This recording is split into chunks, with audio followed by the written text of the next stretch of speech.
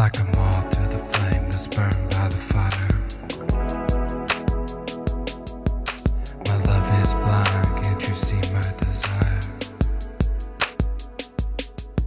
Like a moth to the flame that's burned by the fire. My love is blind, can't you see my desire? Like a moth to the flame that's burned by the fire. My love is blind, can't you see my desire? Like a moth to the flame that's burned by the fire.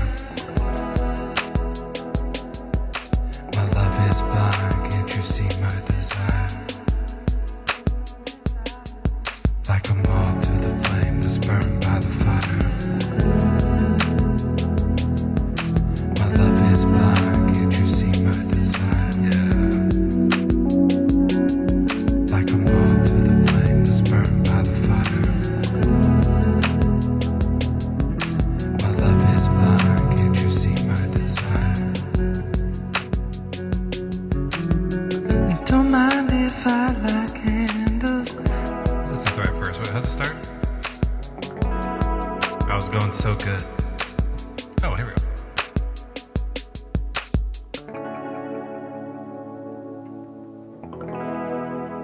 Again.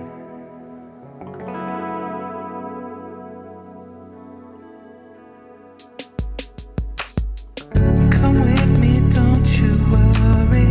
I'm gonna make you crazy. I'll give you the time of your life. And I'm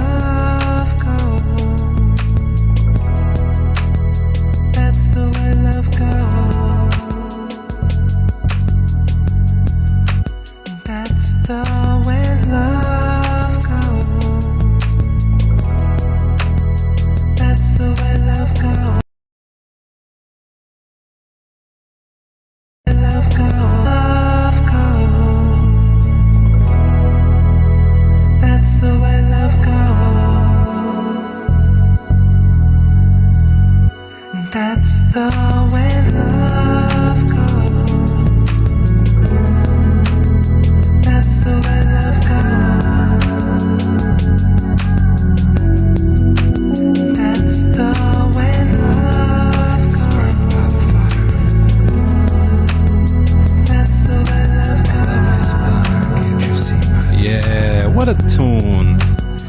What a tune.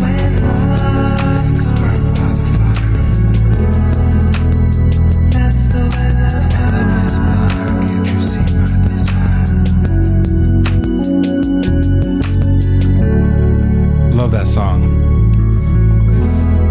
Oh, tonight we have a little bit of celebrating to do, and also a couple accusations that are going to be thrown about.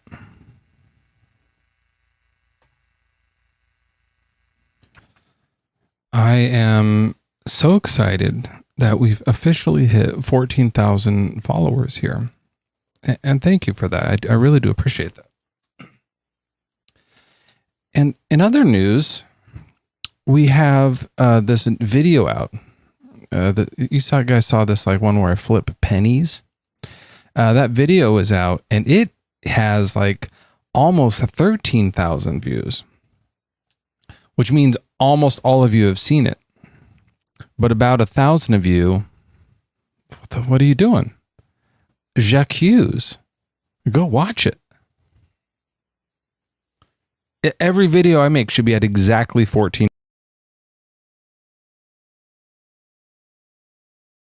Exactly 14,000 flat. Oh, it's just Jeffro. The rest of you should watch it. You should watch it. All right. Oh, Benny, thank you so much for getting the live stream going. It looks like we are about to be live, or maybe we are live right now. Let's see if we're tuned in.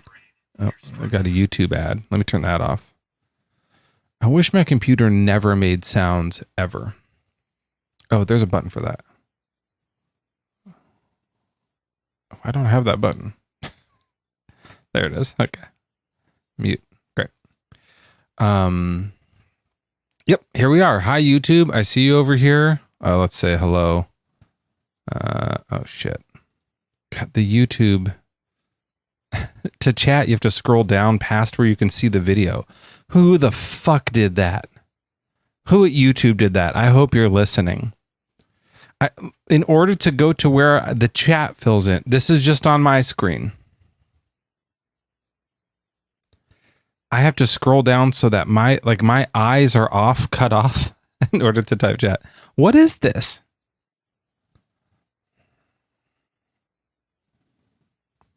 I hate it here. Okay.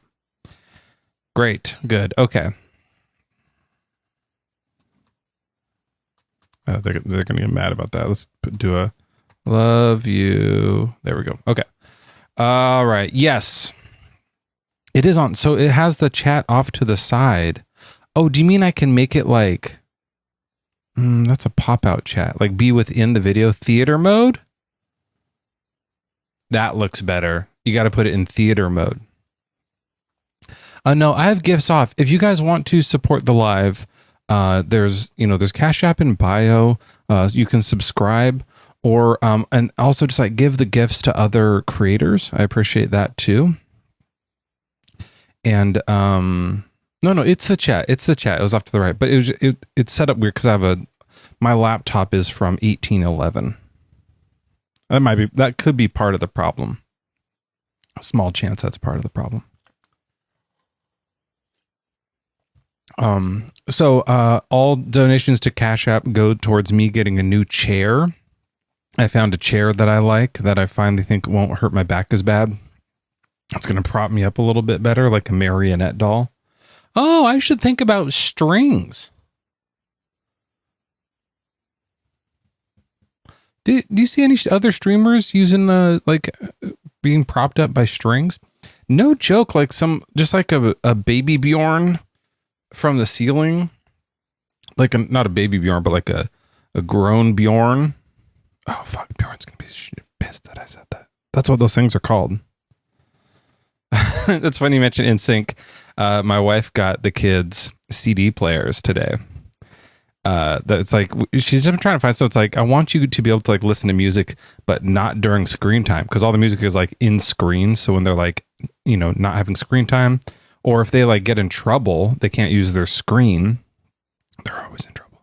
But we want them to be able to listen to music. So she found some old CD players and got them NSYNC Greatest Hits as one of the CDs. They love it. So my 9-year-old, one of them was just sitting at the hey, I got a Cash App. It's the app. The things are working. Thank you, Quill. $5 for chair marionette. Wait. Thank you. Wait. Am I supposed to read it? It pauses the live. I gotta figure that out. I think I have to open it over here. Oh, fucking, this is so hard. I need like an assistant. Maybe someone can help me.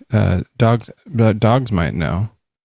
Dogs, am I supposed to read Cash Apps if people send me a Cash App? I don't know. I think you probably should. But I don't want to read their name. It says, Chair Marionette, I can't remember what you said. Thank you, Quill, for the $50. I appreciate that. Oh, we have another guest here. This is interesting. Maybe you'll have better insight on this, Crystal. Do you think I should read Cash Apps? Yes, you do read Cash Apps, and you could just say like a person's first name, or you know, whatever. The only time you don't is if they say in the Cash App little note, please do not read this. Well, his username is like his name, phone number, and address. Yeah, I wouldn't read all that. Maybe I'll just say QB. The initials QB. Yeah. Oh, now his job has been docked, though. He's the quarterback for the New England Patriots. Fuck. I shouldn't have said that. Sorry, Q. All right. I just thought I'd let you know. Anyway, have a good show. Okay, but if I don't follow Crystal's rules and I don't read your Cash App, still like me. That's a rule. That has to be a rule here. Oh, yeah. You also can say ahead of time, I'm not good about reading Cash App. The worst. There you go. There's your disclaimer right there. Famously one of the worst streamers on TikTok. What is it called? Tip Top? Fuck, I can't even get that right. Yeah, you are one of the worst on TikTok. That's for sure. Well, thank you for your words of encouragement. We love you, Mezzo. Thank you. I appreciate that. Forgot that I have to go by Mezzo. Did you know that for a while TikTok was restricting the use of my name, so sometimes you have to say Schmezzo. All right, Dogs of New York. We got this tricky situation here where suffering seems to exist, and so that means God doesn't. Have you noticed that?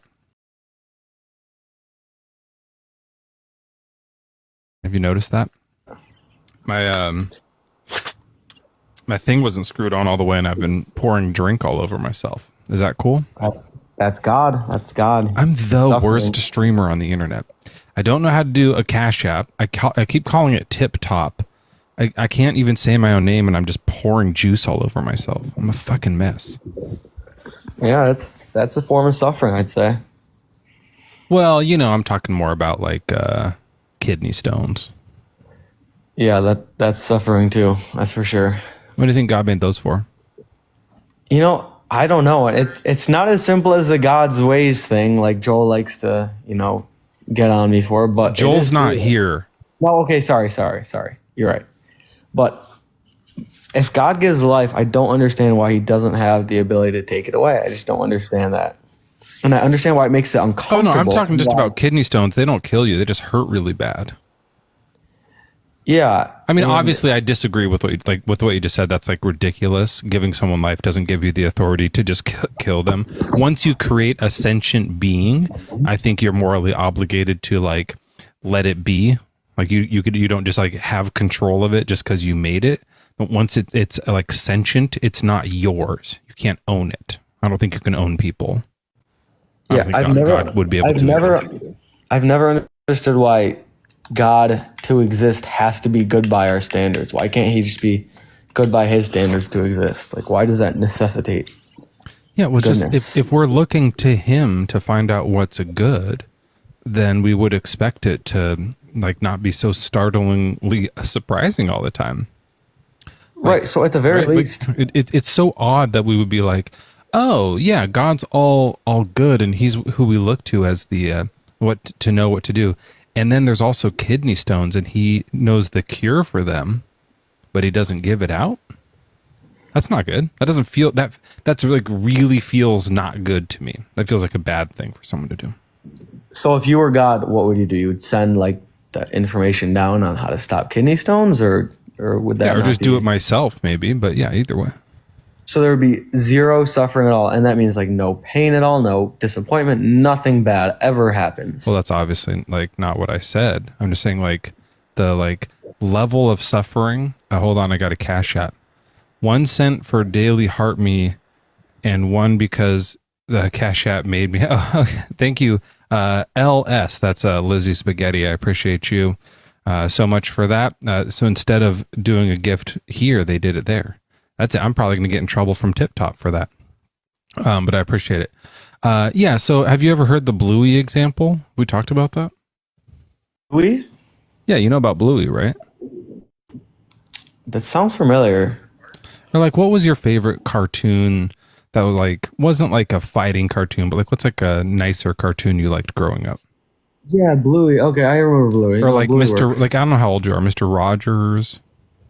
No, I'm not that old. But I know Mr. Rogers. Yeah, he's cool. What like show did you watch growing up? The Veggie Tales.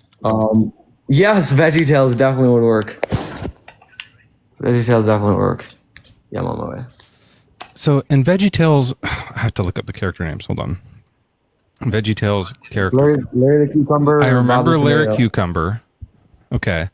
We got Bob the Tomato, Junior Asparagus, Laura Carrot, and Mike Asparagus. So Mike is Asparagus as the dad. Okay.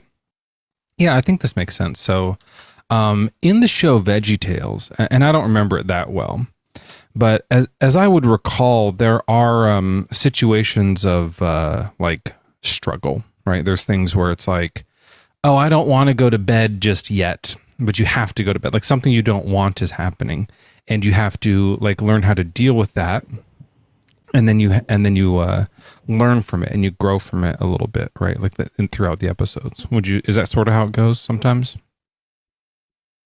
Kind of. I mean, a lot of them are just literal biblical stories, just reenacted by vegetables. But yeah, they're also like random. Like ones, I mean, the ones that aren't like in old times, you know. yeah, like the fib monster. Yeah, It just Fib grows and Monster. grows. Oh, that one's the best one probably. I'm not as familiar. I don't know if I'll be able to do it with this one because I don't know the show as well. But I imagine that there are. I know Bluey. I know Bluey. You can go with Bluey. I know Bluey. Okay, I know Bluey a little better. But like, the episode I talk about a lot with this is the one where the dad character had to leave for work, right? And his name is Bandit, and the kids are sad, like. He's their best friend. You know, he spends more time with them. He's like their anchor, and they're good kids, but they have a hard time with it, right? Bluey and Bingo, and he's sad too, of course. And I'm a father who has had to travel for work, and so it makes me super sad. Like it's a hard show to watch when it's like that. And then he gets home and they learn that they can they're getting a little more independent and they're learning how to grow on their own. And that struggle led to growth. I think that makes sense. If I were God, I would have some struggles lead to growth. Like I totally think that's okay. But what we don't see in Bluey or VeggieTales is the episode where Bandit is struggling with alcoholism and hits Chili, the mom, and then she ends up getting raped by the neighbor, and the same day that Bingo gets diagnosed with leukemia, Bluey's at school dodging bullets. Right? Like there's levels of suffering that are like, this is crazy. This is not and we'll learn a cool lesson from this. This is not okay. This is too far, right? Like the kids who are sick over here and stuff, Right. And let's say those Christians that believe that every person goes to heaven eventually. Let's say those people are right. Would you not then say that it is justified, the suffering? No. Why? Because it's okay because later we're all going to be in heaven. Just do it now. What the fuck are you doing?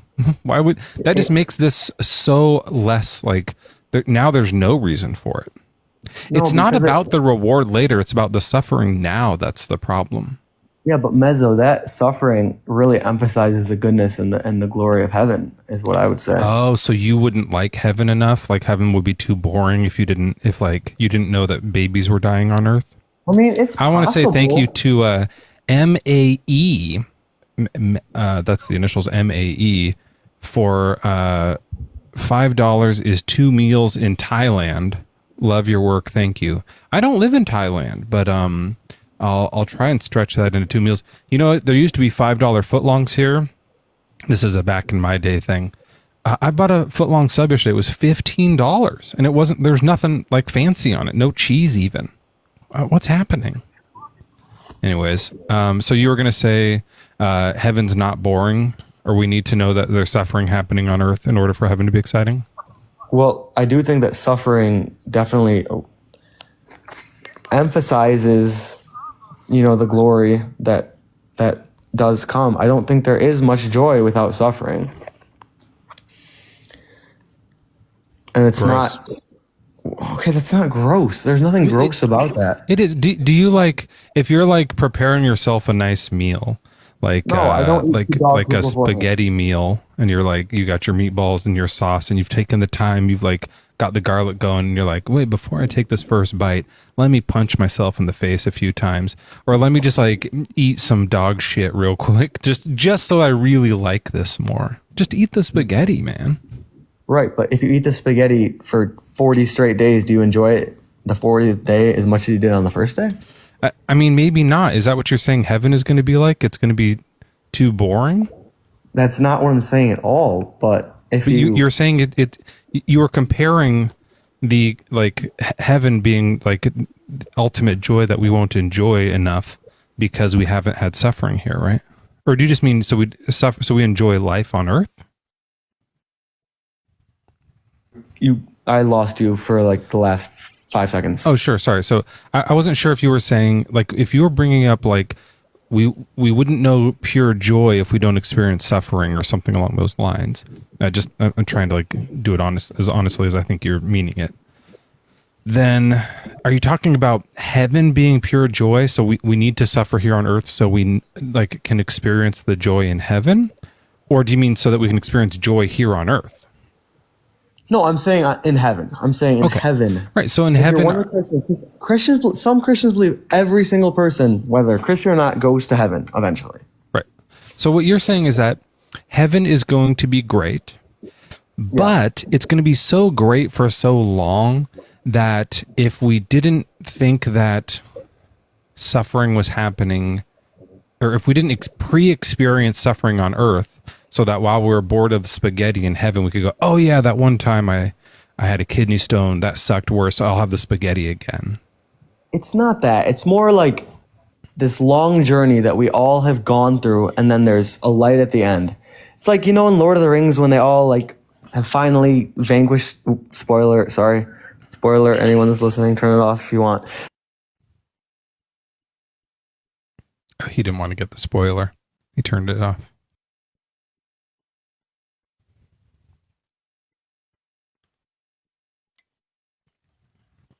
Are you there? That's like a really funny idea for a joke that I'm sure he didn't do on purpose, but the idea of like, and I don't want a spoiler, so I'm going to do this. He dies in the end. Don't tell me.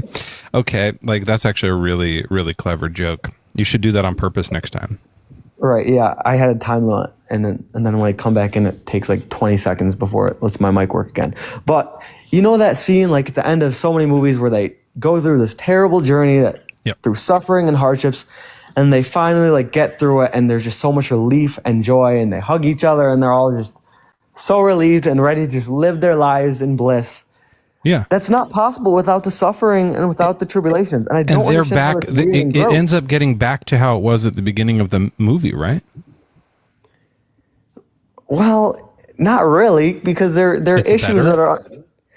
Well, maybe not for the hobbits, but for a lot of people in Middle Earth, it gets better. For all the people who died though during the Right. I mean, it's not a bad one-to-one parts. comparison, but my point is like, Well, it you is. can't have that It immense exactly joy is, right? and that So like, euphoria. let's say my whole, like, I have a whole family of, let's just say it's 10 people for easy math. And like, you know, 2 of them die when they're really young. Right. So like the, you know, 20% of us die off. The rest of us get to like, you know, get to the end of life and be like, we did it. Hurrah. And then these other 2 are just like in heaven being like, what the fuck was that? Were we just pawns in this? And we don't like heaven because we didn't get to like experience like other people suffering on earth because we died when we were infants. It doesn't make sense. Yeah, and something that I've done before that I'm going to try not to do in the future is just immediately brush past like these horrible examples that you come up with and just like come with a quick apologetic for them. So I get that those are difficult and tough situations, and there's nothing I can say, and I don't understand that. And that's going to be the first question I ask God, probably, is why do people suffer in these like extreme ways, like the babies that have that disease that you talk about sometimes, harlequins? You know what he's going to say? What is he going to say? Probably nothing. That's funny. I didn't think you were going there.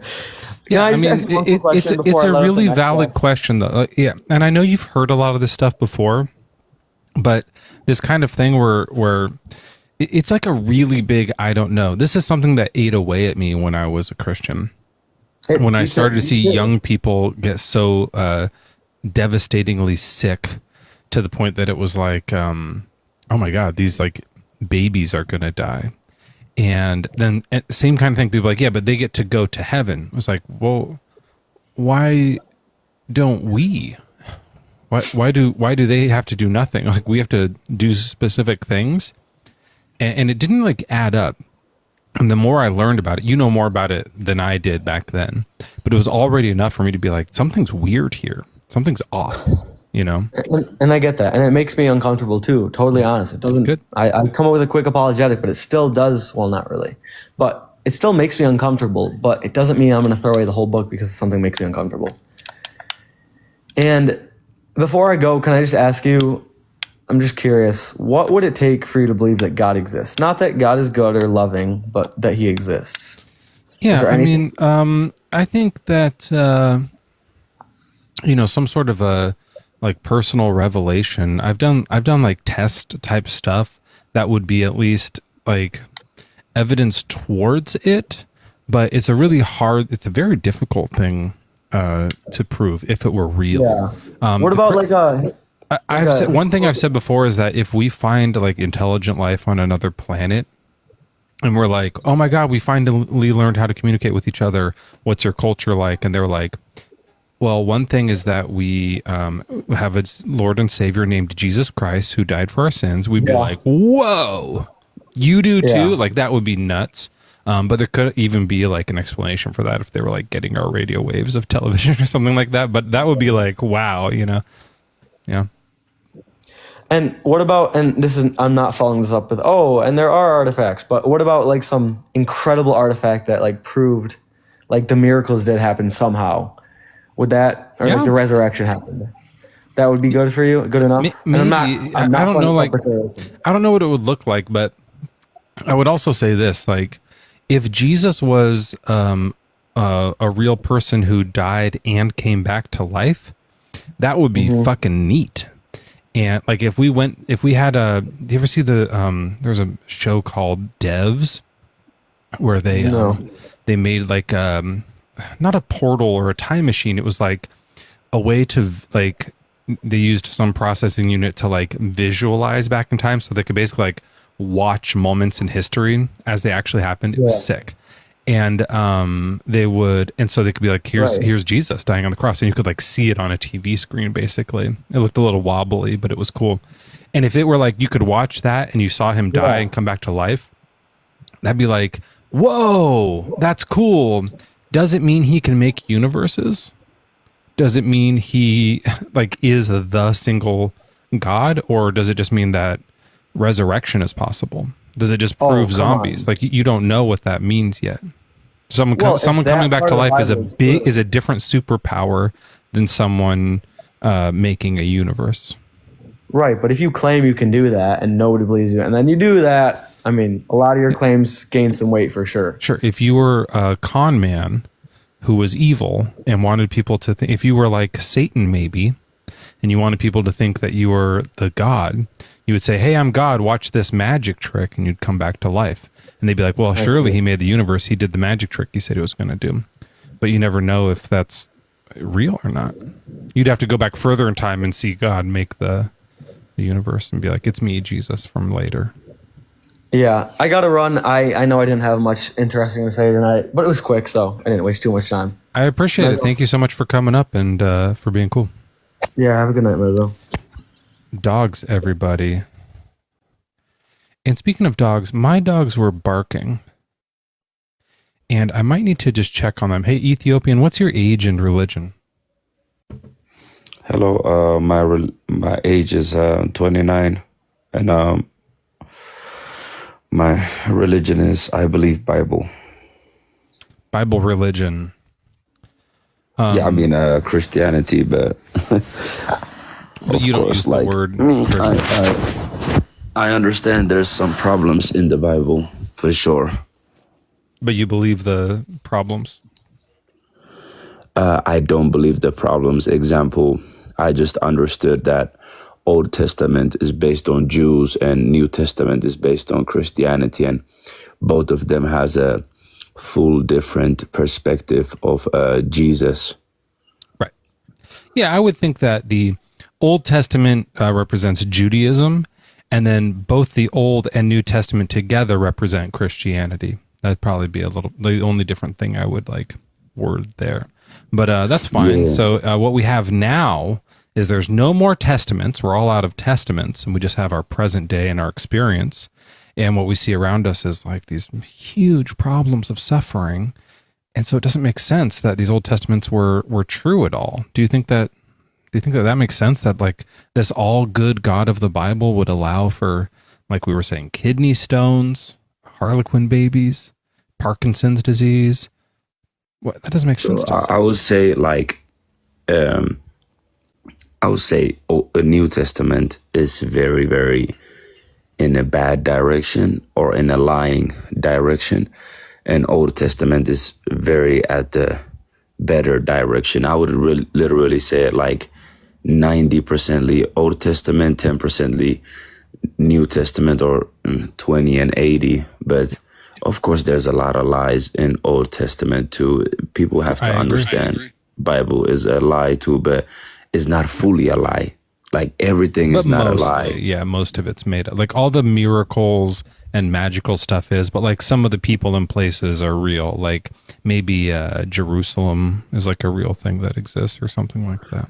Yeah, because like example, when you realize like New Testament and Old Testament perspective of Jesus, Old Testament say that he will become as human, and then we will have an infinity life.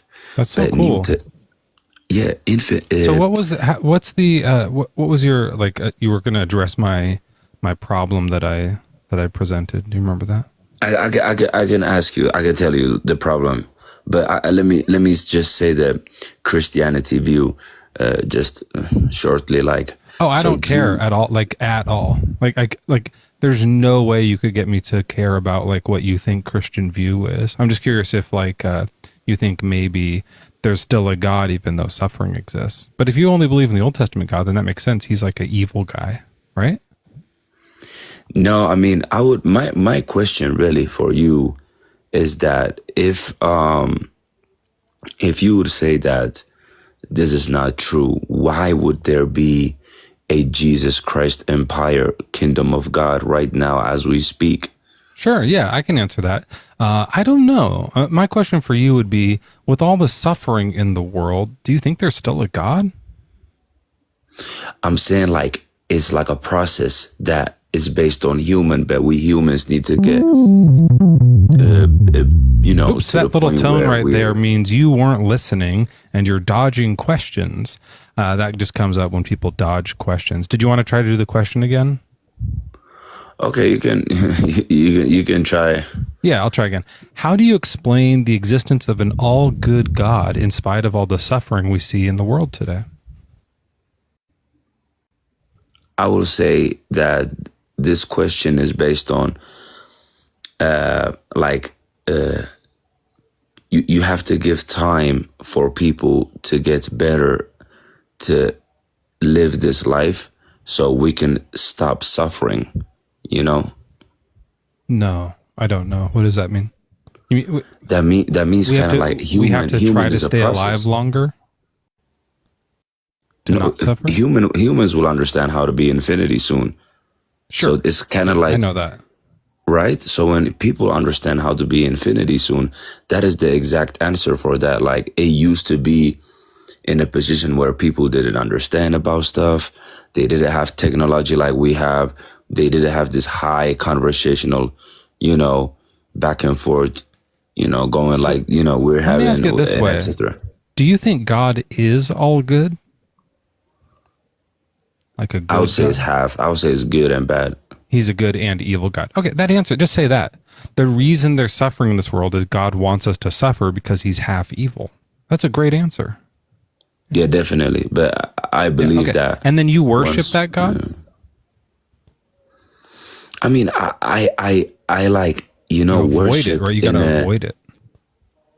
No, it's not, I'm not like avoid, I'm like trying to make it like a positive, thing. Like if I pray for a bad God, like a evil or something like that, okay, that's different. But I pray for good, like, hey, the good side, blah, blah, blah, blah, and et cetera, et cetera.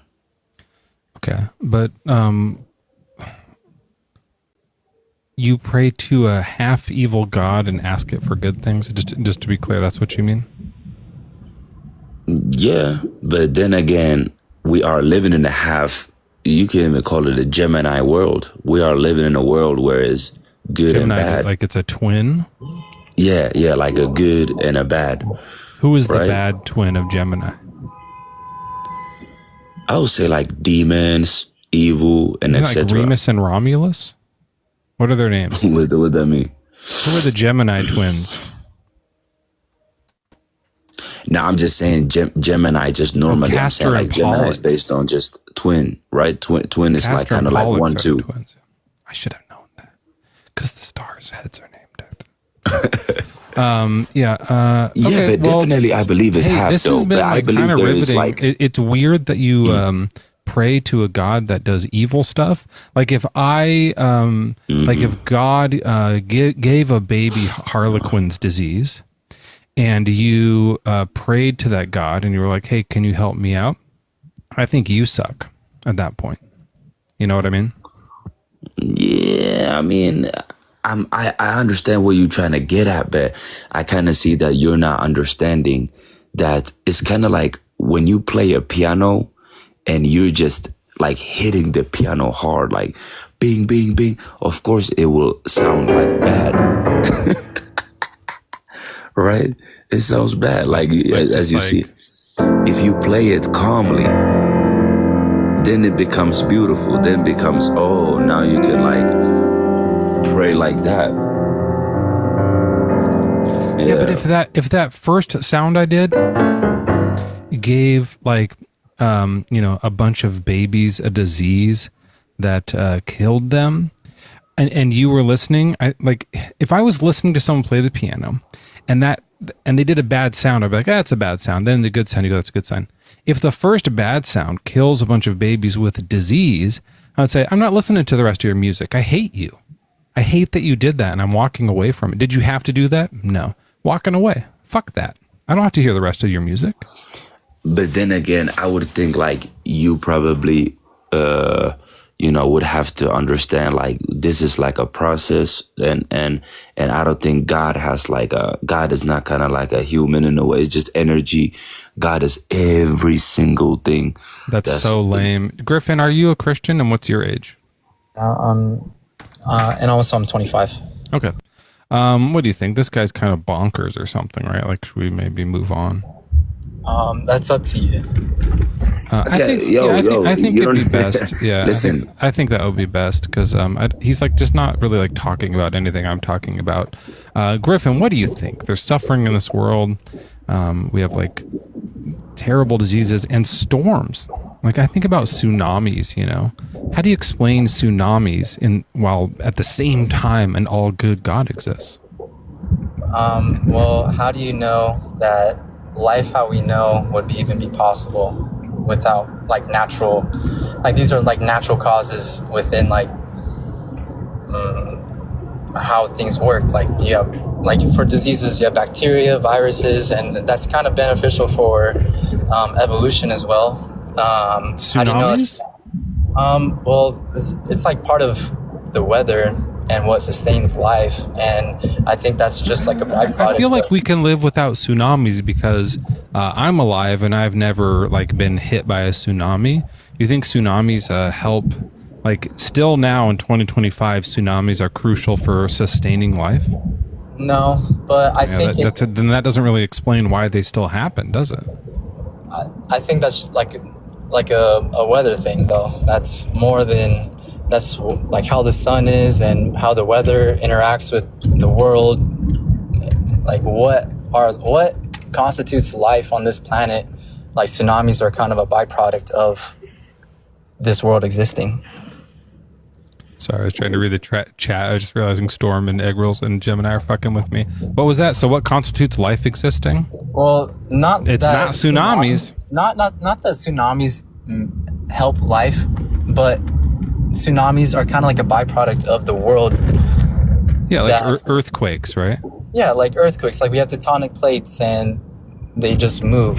Sure. Do we still need them to be moving today in order for life to be sustained? In order for us to like, you know, learn the grace of God and find our way to heaven?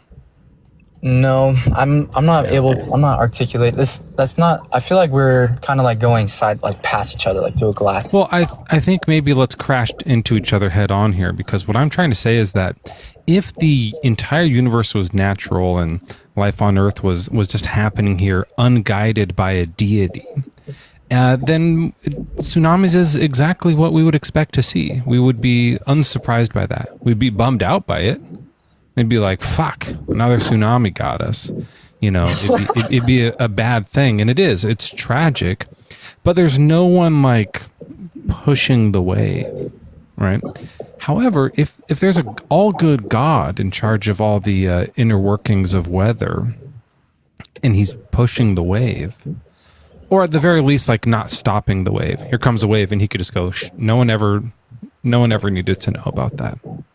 We see it happen all the time, where like an earthquake happens, and we go tsunami alert, tsunami alert. Oh no, not coming after all. I live near the coast. It happens. You go, never mind. Just didn't come out. Didn't turn into one.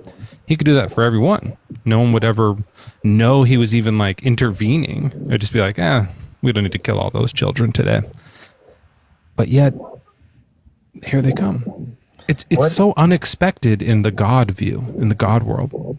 What if like God made, so for humans to have life as we know it, what if God chose a world that has the least amount of everything, the least amount of tsunamis, the least amount of evil, the least amount of everything?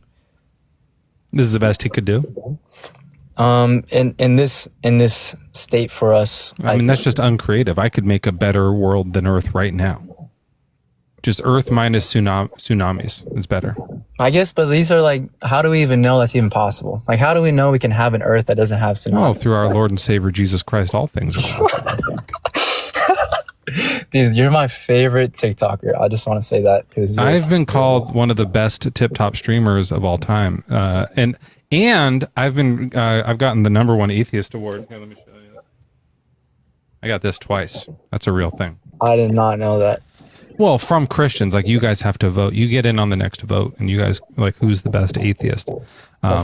You and Joel. I've won it twice. Then Joel 0.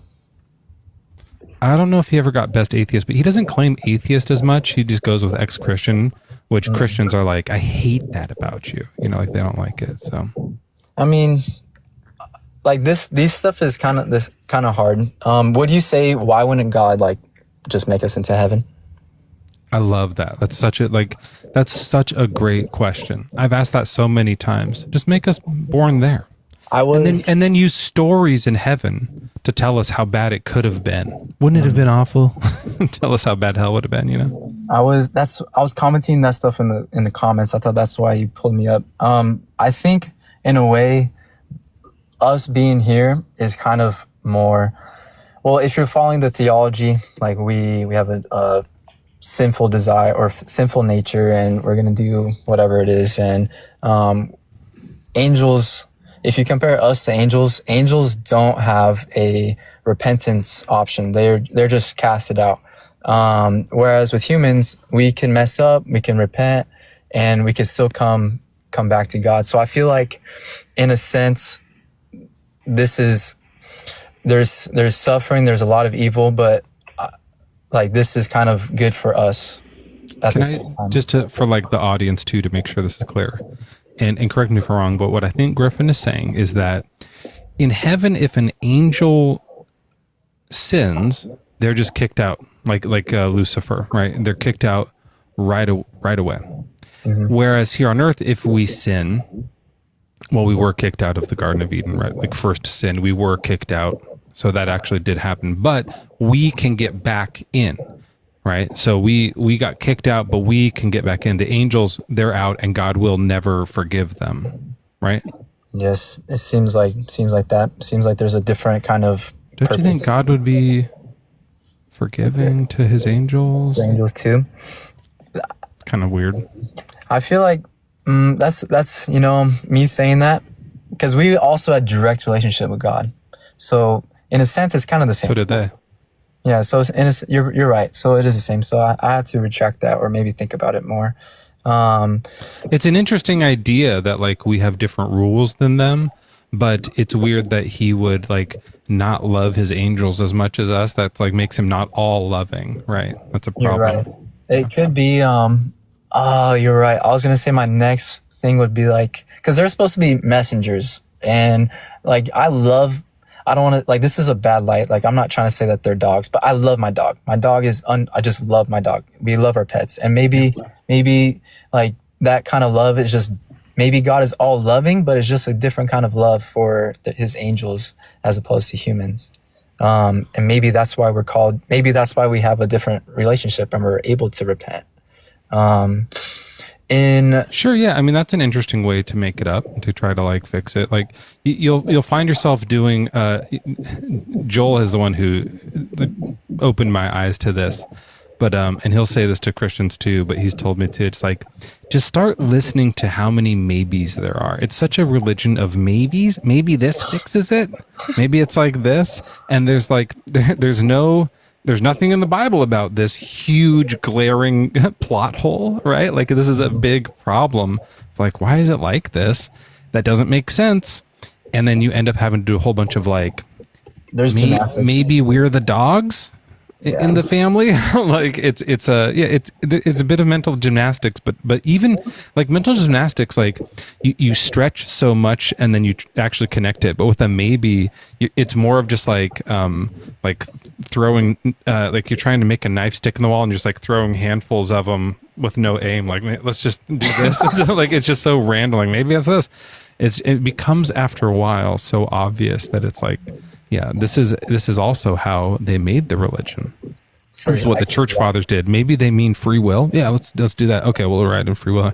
Like it's just been made up. You're doing exactly what like Paul did in the Bible. I think maybe it's like this. I'll write that down. Maybe he meant the Gentiles too. Let's add that.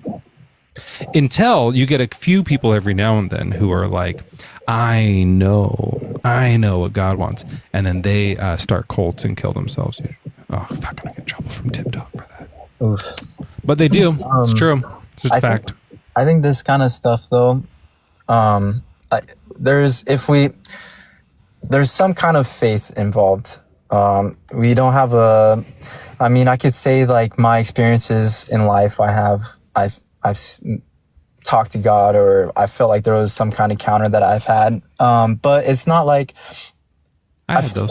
Every relationship So I guess the argument really is it yourself that's doing that, or is it God, right? That's kind of like, that's where we are.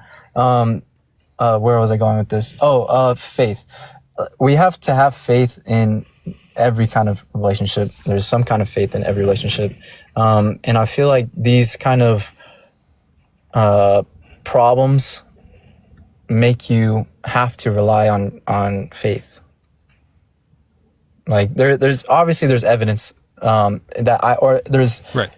things that I interpret. But you mean God is evidence. intentionally making it weird so that we go, something's not adding up, but I'm going to believe anyway. So he's like, you passed the test kind of thing. Well, I don't think he's necessarily making it. I think it's just us. Like, I don't think even the Old Testament or Satan, I don't think these are like literal things. Like, I think they're analogous for deeper spiritual. So like Satan is like I brought up Satan and angels being cast out of heaven, but I think Satan is also like your shadow self, almost, in a sense. Wait, so do you think that like when God is talking to people in the Old Testament, that didn't really happen? No. That he was like vocalizing, here is my message for you? I think like if you look at the laws in the Old Testament, I think it's more like people are thinking that this is better than what the surrounding nations is doing. So this must have came from God, because this is just better. So this is healthier. This is just, they think it's better, so they think it's coming from God. And I kind of think God answers to, if you're within his will, he kind of answers to everyone. It doesn't matter the religion. There's scripture in Ezekiel where it talks about he's going to answer someone's prayers and make it look like he's answering these gods, but it's because it's within his will. So I think that's why there's a bunch of religions, is because if it lines up with what God's will, whatever that means, then he's going to be answering it. But I don't think so. Like the parting of the Red Sea, are you like, I don't think that actual thing happened? I don't think that actually happened. There's a Bible scholar who would disagree with you. And I'm just trying to look up his name. He's like an Old Testament guy, or Old Testament scholar. Here it is. His name was Jesus Christ. I don't know if you've ever heard of him. He thought it was all real. That was like his whole thing. I think you could say like, but if I told you, if I asked you, do you think Captain America would would unalive a school? You could say like yes or no.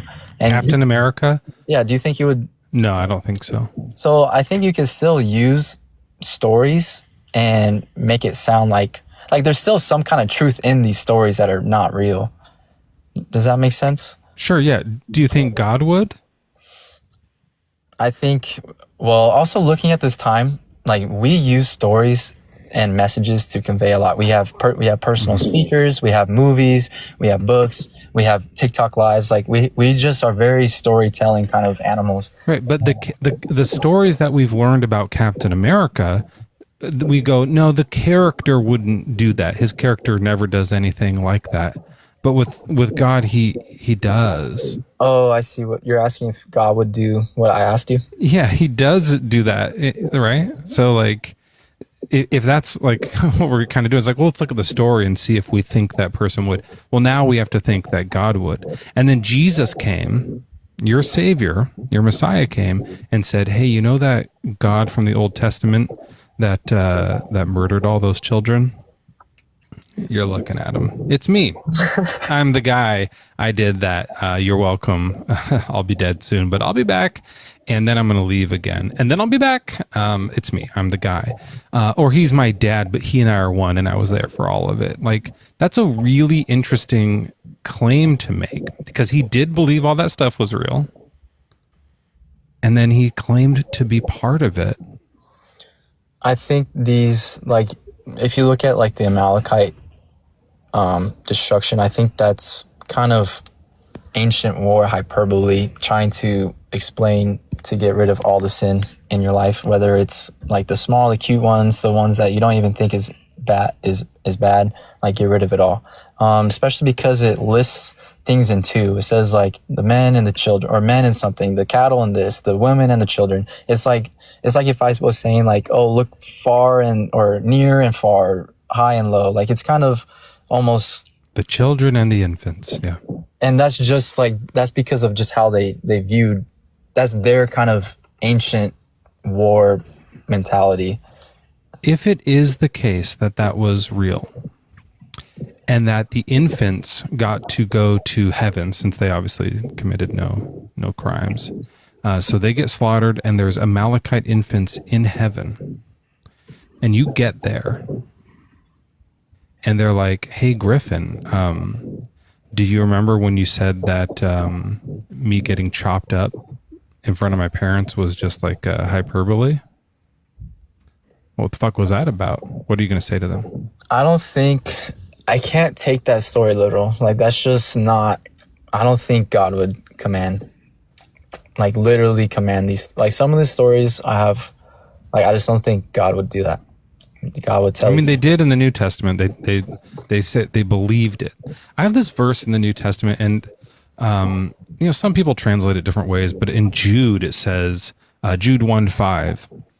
Jude says, "Now I desire to remind you, though you are fully informed, once and for all, that Jesus, who saved a people out of the land of Egypt, afterward destroyed those who did not believe, and the angels who did not keep their own position but deserted their proper dwelling, has kept in eternal chains in darkness, in deepest darkness, for the judgment of the great day."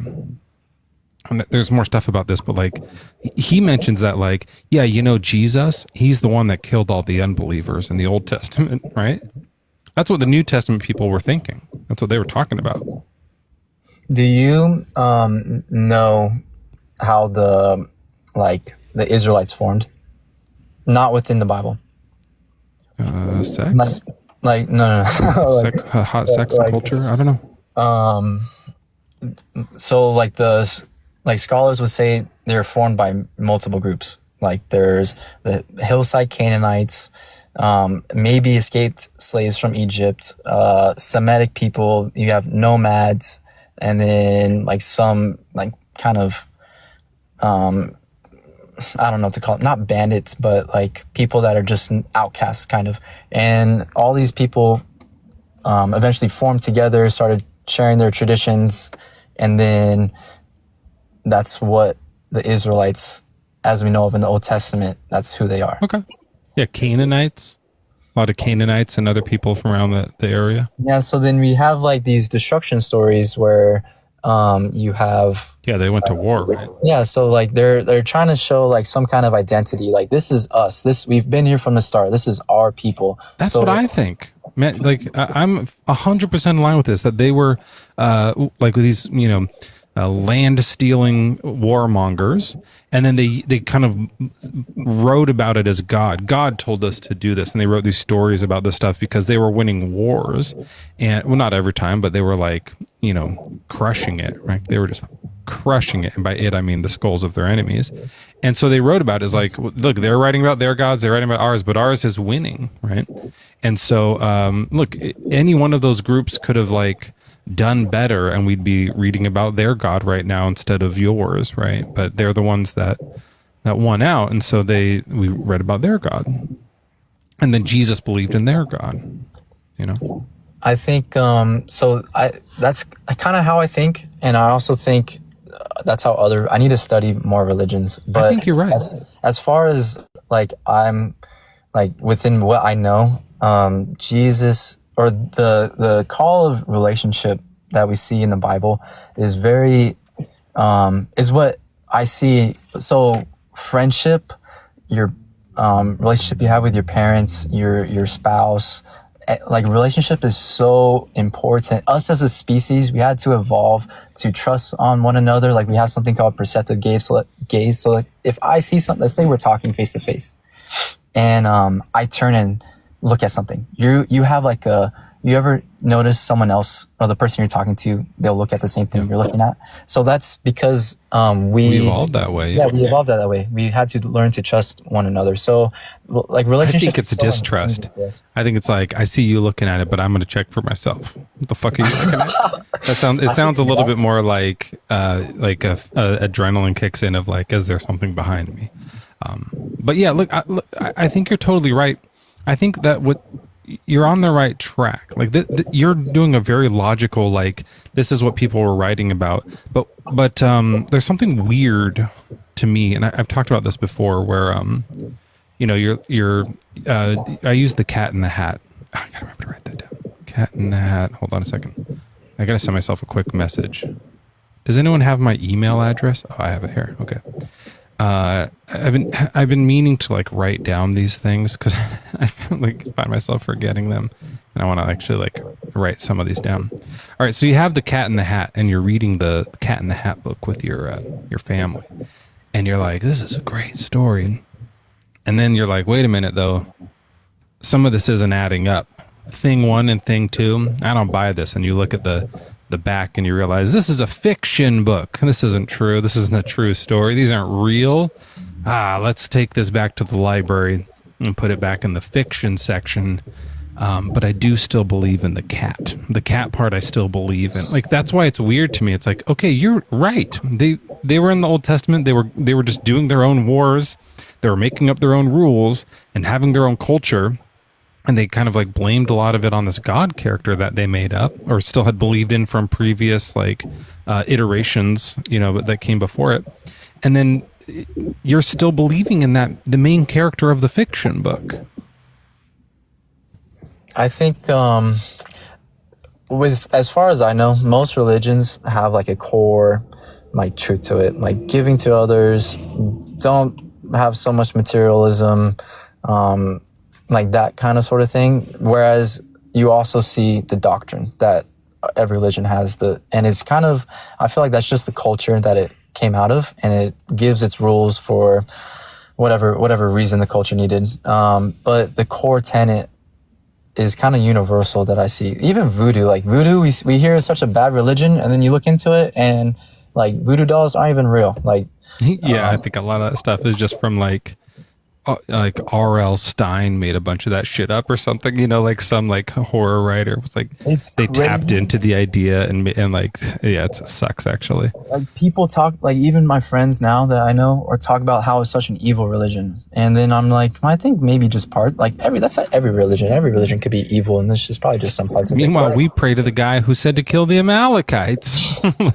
Yeah, it's you guys have some weird stuff in yours too. It's just it's hard to like see yourself when you're like brought up in it. I think when you've been out of it for a while, like I haven't been to church in 20 years, so when I go there now, I'm like, this is fucking weird. You know what like is a good way to think about it? I don't know how you feel about the Pledge of Allegiance. Are you a fan of the Pledge of Allegiance? What do you mean? Like, you ever seen kids just reciting the Pledge of Allegiance before? Just in school, but never. Yeah, so like, we in America see something like that, and we're like, look at those patriotic little boys and girls. That's cute. But then what you do is like, you imagine the same thing of like seeing children in North Korea, and they're all standing up in unison, like touching or saluting, and like speaking in unison, staring blankly. You'd be like, this is terrifying. This is the horrors. Like, what are they saying? You'd be like, feel like this weird thing. And you'd be right. Like, it's weird when we do it too. It's weird when we say the Pledge of Allegiance. We like make our kids just like drone out and say whatever the flag says. I will do. Like, don't do that. That's fucking scary. Yeah, I never thought about that. It's weird. So like when you see for your friends who look at voodoo, it's like, look how weird that is. And then like they don't realize like you guys are doing a lot of the same exact fucking shit. You know, you just brought up in it, so you don't notice it as much. Yeah, it's weird to me what you guys do. I can see that too. I think some of it is weird. But I don't think I have, like right now, I'm just going to go get some food really fast. What are you going to eat though? I'm going to have a steak. I'm going to... All right. air fry it, you know.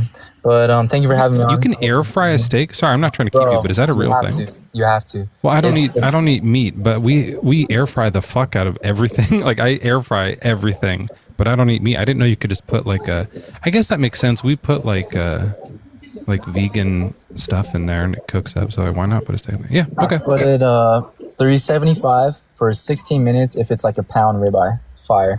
But try it. But if not, I won't. I don't eat meat. I'm not going to do that. Yeah. but thank you for the recipe. All right.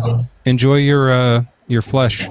Thank you. Thank you. And thanks for coming. Thanks for being cool. Come back again sometime, Griffin. I want to talk to you more. Thank you.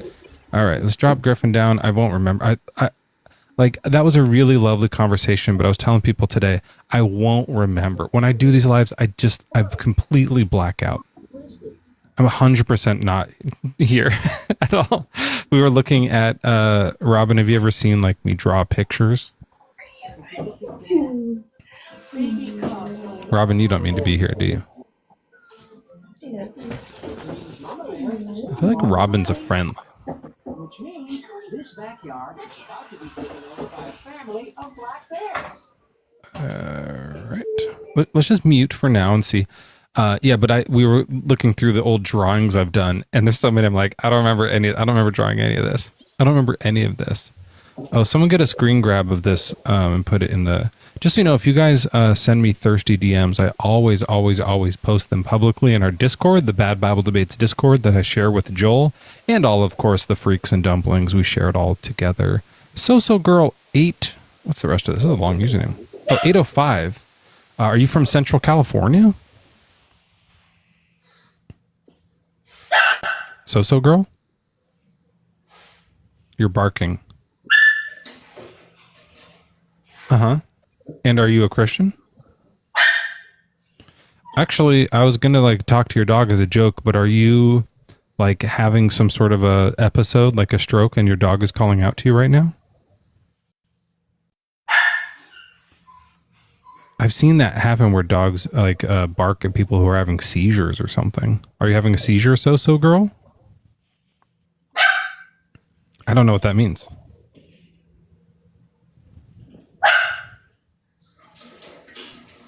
We got an 805 up here. I spent some time in Paso Robles. I love Cambria. It's fucking beautiful up there. Cambria is beautiful. If anyone can translate, that sounds like more of a yip than a bark. If you speak Yippish, put ones in the chat, or bark one in the chat, I guess. This dog has the best arguments. That's nice. All right. Well, I'll tell you, I'm going to put you both on mute because I have a feeling you're either both asleep or both having seizure related episodes of some sort. And while you do that, let's jam a little more.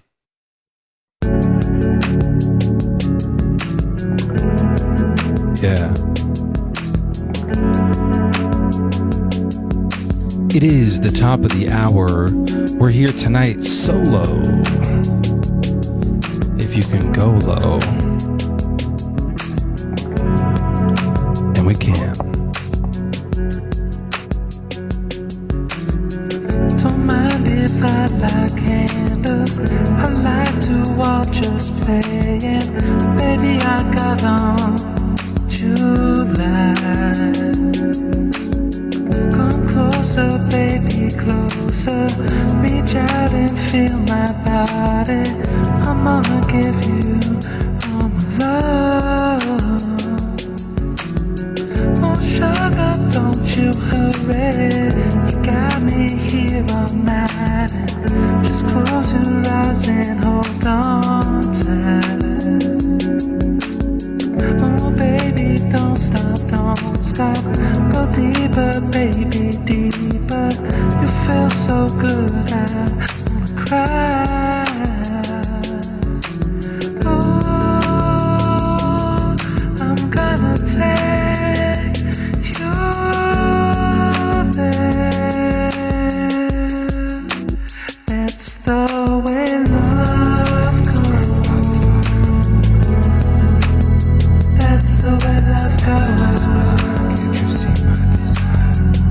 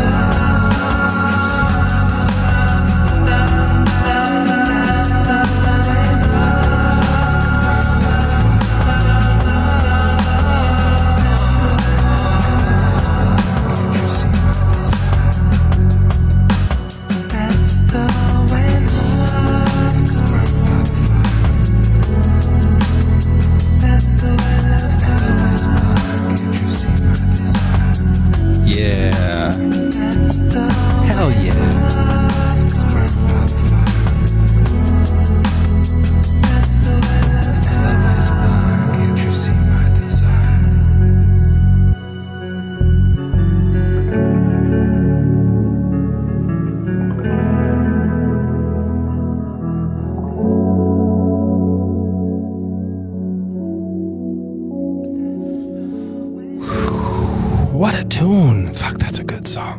What's a better song than that to just absolutely jam to? You know who did that song good? Was In Sync. I don't remember why we brought up In Sync earlier. Why did we? I know I said my kids got the CD, but someone said something about In Sync earlier. Were we talking about this?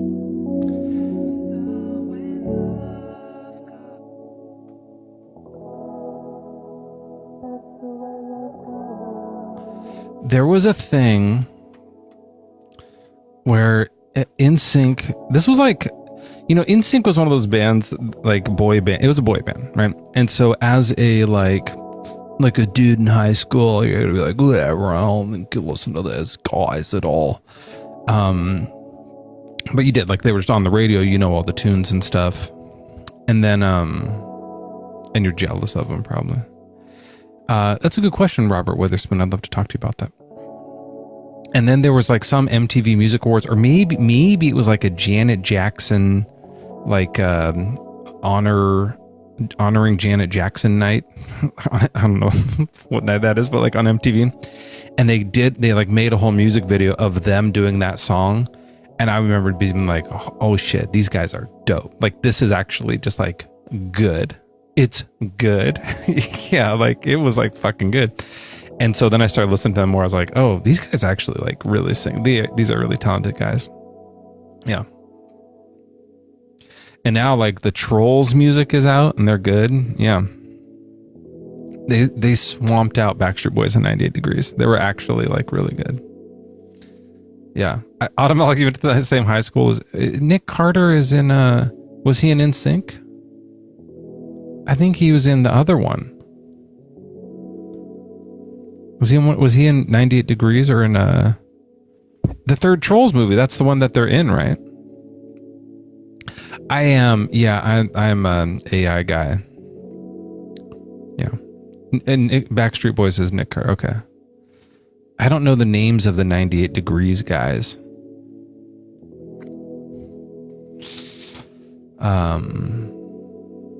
Nick Lachey. He still does like TV or something, right?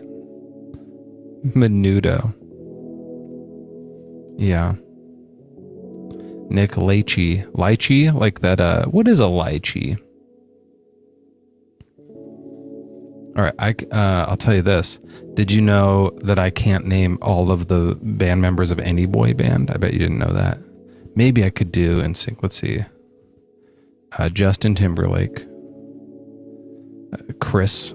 There's a guy named Chris who sings really high and is too old for the band. I was going to say Nick Bass, but it's Lance Bass. Bass. Lance Bass does the bass.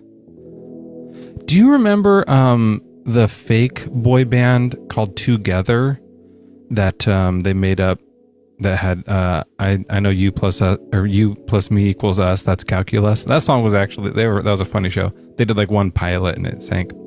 And then now there's a show, like it's not that brand new, it's a few years old, but the show about the girl band that's like Tina Fey and all the same people who did like 30 Rock and Kimmy Schmidt did Girls 5 Eva, and that show's amazing. That show is so 5 good.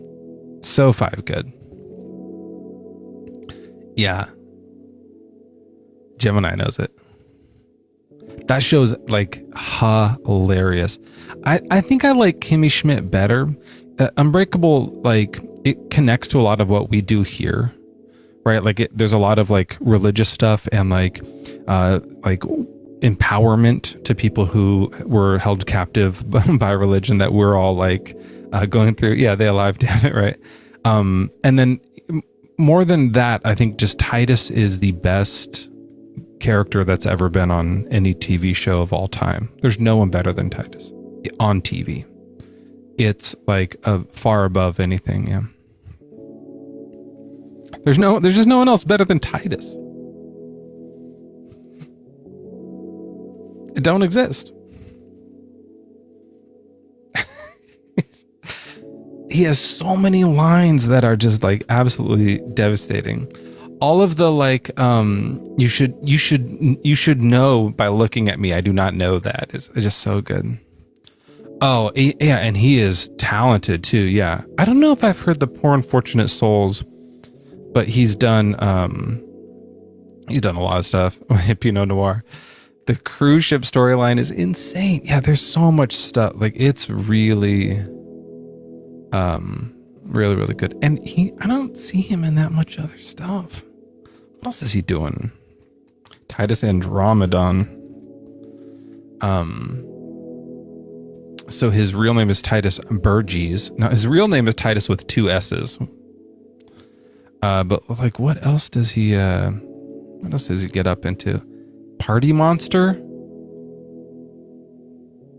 Oh, that was the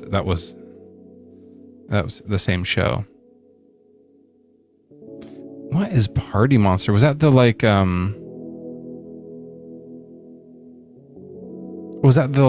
choose your own adventure version? Is that what that was? Yeah. Okay. What else is he in here? Spellbound. Yeah, it looks like he was in Teletubbies.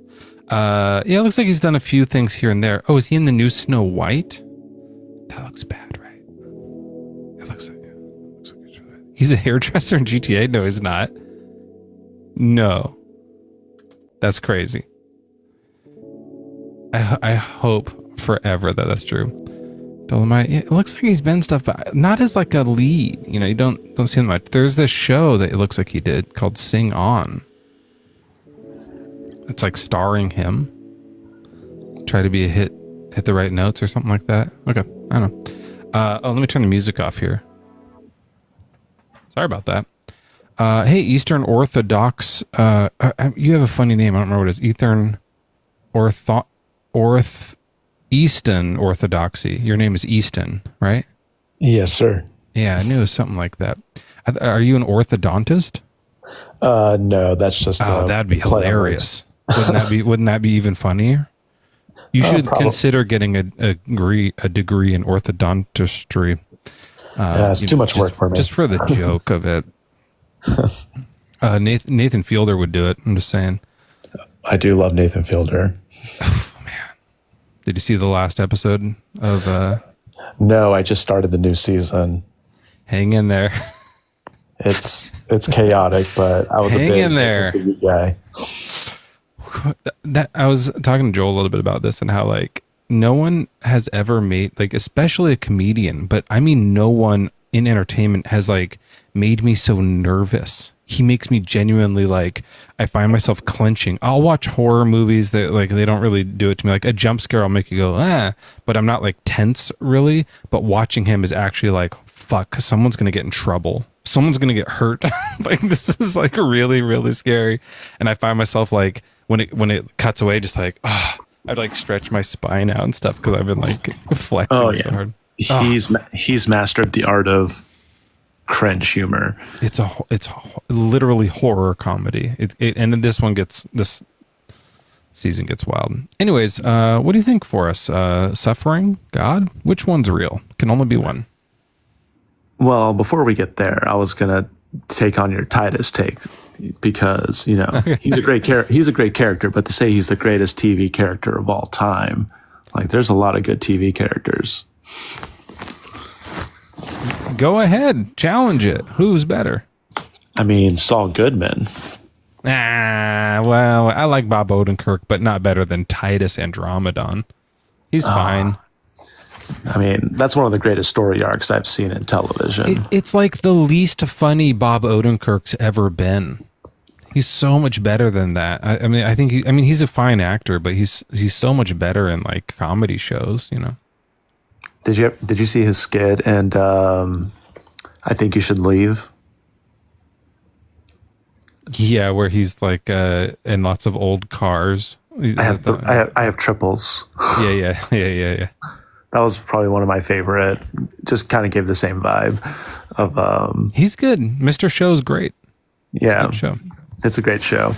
But yeah, I guess when it comes to your prompt of suffering exists, so God doesn't. Why can't the two come together? Just so I know where you're coming from.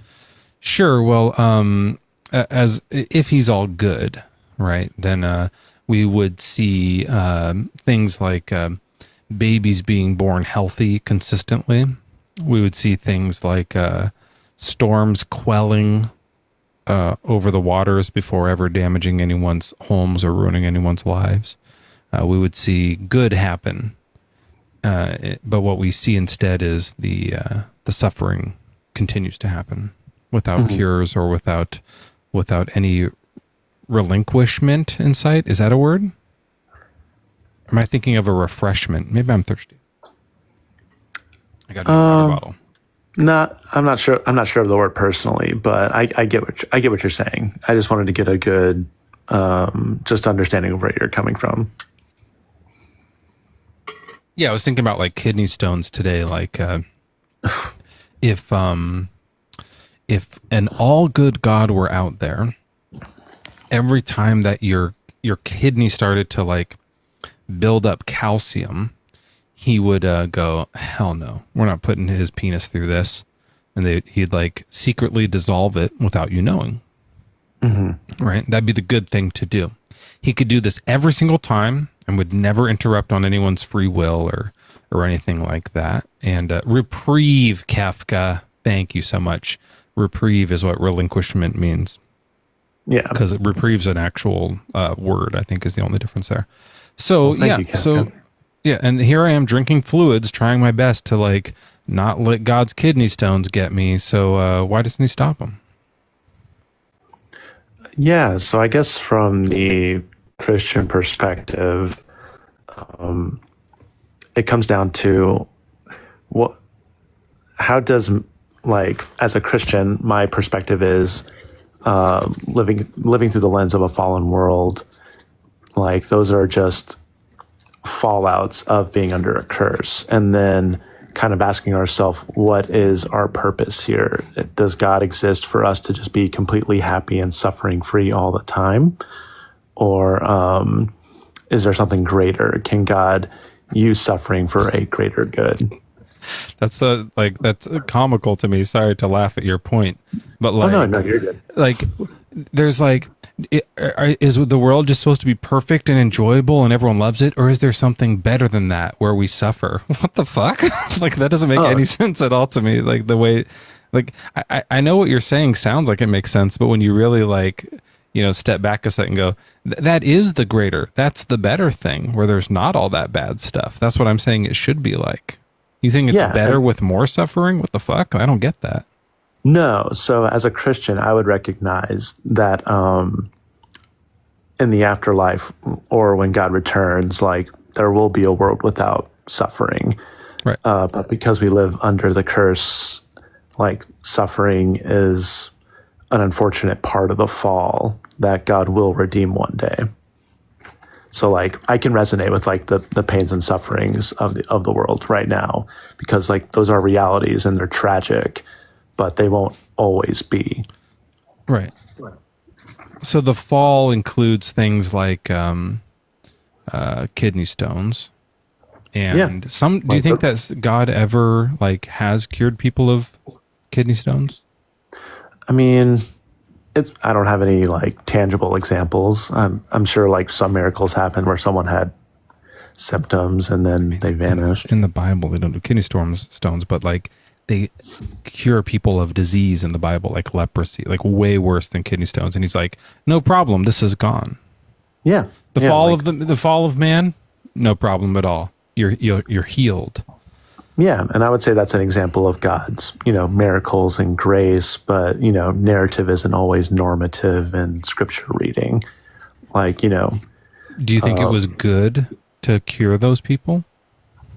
I mean, yeah, I think those were like signs of good miracles, but, those aren't always the norm. I think some Christians take those and, they expect that to, or, like some... The story is he's all good. There's like, so if it's good to heal someone, it would all the time be good to heal people. I think that's why we extrapolate, right?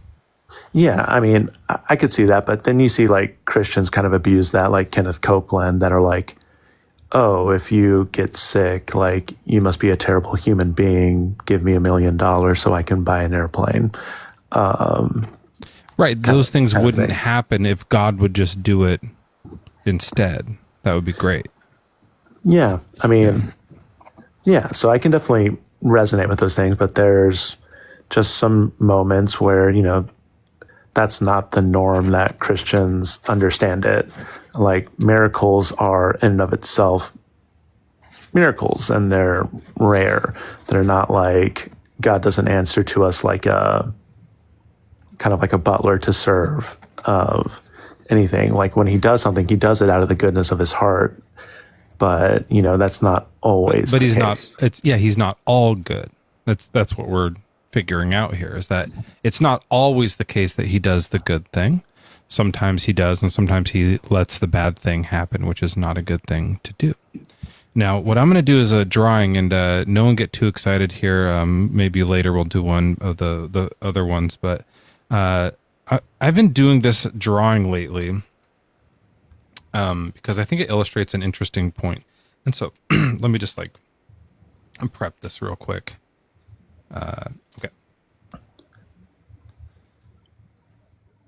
Just because you mentioned eventually later, so kind of stuff. So we have God, and then this is, I'm just putting H for heaven, but what this means is this is a timeline. So at the very beginning of time, before the universe exists, and it's only God, and then at the very end of time, when his plan is accomplished, right? When he's returned, and all the people who are supposed to be in heaven are in heaven, and hell too. I don't know if you believe in that or not, but that happens too in theory. But whatever it is, it's now we're settled. There's no more earth, or it's heaven on earth. Whatever it is, it's everything's come to fruition. Mm-hmm. And it's just eternity that awaits now. And we experience, well, I don't, but you experience eternal awesomeness in heaven. And so this timeline from here to here, God, that's a really shitty arrow. Look how sloppy that arrow is. I'm not going to judge you off that. It's better than what I could do. Holy shit. So this is the all good timeline. We if it just goes straight from here we are, and then God creates the universe, and then everything is, his final mission and goal is perfect. Mm-hmm. But what we see, of course, and this is an obvious thing, but sometimes it's interesting to write it out, is along the way you have the fall, and with that comes kidney stones, right?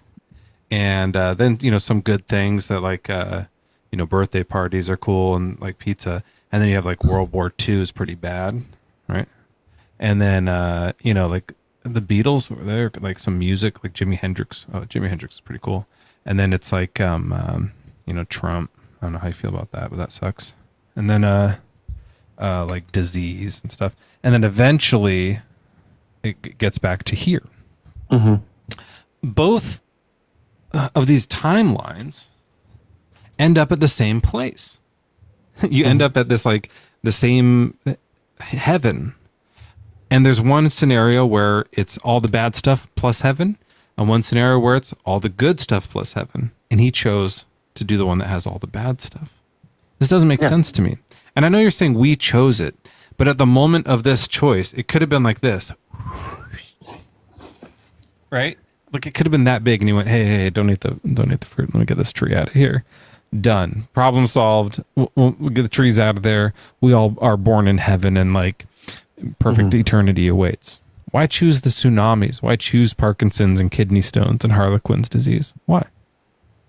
I mean, honestly, I couldn't answer that. I just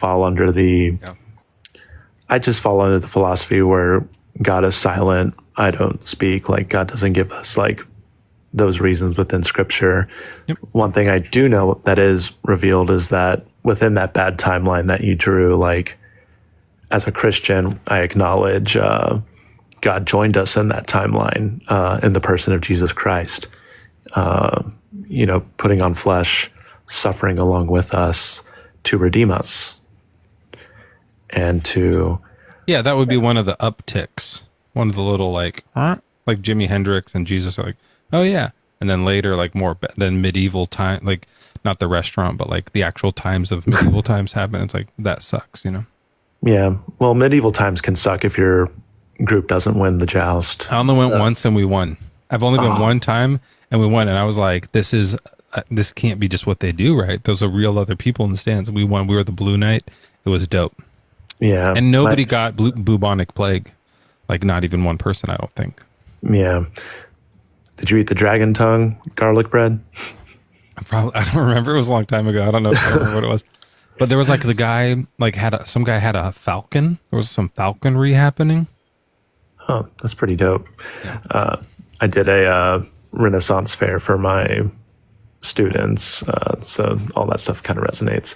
But yeah. The Ren Fair here, like I'm in Southern California, the Ren Fair here is fucking nuts because there's all these like, you know, method actors and stuff who are like really get into it, and the costumes are serious. So it's called the Renaissance Pleasure Fair, and it is really fun to go to. It is a good time.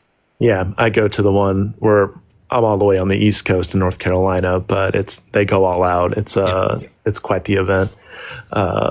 Yeah, I'm glad we can both enjoy that. I think that it's the same jousters at medieval times that are at the Ren Fair. It's not like there's a lot of jousting gigs. You know, it's probably just the two. They should really, you know, pick from the crowd, you know, like it's fucking scary. It is. You expect it to kind of be like, oh, they're going to pretend to go by each other, and then their shields are exploding, and like, it's like, oh my God, it's kind of intense. One guy who did fall off a horse when we were watching, he went down, and it was like in his armor, you could hear it clank and stuff. It was pretty intense. I remember I think I was watching Game of Thrones, and that one scene where like they were jousting, and like the dude gets like a piece of wood stuck in his throat, and I was like, oh man, they used to do that all the time, and things like that happen. Like that's crazy. We're a little more civilized. When do you think the last like actual joust of the death was? Like, I mean, it probably happened in the like. I bet it was in the 1800s. I bet that stuff kind of went on for a while, where they're like, we found this lance, let's kill each other with it. I don't know. Who knows? I don't know. We're a little more civilized now. This is a little bit off topic, although you know, it is interesting. Yeah, I think you're right though, as far as to go way back when you're like, when God's silent, I don't want to answer for him. I felt the same way when I was like in Christianity, and I came across this type of problem. I was like, I don't know what the answer is to this. This is weird. And there's a lot of like, I'm kind of like dogpiling a bunch of them and gish galloping like tsunamis and jousting. That wasn't one of them. That was something else. And like Parkinson's and all stuff. But those are all their own individual problem, really. Right. Yeah. They're all like, they come from different sources. Like some of these diseases are genetic. So then that's a different problem. If it was like handed down to us from our parents, is that the fall? Should we be held consequence to our parents' actions and our great grandparents' actions? And then some of them are like, you drank too much soda, you got a kidney stone. That's also terrible. Is there not going to be soda in heaven? Or is it going to be we get soda and no kidney stones, right? Like this is a different problem. And then there's tsunamis, and then there's hurricanes, and like sunburn, like all these things that suck and come from different sources. So they really are all a numerous like of different problems for the all good God story. And so I think after a while, it just kind of, it weighed on me for a while, and eventually it took me out, you know? No, I can definitely sympathize with that. Like I never want to downgrade or belittle like actual suffering, because, you know, what is a conversation between us is the reality of what someone's actually walking through, you know? Like those are real pains and real realities of people. So I never approach it, because, you know, some Christians will just be like, you know, like the story of Job when he's going through his suffering, and his friends are all like, well, Job, you clearly did something wrong, so you better get right with God. So that, yeah, it's an insane story.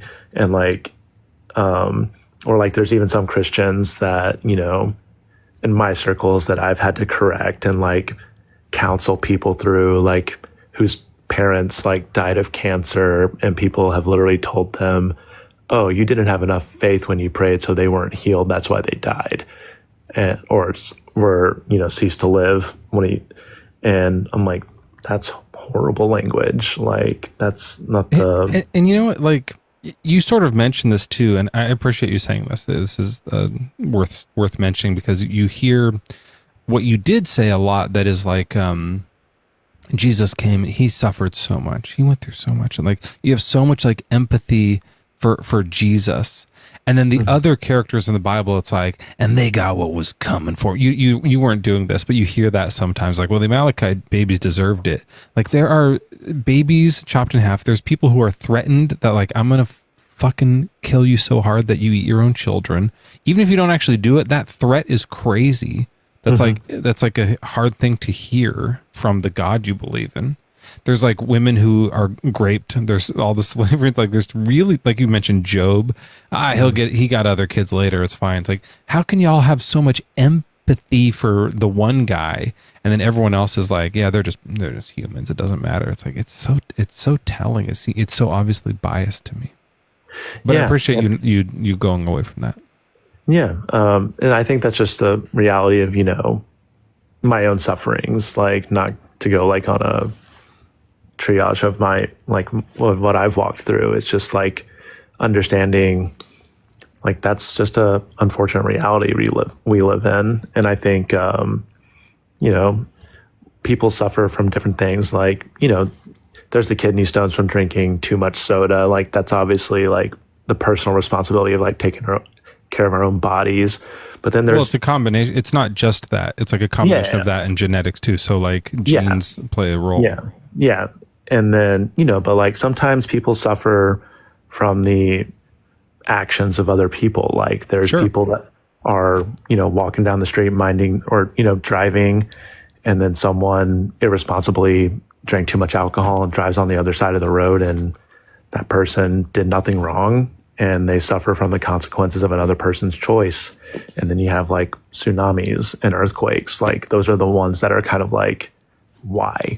Yeah. And I think as Christians, there's wisdom in just not trying to like say, my least favorite Christian phrase is like,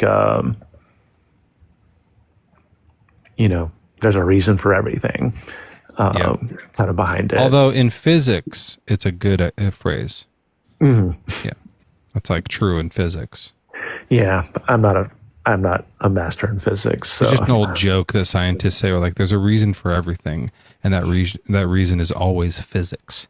Just a little joke that physicists will say. Fucking nerds. So this is a good point. So like we talk a lot about how here, and this is like a dark topic. If it's too dark and you don't want to go down it, don't worry about it. But like, the problem of stubbing your toe isn't that big of a deal. It's still weird that God would let us do that, and that our pinky toes hurt so bad He could make them not hurt that bad. But I get it. I get like that. I get that that's small French fry potatoes. Mm-hmm. But the big potato is stuff like there is a kid somewhere in a garage getting raped. Mm-hmm. Like a kid that's so young that they don't know what that's all they've ever known. They don't know what's happening. Mm-hmm. And the attacker knows and no one else knows. Mm-hmm. And God knows. And God's there because God's everywhere. God's watching and has every like power at His whim to stop it. And isn't, right? That's like really difficult to cope with. I don't see how you can be like, yeah, God's all good, and He also watches kids get raped in garages without stopping it. Like that can't be. There's no and there. To me, it's a but. No, He's not, because He watches this happen. There's no reason to let that go on. Sometimes the kid gets raped to death. Yeah. Right. So there's not like some greater value where they come out of it and change the world. They die. Mm-hmm. Right. They die in pain, getting hurt. And the attacker, goes on living their life looking for the next victim.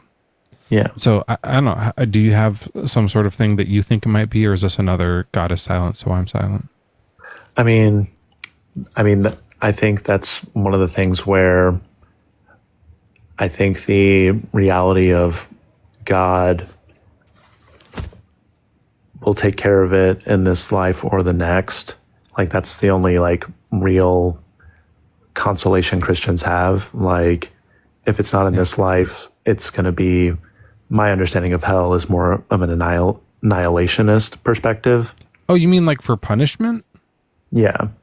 Oh, no. I mean, that's neat. But like, I don't care about the attacker. He can like punish the attacker however he wants. I'm talking about the victim. Why does he let the thing happen to the victim? That's who I'm concerned with here.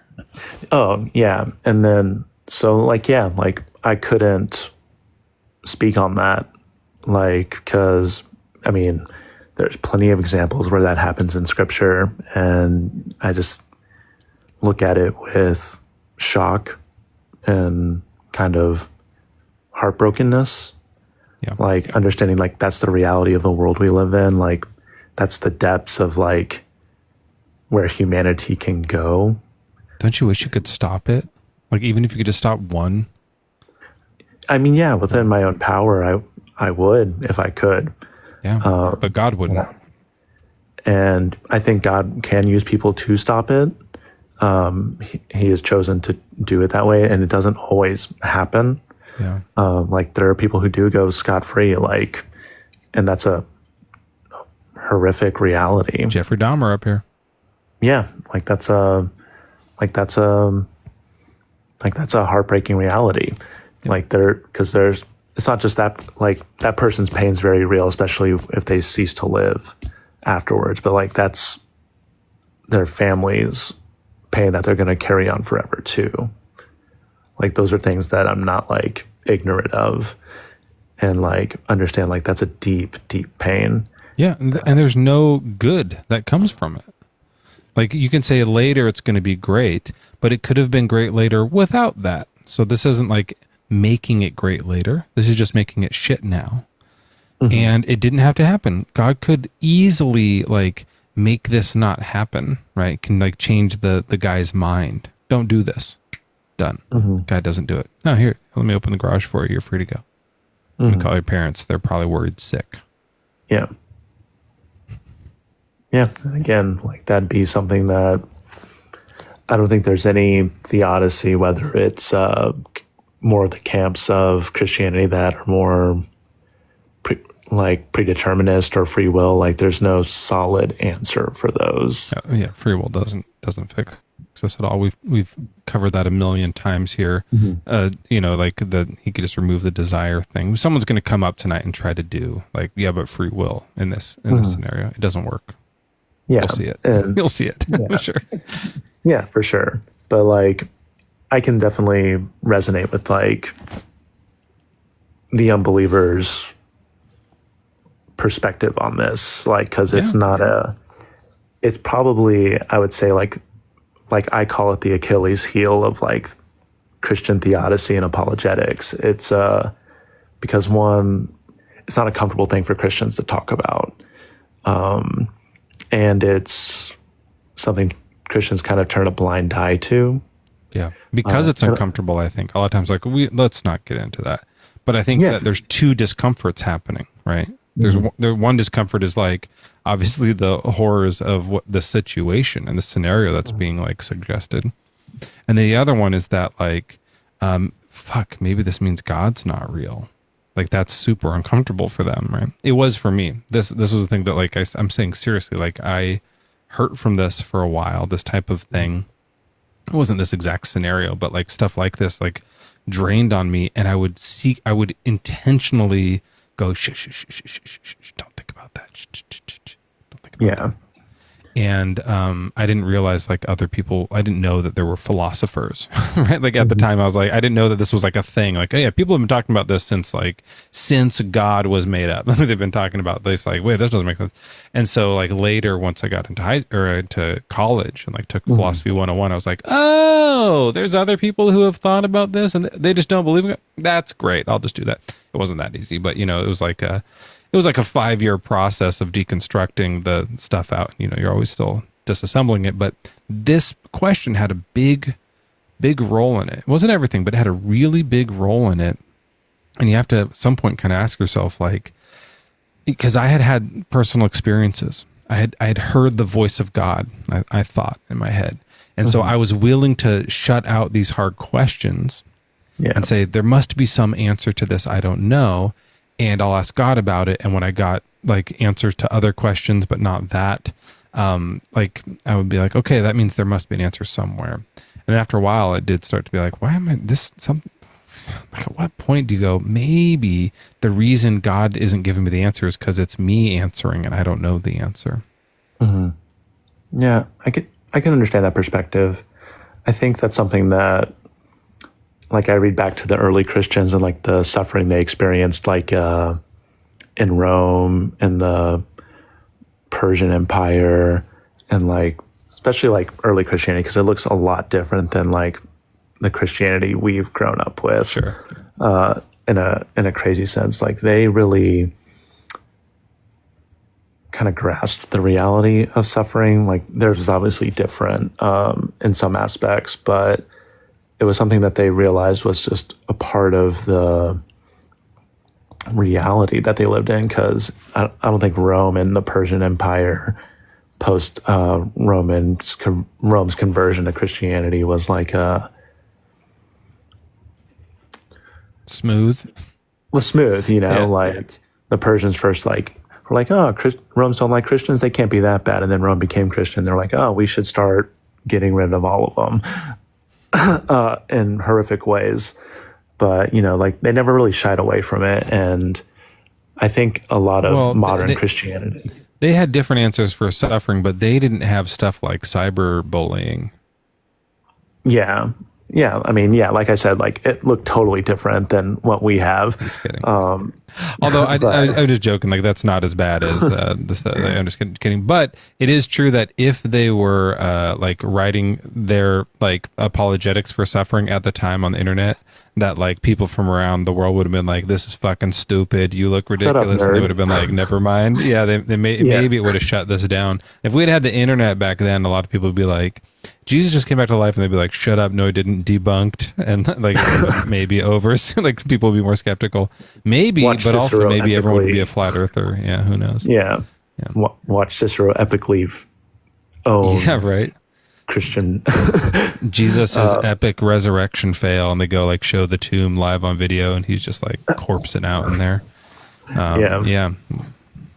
No, but no, man, I appreciate what are you hanging on for though? So if this doesn't like sway you away the way it did for me, maybe it will one day, but like what is it for Wes? You're here, by the way, if you're unzipping your pants, just be mindful of it was my jacket, sorry. No, it's fine. I just don't want to hear like if your dick flops out and hits the table, we don't want to hear the thump on the microphone. Yeah, sorry, that completely threw me off. No, sometimes like, you know, people will be muted and you'll hear them go to like, you know, wash their hands in the sink and they unzip and you hear like a, you know, something hits it like that. Just a flow. Just be mindful of that. The weight. I don't know how heavy it is.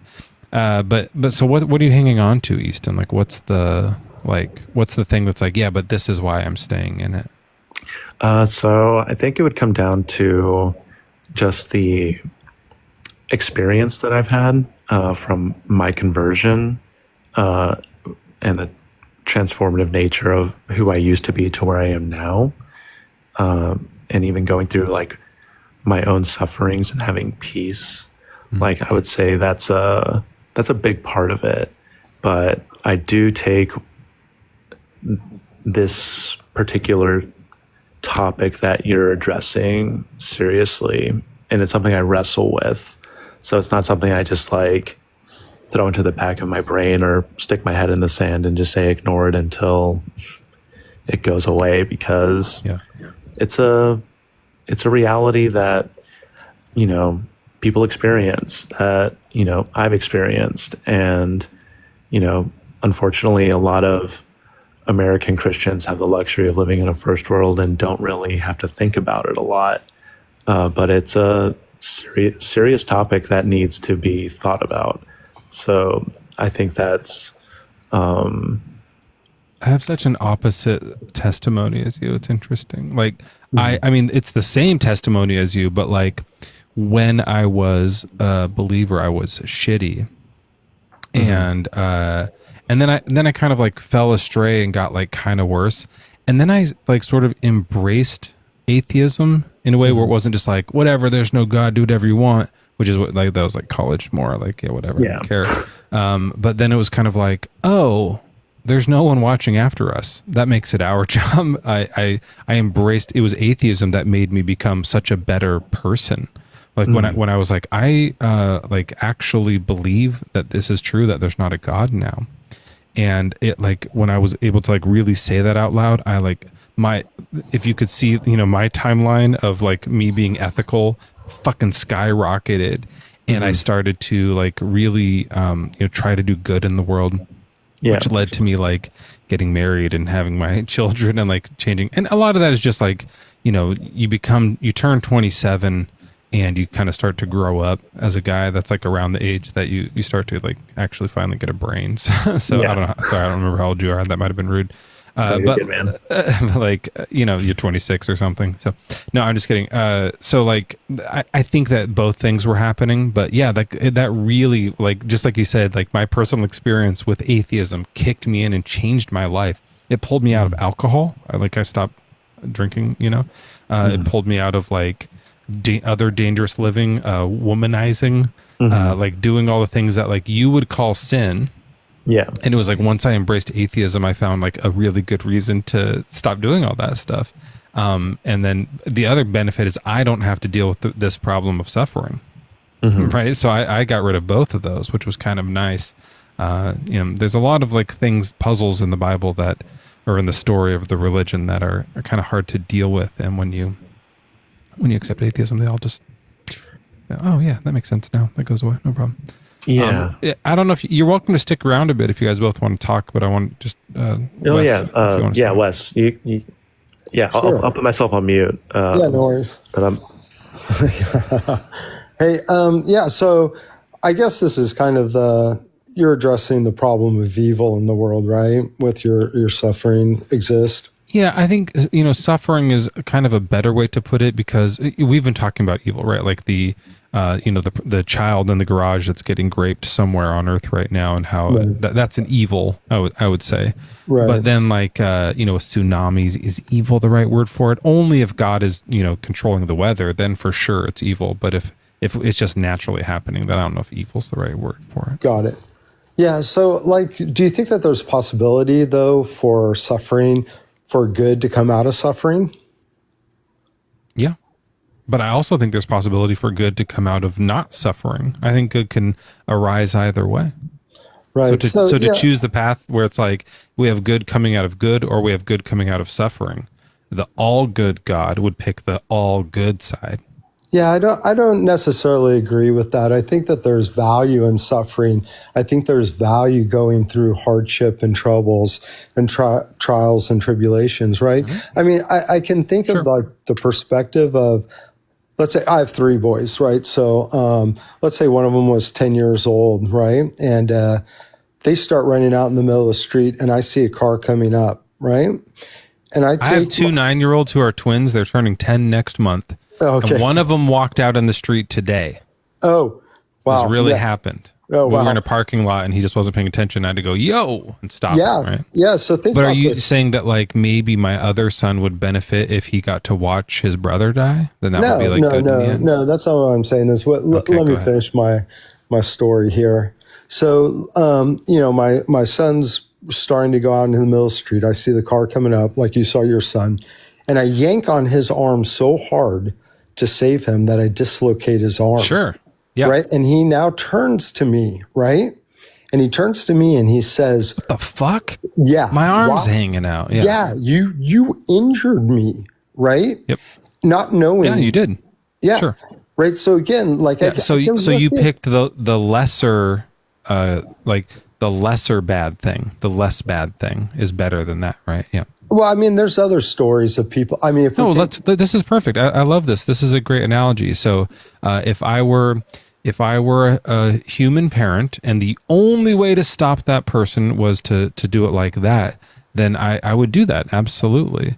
Is that what you're saying? Is God is limited to only help us by hurting us? No, but I'm saying that's. Oh, then that doesn't really apply to this conversation in any way. I don't know why you brought it up. Well, no, because what I'm saying is that God uses these things. We see God use these things over and over and over again. Right? Like I mean, what things? What do you mean? Give me an well, I example. can go like to the story of Joseph, right? If I look at Joseph, I'm sure you know the story of Joseph, right? I don't. Which one? There's the Old Testament one or the? Well, there's only the one Old Testament one of Joseph. Well, isn't Mary and Joseph? Not of Mary and Joseph, right? But yeah, I don't know about the old one. What I don't know his. So Joseph, right?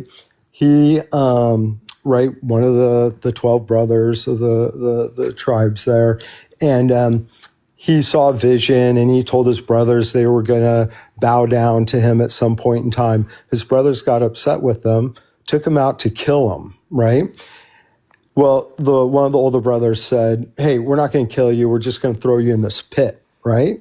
He gets thrown in a pit, right? One of the other brothers I feel like goes this is the second story that we've heard, but we were still talking about the guy in the street one. Were we done with the street one? Yeah, well, I was just giving another example of where somebody. Oh, so the one in the street one didn't work, so we're going to a different one. No, not this that is didn't fine. work. I have no problem doing this. I just wanted to be sure because I was trying to still connect it to the last one. Okay. Well, and so I was like, what are we doing here? So let's say, just so we know, for the audience, because if I'm confused, believe me, they're confused. My audience is like littered with dumb fucks. They're like mostly kindergartners. So sorry to the freaks and the other people watching who aren't as like, smart. What we're doing is he's saying the original example failed to answer the problem of suffering in any reasonable way. So we're going to a Bible story and we're pivoting off to a different Bible story that's unrelated to this. We can stick on to the story of the kid. No, I don't mind doing it. I just want to be aware because I'm trying to like string these connections like a conspiracy theory. It's like, what does this have to do with the guy in the street? And I'm realizing we moved past that. I think because I was just giving another example of somebody who suffered greatly and the outcome, right, was beneficial not only to him but also to the nation of Israel. So it's just another. So God used his suffering to make a better outcome. Correct. Right. Yeah.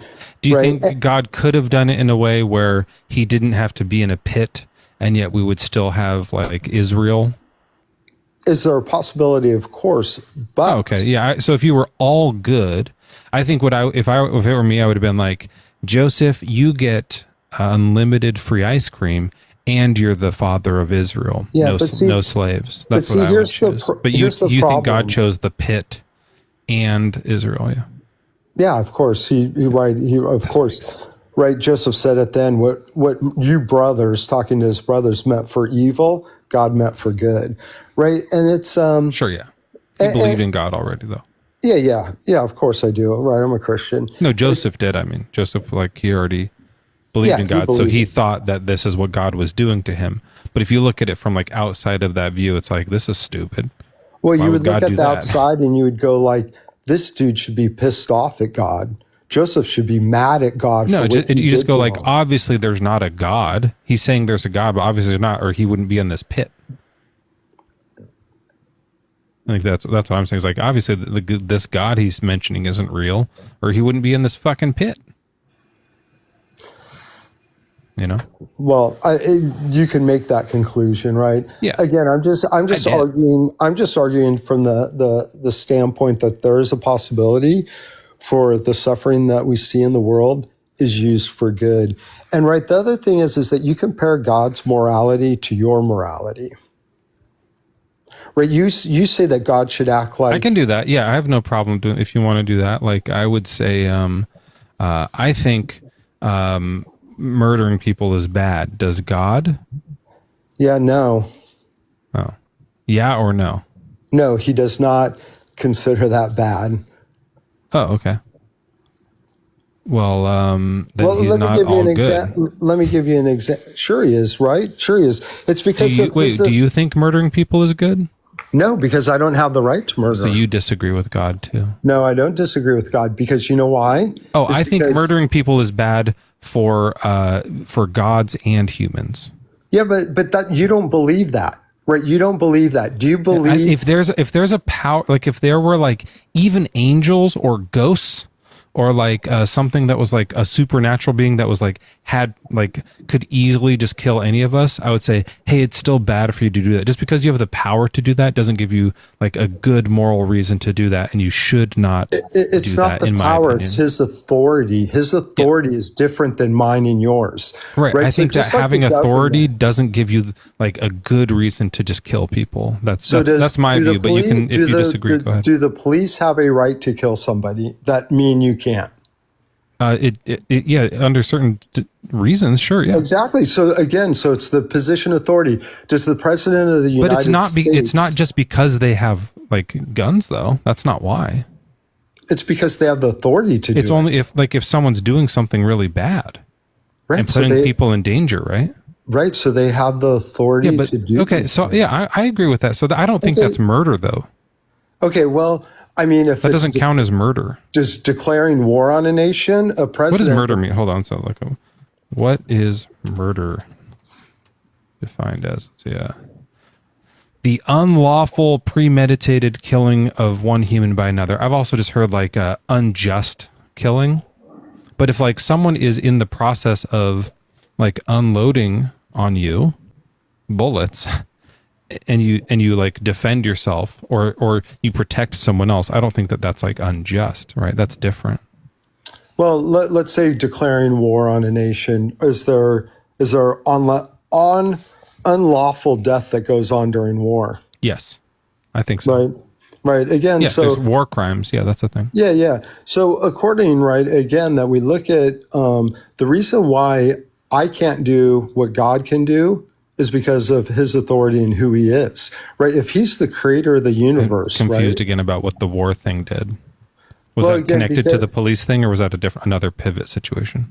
It's okay. I'm not pivoting. I'm not pivoting because if you ask me any question, I'll answer your question that you asked me. What's the connection between the war thing and the police thing? It's again describing how people in authority can do things differently than somebody who does not have the same authority. Right, but I don't think murder is ever justified. I like that doesn't make sense. The whole point of murder is that it's unjustified killing. Okay, well, let me use another example. I'm not pivoting, right? I'm talking about authority, right? So we have eminent domain here in the United States. Somebody can take my property without my choice, right? The government can take my property. Again, like just because, right? And my point that I'm trying to argue against is that people at different levels of authority have the capability of doing things that we may not like. Okay. So, right? So, and are you saying that is good? I'm saying that that's the way it is, right? This is the way. Right. And now you said you didn't answer any questions. So is that good? Is that good? So yes, it is good because I don't understand. So if the government takes your house, that's good? It could be.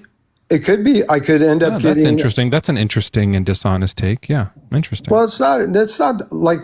So you're gonna say about the way that I possibly think is dishonest? It's not dishonest. I don't believe you. I'm skeptical that was an honest answer. So is there any possible way that the government taking my house could benefit me? I don't know. You tell me. That's a weird thing to do. Yeah, so if the government came up and said, "Hey, we're taking your house," you would be like, "This is probably for the best," and just walk out. You wouldn't be like, "Wait a minute, what's going on here? This doesn't seem right." Well, I mean, they'd have to pay me for the value of the property, so I would get something out of it. So that's different. I love this pivot. Okay, so we're off of the killing people because we know that in the Bible, God obviously kills people. It's funny that you say people. Pivoting. I'm just you're jumping topics, or like we're going from murder to like borrowing to paying someone for their house. Do you think that's the same thing? It's just again, it's the example of somebody has authority. Right, so that's what I'm saying. So once one of your example fails, you're jumping to the next one. That's just what a pivot is. Okay, that's what it's called. All right. Well, I don't think you disproved my right. When you say suffering exists, so God doesn't. So you don't even remember which point you're on because you've gone through so many. Which one did I not disprove? No, that you didn't disprove that there is suffering, that there is good that comes out of suffering. I agreed with that can happen. Okay. Yeah, I definitely didn't disprove that. I agreed with that. Okay. Yeah. And that's what I'm saying is that we just don't have the full picture. Okay. Let's do the full picture. All right, I'll write down a few words. Okay. In fact, I'll do this as drawings, and we'll see if this makes a little more sense. Okay. Okay. And we have at two different scenarios, okay? And we'll do almost like a flow chart. So we have something good is happening, like someone is what was Joseph doing before? Or someone pick any one of the topics. Someone's crossing the street with their kid or something. Is that where we were originally? Sure. Let's go. We'll stick with that one. Yeah. So we have a kid, and that's good. Here's a kid.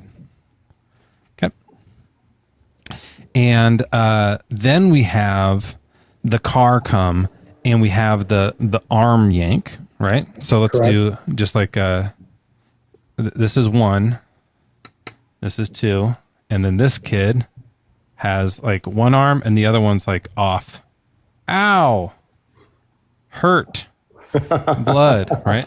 Their arm is splurting out. Right. Okay. And I'll even give them a little bit of a middle finger. They're like, fuck, my arm. To the flame that's burned by the fire.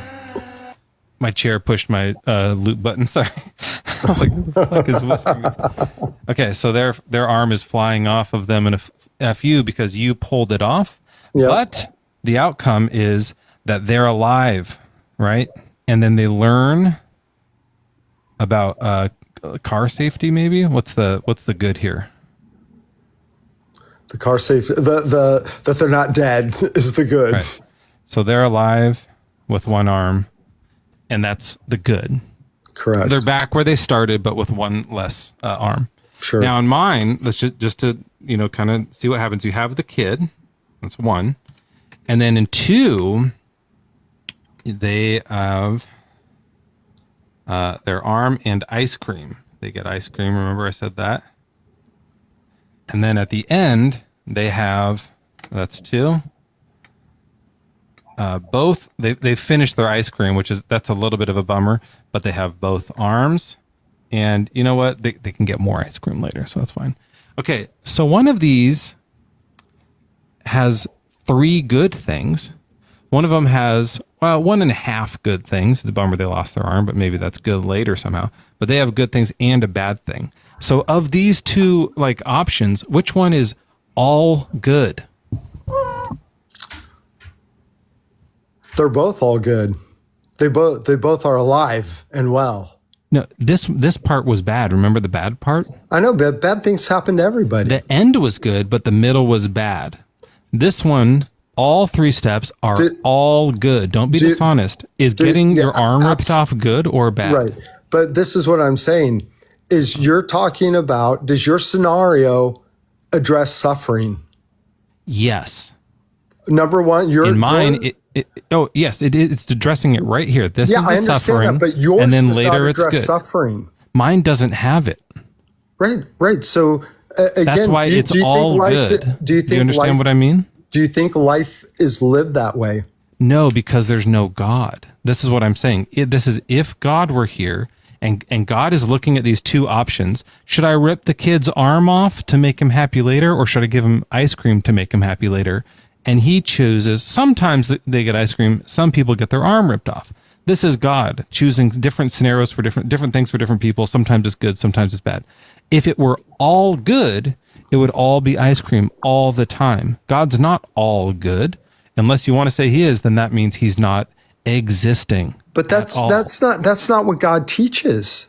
God doesn't teach God that your teaches life this. is absolutely. Yeah, right. Yeah. Yeah. Yep. Yep. Yeah, we agree. But that's not why how I don't life believe is in him lived. being all good, because So he then, would, what he would teach your this answer? kid. He would So teach what this is your kid. answer for suffering and evil in the world? Oh, sure, yeah. That's a great question. That's a really good question. Why is there suffering and evil in the world? So like why do people get hit by cars? Maybe which one do you want? Pick anything, and I'll tell you why it happened. Like literally any scenario, one you've already done. Let me find my background again. Sure, you pick it. It's better if you do it because I'll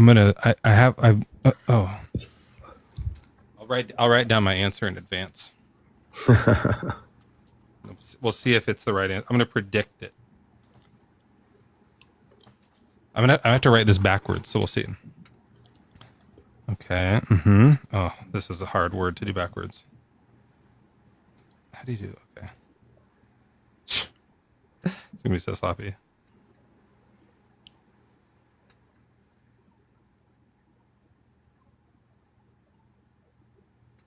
If I get this all right, it will be a miracle. All right. All right. Now you and Easton, feel free to jump in here. You give me any scenario, and I'll give you the answer as to why they're suffering in that scenario. Well, I can use a good example. My dad was just diagnosed with kidney cancer. Yep. He's going to suffer. I spelled because wrong. I forgot the U. But I was close. okay. I was close. Okay. And U is the same forward and backward. It's the easiest letter on here. Or maybe the O is pretty good. But this is why. Because God is fake.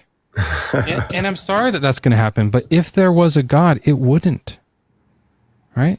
That doesn't make sense that God would give him that. It's confusing.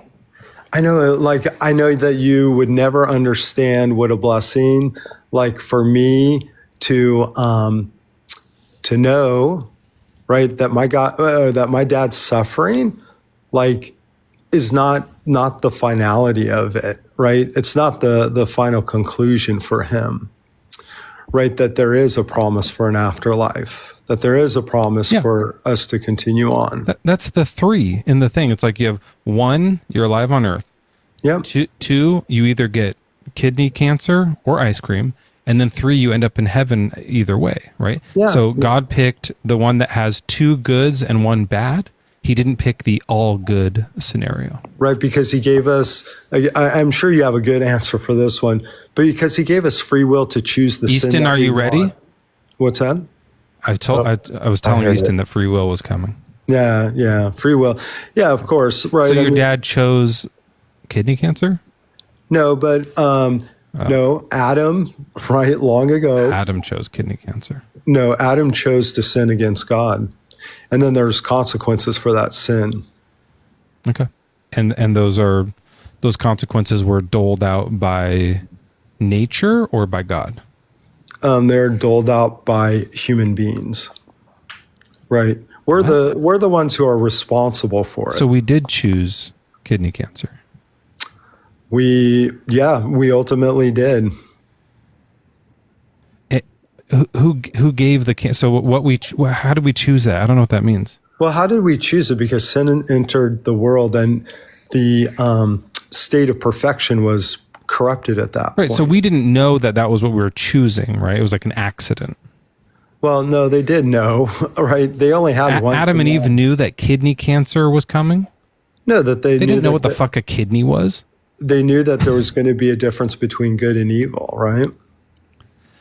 All right, so here's what I would like to see happen with the free will. Now, there's two ways I can do this. With Easton, we were talking about the scenario where there's a young child in a garage getting raped, and there's no one around except for the kid, the attacker, and God, in your view, of course, who's everywhere watching. And that's what we were talking about with Easton when I said someone's going to bring up free will to solve this. Would you like to try to do that, Wes, or do you want to do the other way out of it? Do I want to say that? Sorry, say that again. Do you want to try to use free will to solve the problem as to why this young child is getting raped in a garage in that scenario? Yeah, of course, because that man made a free choice to do that. Okay. So here's the solution. All right, Easton, pay attention. And Wes, I have high hopes for you too. Okay. Hi, Justin Raid coming in. Thank you so much. You guys, we were talking about kidney stones earlier, And I think kidney stones might disprove Doug. So just something to keep in mind for people who are debating Justin. Next time you're debating Justin, bring up kidney stones. That might, like, how would an all good rock make kidney stones? Something to think about. Something to think about over there in the in the deconstruction zone.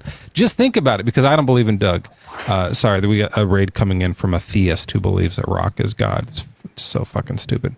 Okay, so all right, so you have this kid and you have this grown up attacking the kid in a way that's like sexual and horrible and evil, and then you have God watching, and God could stop it, right? Like he could go no, and change the guy's mind, but you're saying he won't do that because of free will.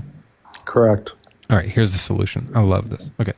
Have you heard about, this is going to sound like a pivot, but it's actually not. Have you heard about the guys who have spaghetti wives? Do you know about this thing? No. So they like make spaghetti, actual noodle spaghetti. You cook it down, and then you like form it. Like you have to get it not quite al dente, so that and then you cool it. And as you have time to form it, and you kind of squeeze it together, and you form it into a wife, like into a statue made of spaghetti, and it dries and cools into place. And they dress the wife, and they like propose to it. They like it's like romantic. And they have their spaghetti wife. I don't know if there might be a name for it. I think they're just called spaghetti wives. But Wes, do you know what I'm talking about? I've never heard anything about that.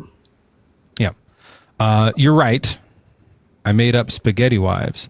And the reason I made up spaghetti wives is not because I'm some horned out freak who loves pasta. I'm a rigatoni man, if I'm going to be honest with you. But it's a thing that you could do.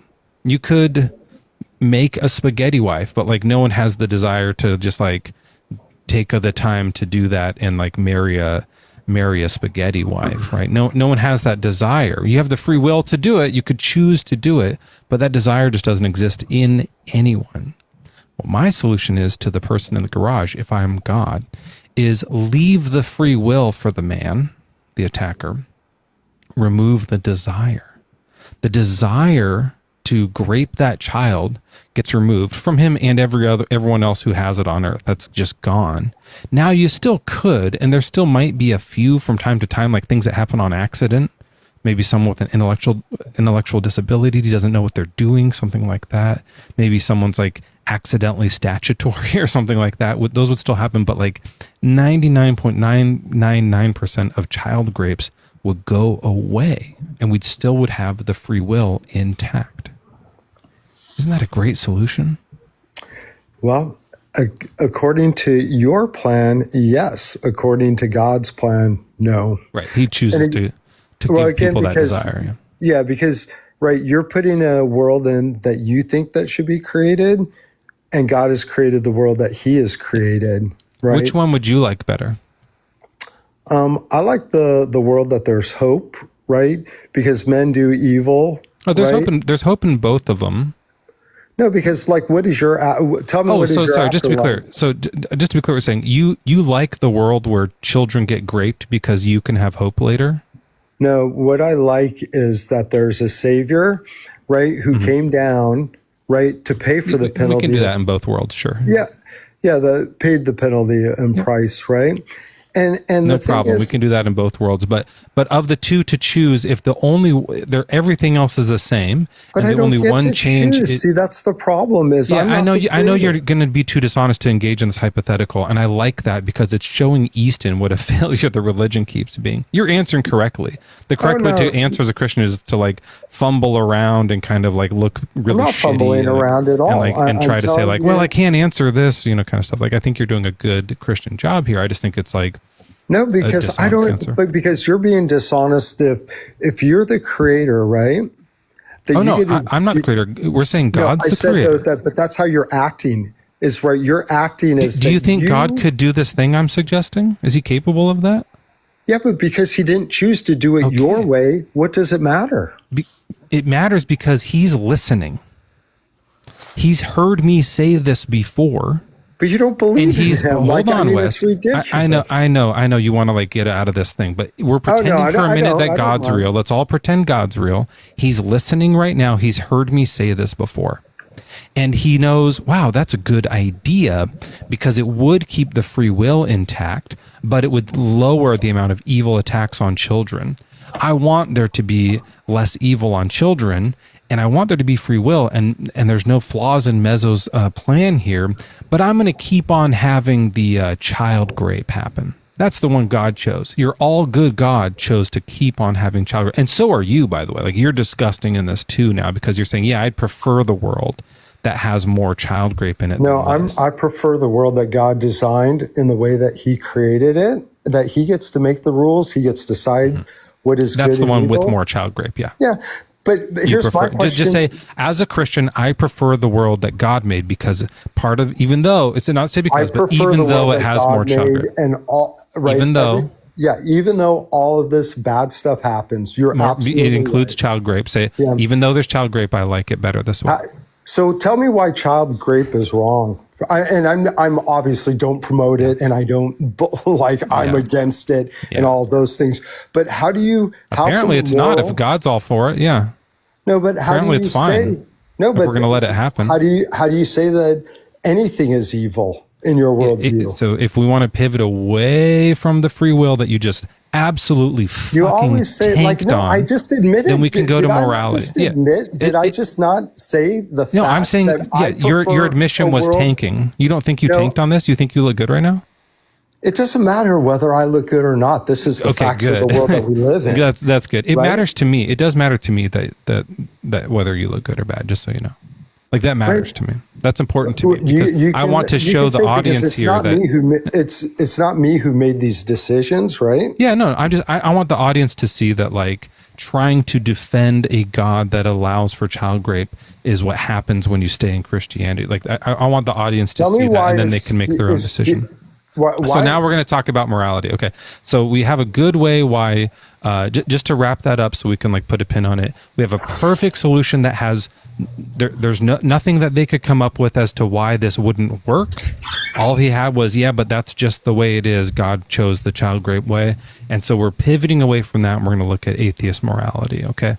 I'm a like, holistic consequentialist. I think that we just like look at the outcomes as broadly as we possibly can and do our best to find out which act, if you're choosing between two things, I know it's never that simple, but if you're choosing between two things, which act has the most preferable outcomes holistically.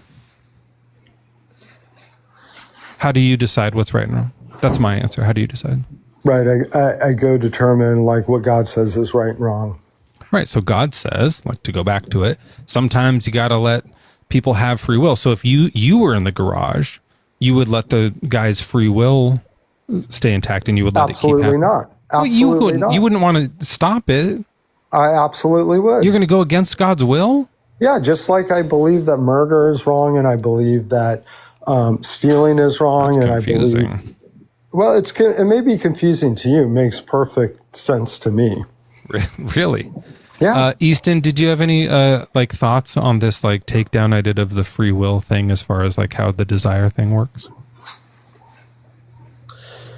No, I have my own thoughts, but I'll let this kind of continue. Yeah.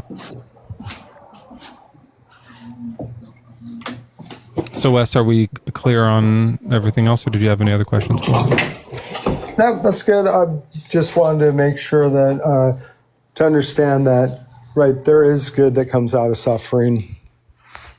Yep. So you think that even though the kid is getting raped, it's good in the long run. So it's like overall, that's the good thing that happened. No, because my God says that person who raped that person, if he doesn't repent, he will suffer for all of eternity for that one. Yeah, but if they repent, act. then everything's good. That's good that happened because then they both go to heaven. There is forgiveness. Yep, there is forgiveness. Cool. And also, it seems like if God really wanted to stop it, he would. Like sometimes he does. Sometimes he intervenes, right? God does all kinds of different things. Yep. Yeah, and sometimes he intervenes, like a bad thing that's about to happen. He goes, no, I'm going to save you from this. And so the ones that he doesn't stop from happening must have a good outcome in the end, right? Which means that like the rapist is right to do it. Like they did the right thing. All good, right? Right. For those who love Christ, all things work out for good. All right. Yeah, but the kid didn't love Christ, I guess, is the point, because he wasn't like old enough to know about it. Now, do you think people have been? So that's why the kid deserved it. Do you think people have been redeemed out of those situations? I don't know if you can see Jeffrey Dahmer's face here. Do you mean like after doing it, they get, hey guys, stop calling the guest a piece of shit and stop calling him trash. He's doing his best based off the religion that he's stuck with here. Yeah, like Jeffrey Dahmer, is that what we're talking about? Like he was he ate people and was terrible, and then and raped people and was awful, and then he gets to go to heaven. I have no idea if he truly repented or if it was just for show. I don't know. I don't know Jeffrey. He did it in Dahmer's private. heart. Yeah, and again, I don't know. God gets to judge him.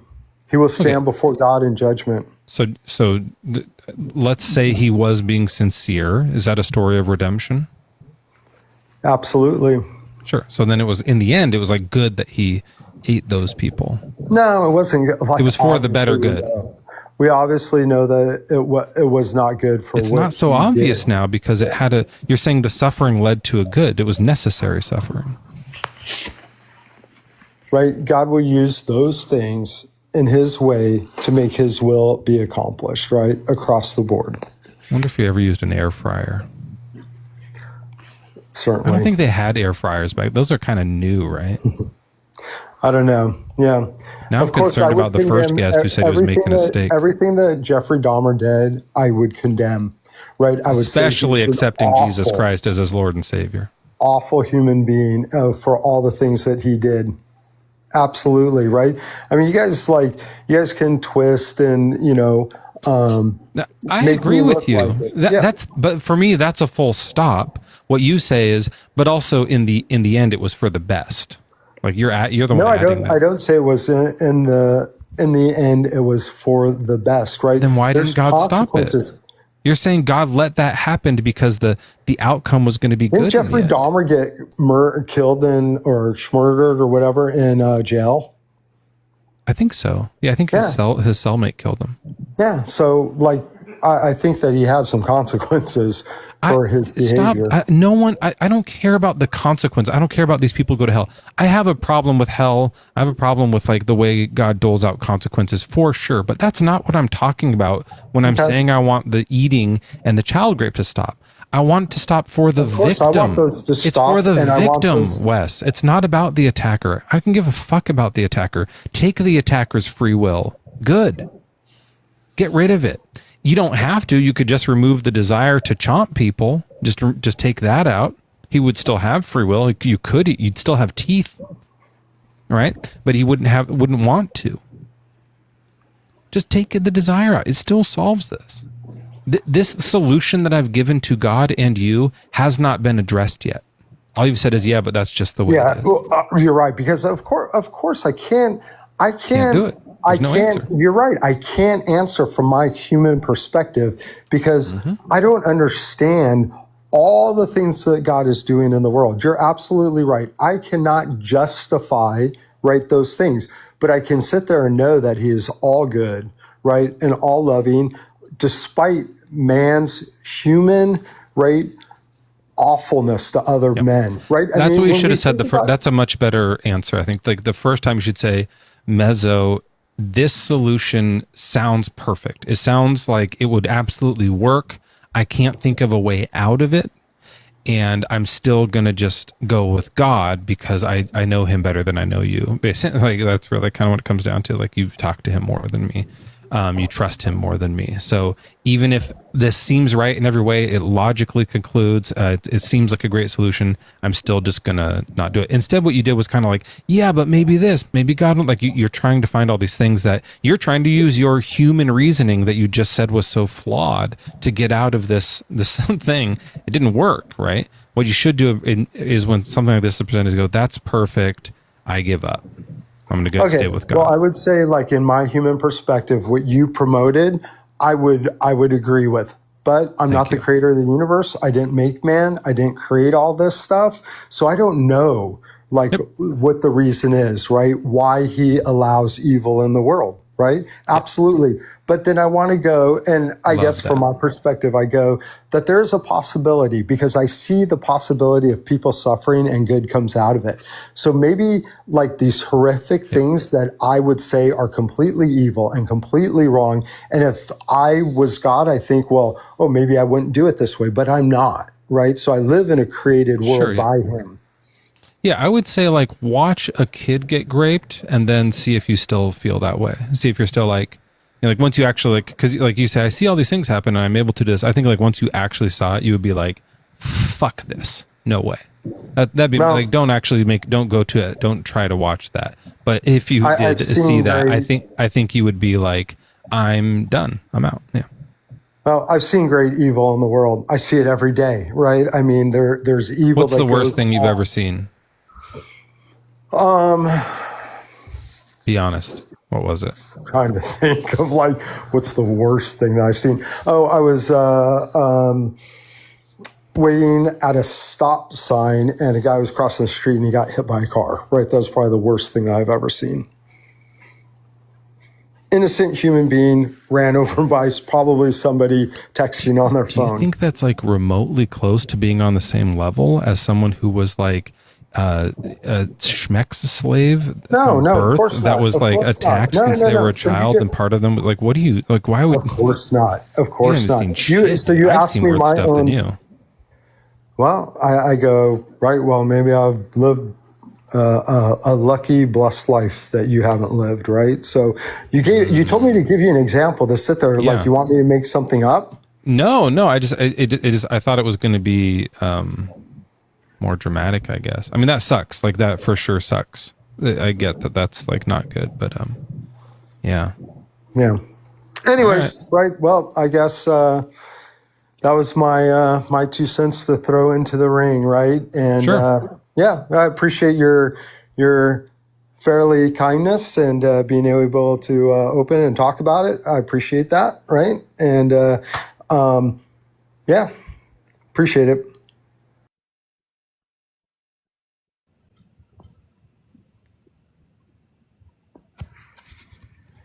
Kind of rough. Yeah. But yeah, Mezzo, something that, I don't know, as y'all were talking, and something I appreciate about you, just from the example you used, I think this is just from, like, my own theological circles, is, like, that world without suffering. That's just something that I think I kind of long for. And I think even when I talk with people that aren't necessarily Christian, it's like we all kind of long for something that Christians call Eden. It's like a world before the fall where there is none of that suffering. Like, that is a dream paradise that I think we all kind of long for and wish was our reality. And, you know, I don't know. That was just something I was thinking of as I was hearing y'all talk. Yeah, like, I've brought up before, like, we all should get to be born if it were real. I know you don't, like, believe in the Old Testament, but, like, if it were real, we should all get to be born in Eden. We shouldn't, like, be punished for what the fuck Eve did. All right, look, if Eve like fucked up and Adam fucked up, kick him out of the garden, fine. But, like, why am I in trouble? That's not fair. Yeah, I totally hear that. I think that's just something, I don't know, it just reminds me of conversations I have with my brother-in-law. He's a non-believer, but we talk about these things. He sounds fucking awesome. He is awesome. Yeah, he is awesome. We always have a good time. He enjoys talking. There are a lot of shitty atheists out there. I'll be the first to say, maybe not the first. Yeah, other people have said this, but there are some atheists where I'm just like, I would not hang out with that guy, including there's cringy myself. Christians, there's cringy atheists. 10 years ago, I was pretty dope. How old am I? 42. Okay, like 15 years ago, I probably would have hated myself. Yeah, like there's Cage Days Calvinists, there's Cage Days atheists. We all have those phases, but we kind of mellow out. But yeah, I think that's something, I don't know, that was just something that popped in my head as I was listening to you talk. It's just like that. I think even Christians should acknowledge that as, like, especially when we talk to like people that have come out of Christianity or, you know, are unbelievers, is like what they're asking for is something we should be familiar with. Is like, we want that too. But as Christians, we kind of acknowledge like that's not the reality we're living in. And I guess something like when you asked me like what's kind of holding on to is like I really wrestled with a Richard Dawkins quote when it came to this issue of suffering. It might have been from the God Delusion, was like there is no such thing as good or evil. There's just blind, pitiless indifference. And that just didn't seem like a sufficient kind of way to address like this reality of suffering that no matter what religion or non-religion you have, we kind of live in it. That didn't really seem like a sufficient answer either. I just wanted to know your thoughts on that. Yeah, I don't like ground my morality in atheism really. Like Because it's a broad spectrum. Like, I ground my skepticism in it. Like my epistemology for sure would like to be able to like trust science. I think it's important to start from not believing in ancient stories. I think that's really important for skepticism, which is required for science to like do logic and stuff. And I can get into that, but like when it comes to morality, I like it's not about it's not like and my atheistness, although like it was the case, like I said, like once I realized that, then there was like these other things that kind of kicked in, like, oh, this is what we got. This is all the time we have on earth. Like there's maybe more that makes it more valuable now. Like there are some things that are entailed from that, but it's not like grounded in my atheism. It's just like, here's what I think is good and bad. If you want to convince me otherwise, I'm open-minded. Like, let's go, you know, like let's talk about it. So I don't know. No, I appreciate that. That was just a thought I had, and because, like I said, I wrestle with those questions and kind of. I definitely don't agree with Richard Dawkins on everything. Yeah, you know? That was just something my brother-in-law had mentioned when we were talking, when we got to like kind of these issues. Like, I was like, because he's a big Dawkins guy, and I was like, yeah, I've read him, and like I shared that quote with him from what I read, and. That was just he has some interesting points for sure. Like there's stuff with Dawkins. I'm like, that's I think he's a brilliant biologist, for sure. But yeah, that was just something we shouldn't need a biologist on our team of atheism. Like it shouldn't be a thing that comes up really. But so many Christians like deny evolution. It's like, all right, we got to get a biologist in here because like this is like, you know, you don't seem like the type that does that, but you know it happens. I'm in the South, so it's yep, yeah. It's unevolved there, ironically. Ethan, what's your age and religion? Hey, I'm a Christian, 22. 22 or 42? 22. Ah, man, I'm 40. Someone else in chat sounded 42. No, but someone else in chat was saying they're 42, and I'm also 42. I thought we were all in the 42 gang, but I guess you're not in it. Who was it? It's the answer to life. Yeah, it's the hitchhiker's answer, right, to the meaning of life. Or what's the actual question in that? Is it what's the meaning of life, or why are we all here? What's the question? What's the question? I don't know. Hitchhiker's Guide. The ultimate question of life, the universe, and everything. Oh, so that's the name of the question. They don't say what it actually is. That's funny. The Hitchhiker's Guide to the Galaxy. I've never actually read the book, which is, I know, like stupid, but I love the movie. It's just fucking great. Just really good stuff. Good story. Okay, so Easton, if you ever have to go or anything like that, go ahead. I don't have any other co-hosts here tonight, so if you want to hang out, I don't mind. Feel free to jump in on stuff. I'm all I'll hang for out it. And I don't read books, people. I got stuff to do. I got fucking kids. I don't read books. What ChatGPT's for in these? I'm still reading The Neverending Story, which is hilarious. Like, it is actually really fun. Like for 10 years, I've been like trying to finish it. Won't finish. Yeah. Oppo, yeah, for sure. Like the cast is incredible. Okay, Ethan, what's your take on this? Real quick, Ethan, I got to tell you the other thing that I wish the last guy had done. Sometimes when they say, "Oh, desire," if you take that away, it does remove the free will. Then you get to get real nasty on him and go, "Well, that's an interesting point. Do you have the desire to rape children?" And they're gonna be like, "Well, no." It's like, well, do you have free will? Yeah, okay. Well, then that solves that. It's really fun to do. And then they feel like an idiot. But I think that guy felt like enough of an idiot without it anyways. Ethan, what do you think? How can this be the case? We have suffering and God? Impossible. What's your answer here? Yeah, I don't know if. I guess first thing I do have to say before coming on is that I technically have zero authority I'm allowed to speak with on this question in the Orthodox Church, so I need a blessing to say anything based on apologetics. So it's kind of I give you the blessing. Yeah, that's how that works exactly. Yeah, so I mean, I can talk on it, but I can't be considered an authority on the church or Christianity. But I'm always happy to talk about it still. I just have to say that before. And I'll just let you know, I have full atheistic authority to speak on all of this stuff. I was given it from the atheist Pope. From the Big Bang, you were given the authority. That's right. Exactly. I had a quick question for you, actually, though. First, if you don't mind. QQ. So I was, one of the quick QQ. I said it twice, damn it. So you were talking earlier with someone on the Trinity, and you mentioned partialism, and then later you ended up mentioning that you didn't know the Genesis 50 story of Joseph and his brothers there. I was super confused because no one knows partialism and doesn't know that story of Joseph at the same time. I don't think the partialism was me. That was probably someone else. Maybe I was on a different channel then.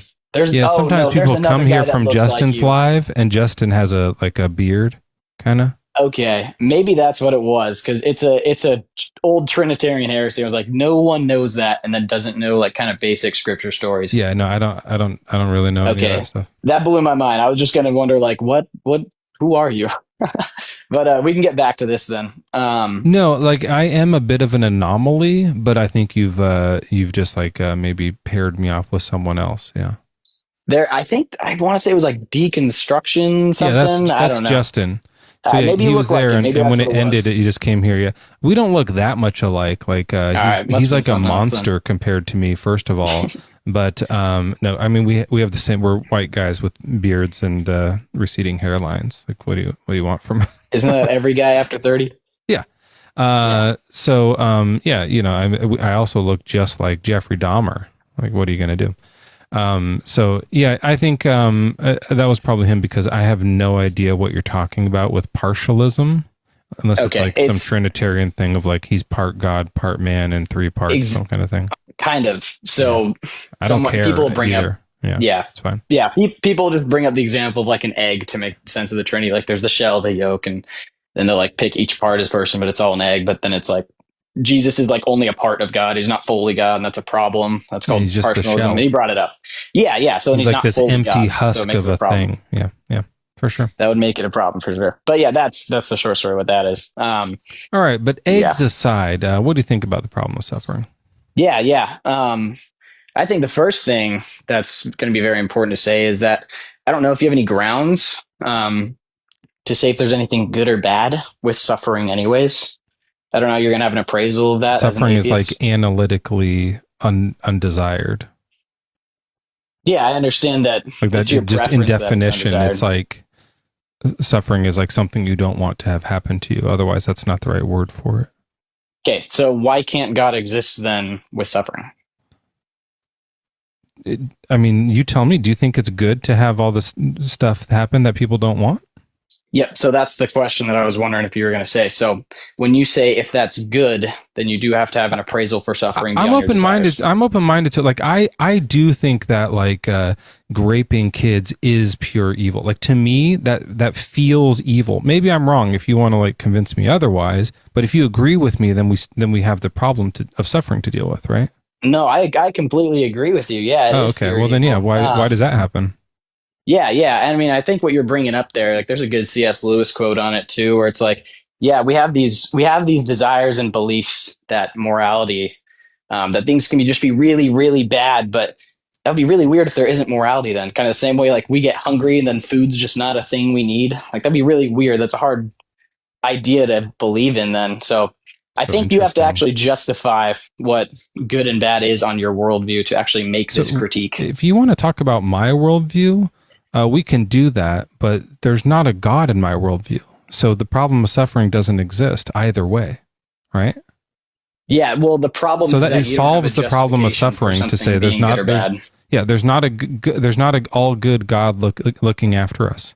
So all good things won't happen. Okay, that solves it. Now we have this other thing. What's good? What's bad? We can talk about that if you want, but you don't have the same worldview as me, so it's not going to be like interesting to you.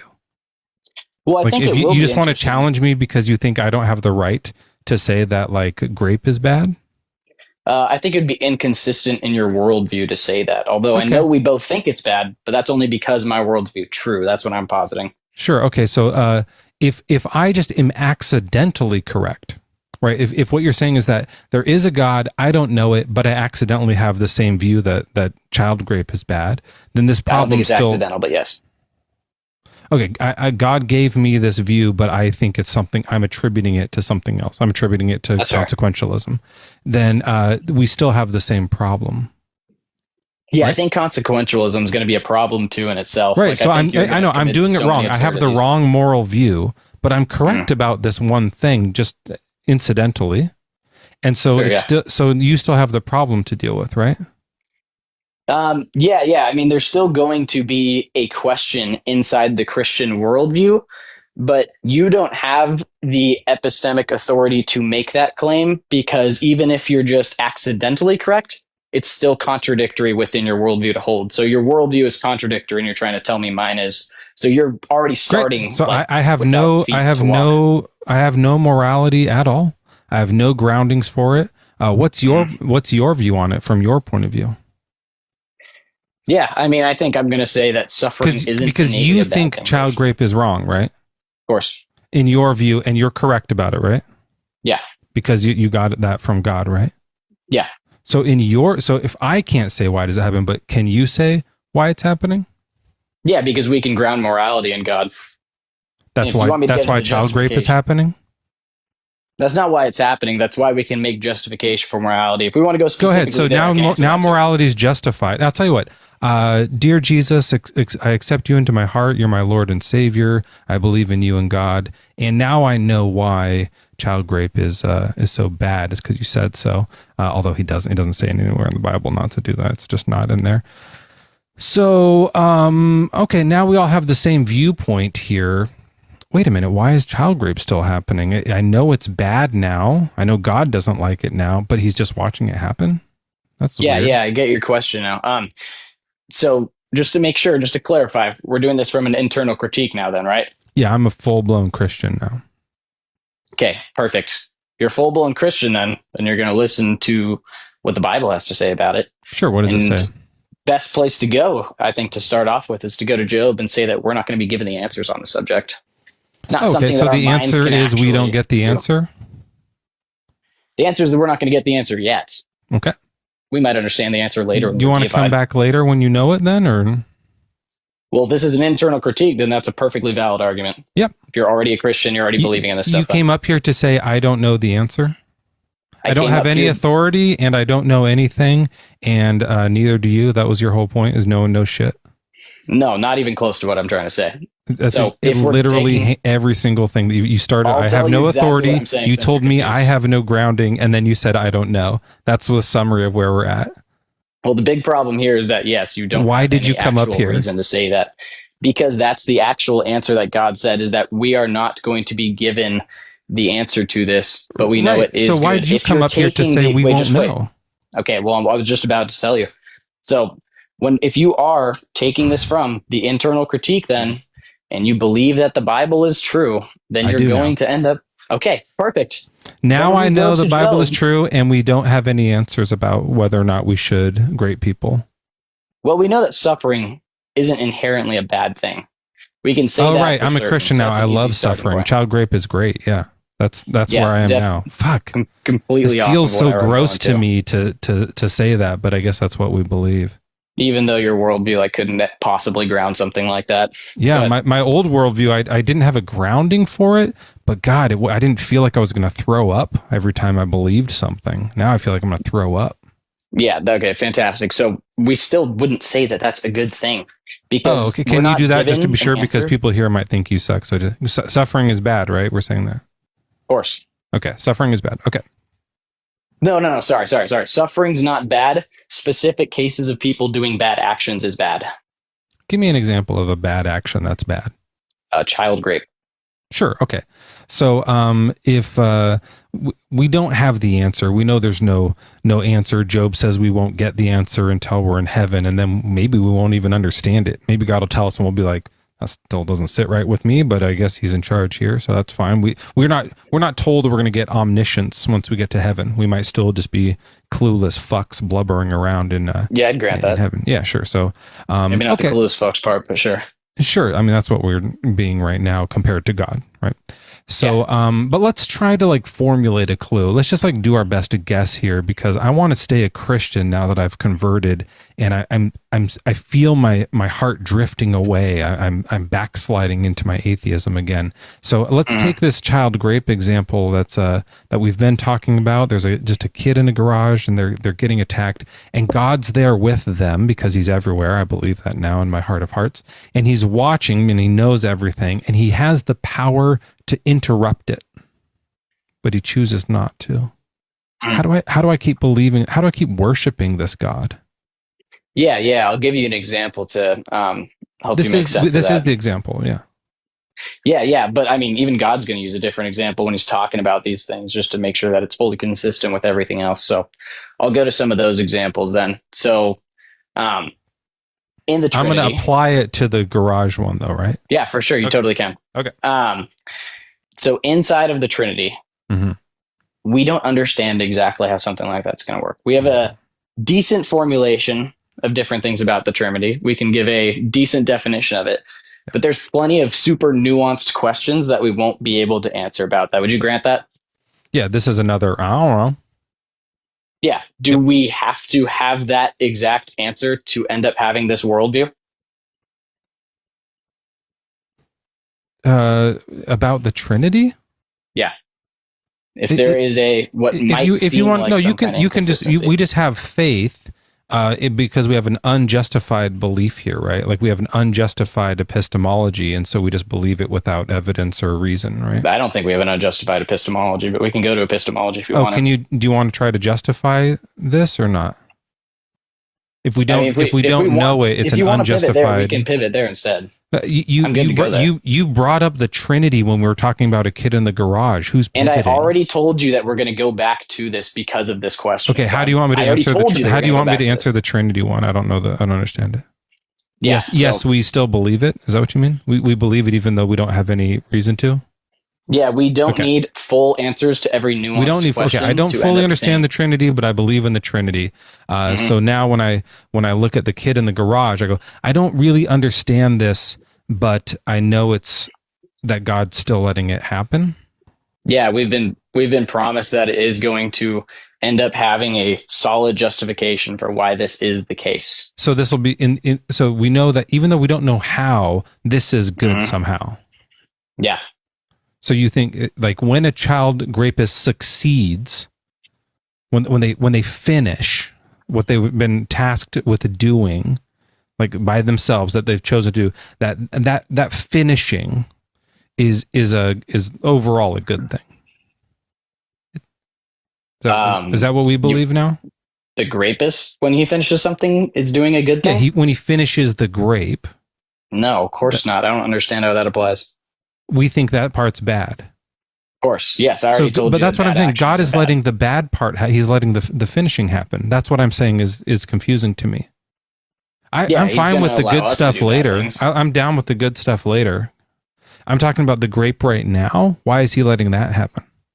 Well, if he's going to allow one person to do bad things, then he should probably let all of us allow to do bad things. If you want to say that we should stop him, then we should all be stopped at that point. From anything bad that we do. I mean, that's interesting, but I would like, right now we're just talking about the one situation. So are you saying I'm talking about the entailment? Sure. The entailment is, we can't let this, we have to let this kid get graped because otherwise we'll all be good. No one said we have to allow this to happen. We should try to stop that for sure. No, but we're not there. We should do. You're not the guy. I'm not the guy. We're not there. Okay. It's just the kid and an attacker, an unnamed attacker, and then it's Jeffrey Dahmer maybe, and then Jesus, right? Jesus is there in spirit or whatever, and so he lets him finish, right? The kid gets graped to death. Okay, and you're saying that that is the good part, or that's the bad part? That would be the bad part. That's the bad part. Being and taken. God let the bad part happen when he could have stopped it. That's where I'm stuck. Yeah. I don't understand why we should be turned into robots, because then we can't actually choose God. So why would we stop someone from doing something? Why are you bringing up robots? What are you talking about? These are human people. That child is a human. If we stop, it's not a bad idea. Like God could replace that human child and like switch places with a robot. So the guy is just like graping a robot, and then no kid gets hurt and the kid is safe back at home. That's an interesting solution I hadn't thought of. Yeah, well, there's plenty of times that people end up doing bad things, and then God ends up stopping more bad things from happening. That happens all the time in Scripture. Sure, he stops bad things from happening right in the moment. Yeah, but it would if he was all good, then it would always be stopped. But he's not all good. He's sometimes good, and then sometimes he lets children get raped. He allows that to happen. So when I was talking about the robots, I have a hard time believing in an all good God piece that allows some of this stuff to happen. I guess it's hard for me to accept this if I don't have an inkling of an understanding as to how that could happen. Do you have an understanding of everything in atheistic worldview? Of like why grape is unwanted? Yeah. Why I would stop a grape? Yeah, I think I do. I'm stuck on this thing with God though. Yeah, no, I'm talking about in general. So I'm going to show you that this is so we're going to pivot away from this situation again. No, I'm showing you that it's inconsistent. That's all that's going on. So it's going to tie us straight back into it. I know you struggle going into two different things, but we're going here first. Sure. So do you know everything in the atheistic worldview? No, I'm not omniscient. Okay. Does that entail that the worldview is false? No. Fantastic. Okay. That's literally all I'm saying. Right. So you don't know the answer to this solution, but you know it's good. I know that we're not given the answer. You know the outcome is good, though.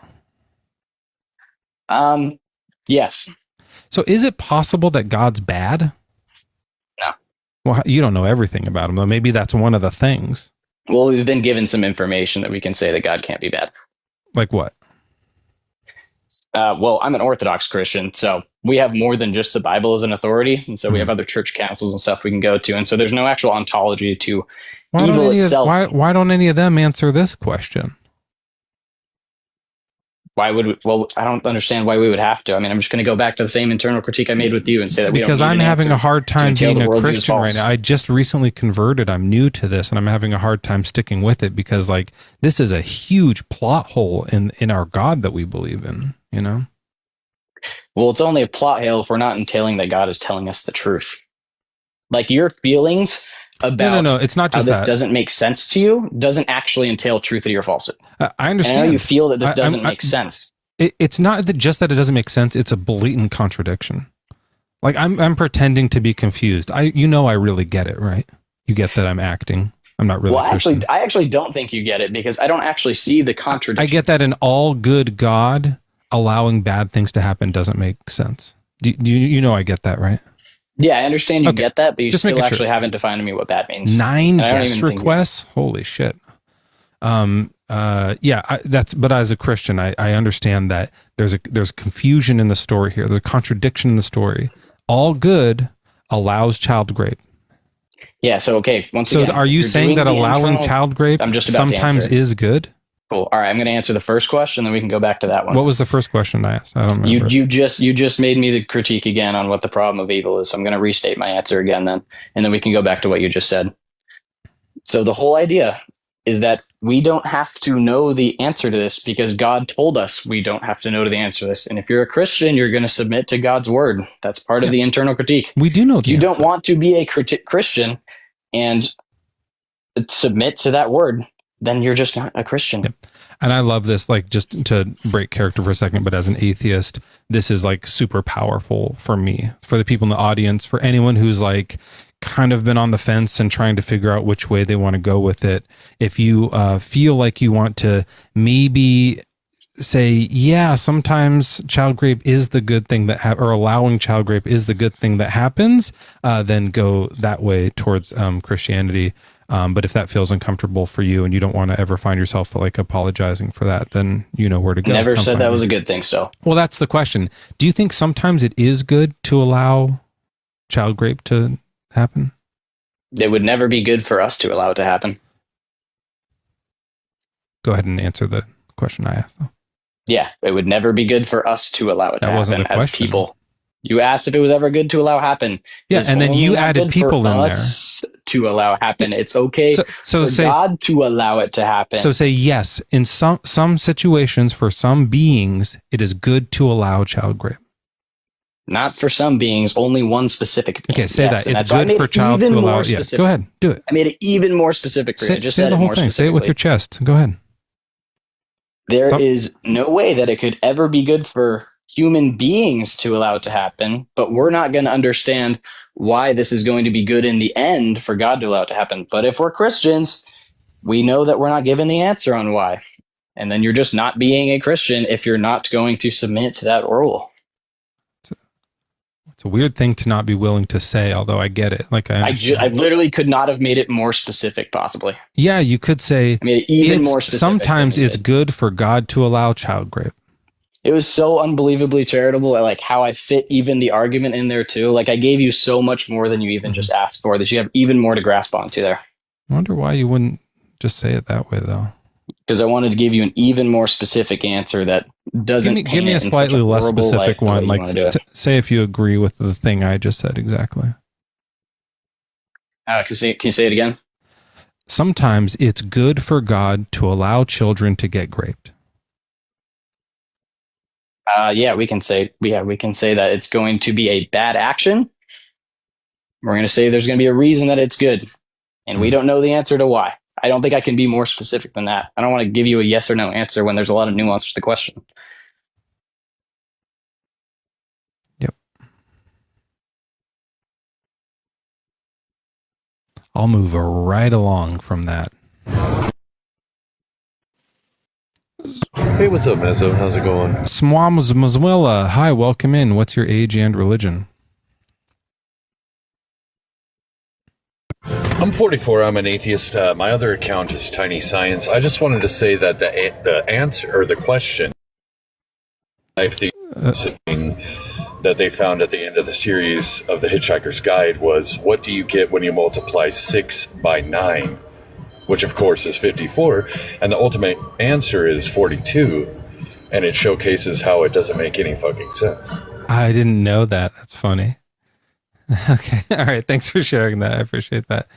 No, he's not a W Mezzo Plus. People are wondering if you're a W Mezzo Plus subscriber. No, this was just a one quick thing. That's fine. I appreciate that. Smart. Yeah.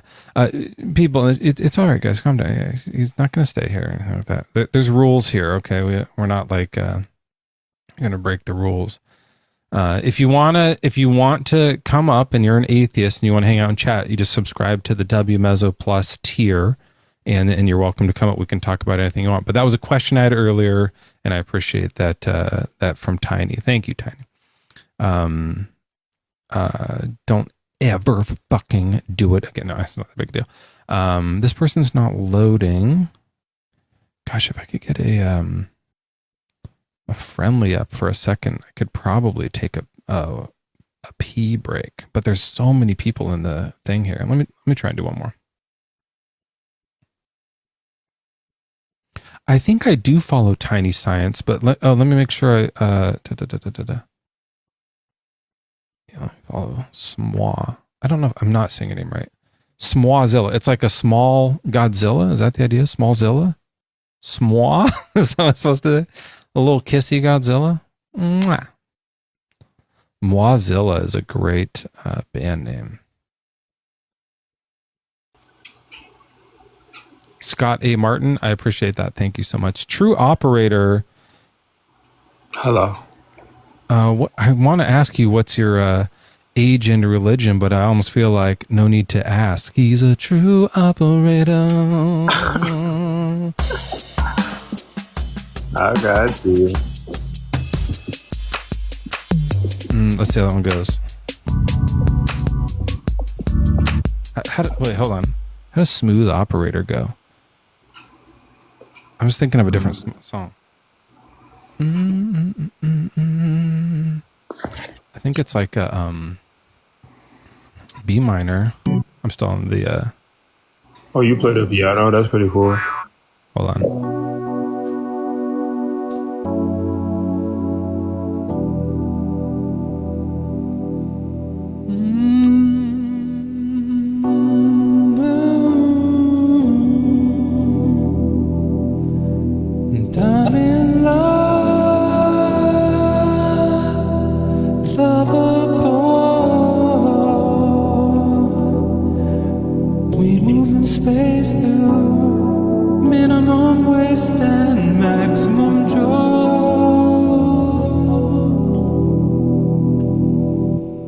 That was pretty awesome. I'm not gonna lie. I love that song. Yeah, that was absolutely love that song.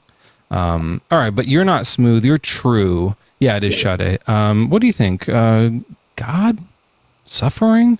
What the heck? Yeah, it all depends on where you stand on it. I do believe suffering exists because Satan is also just like if you believe or don't believe in God, Satan is also out there. Suffering exists because of Satan. Amen. What a dick.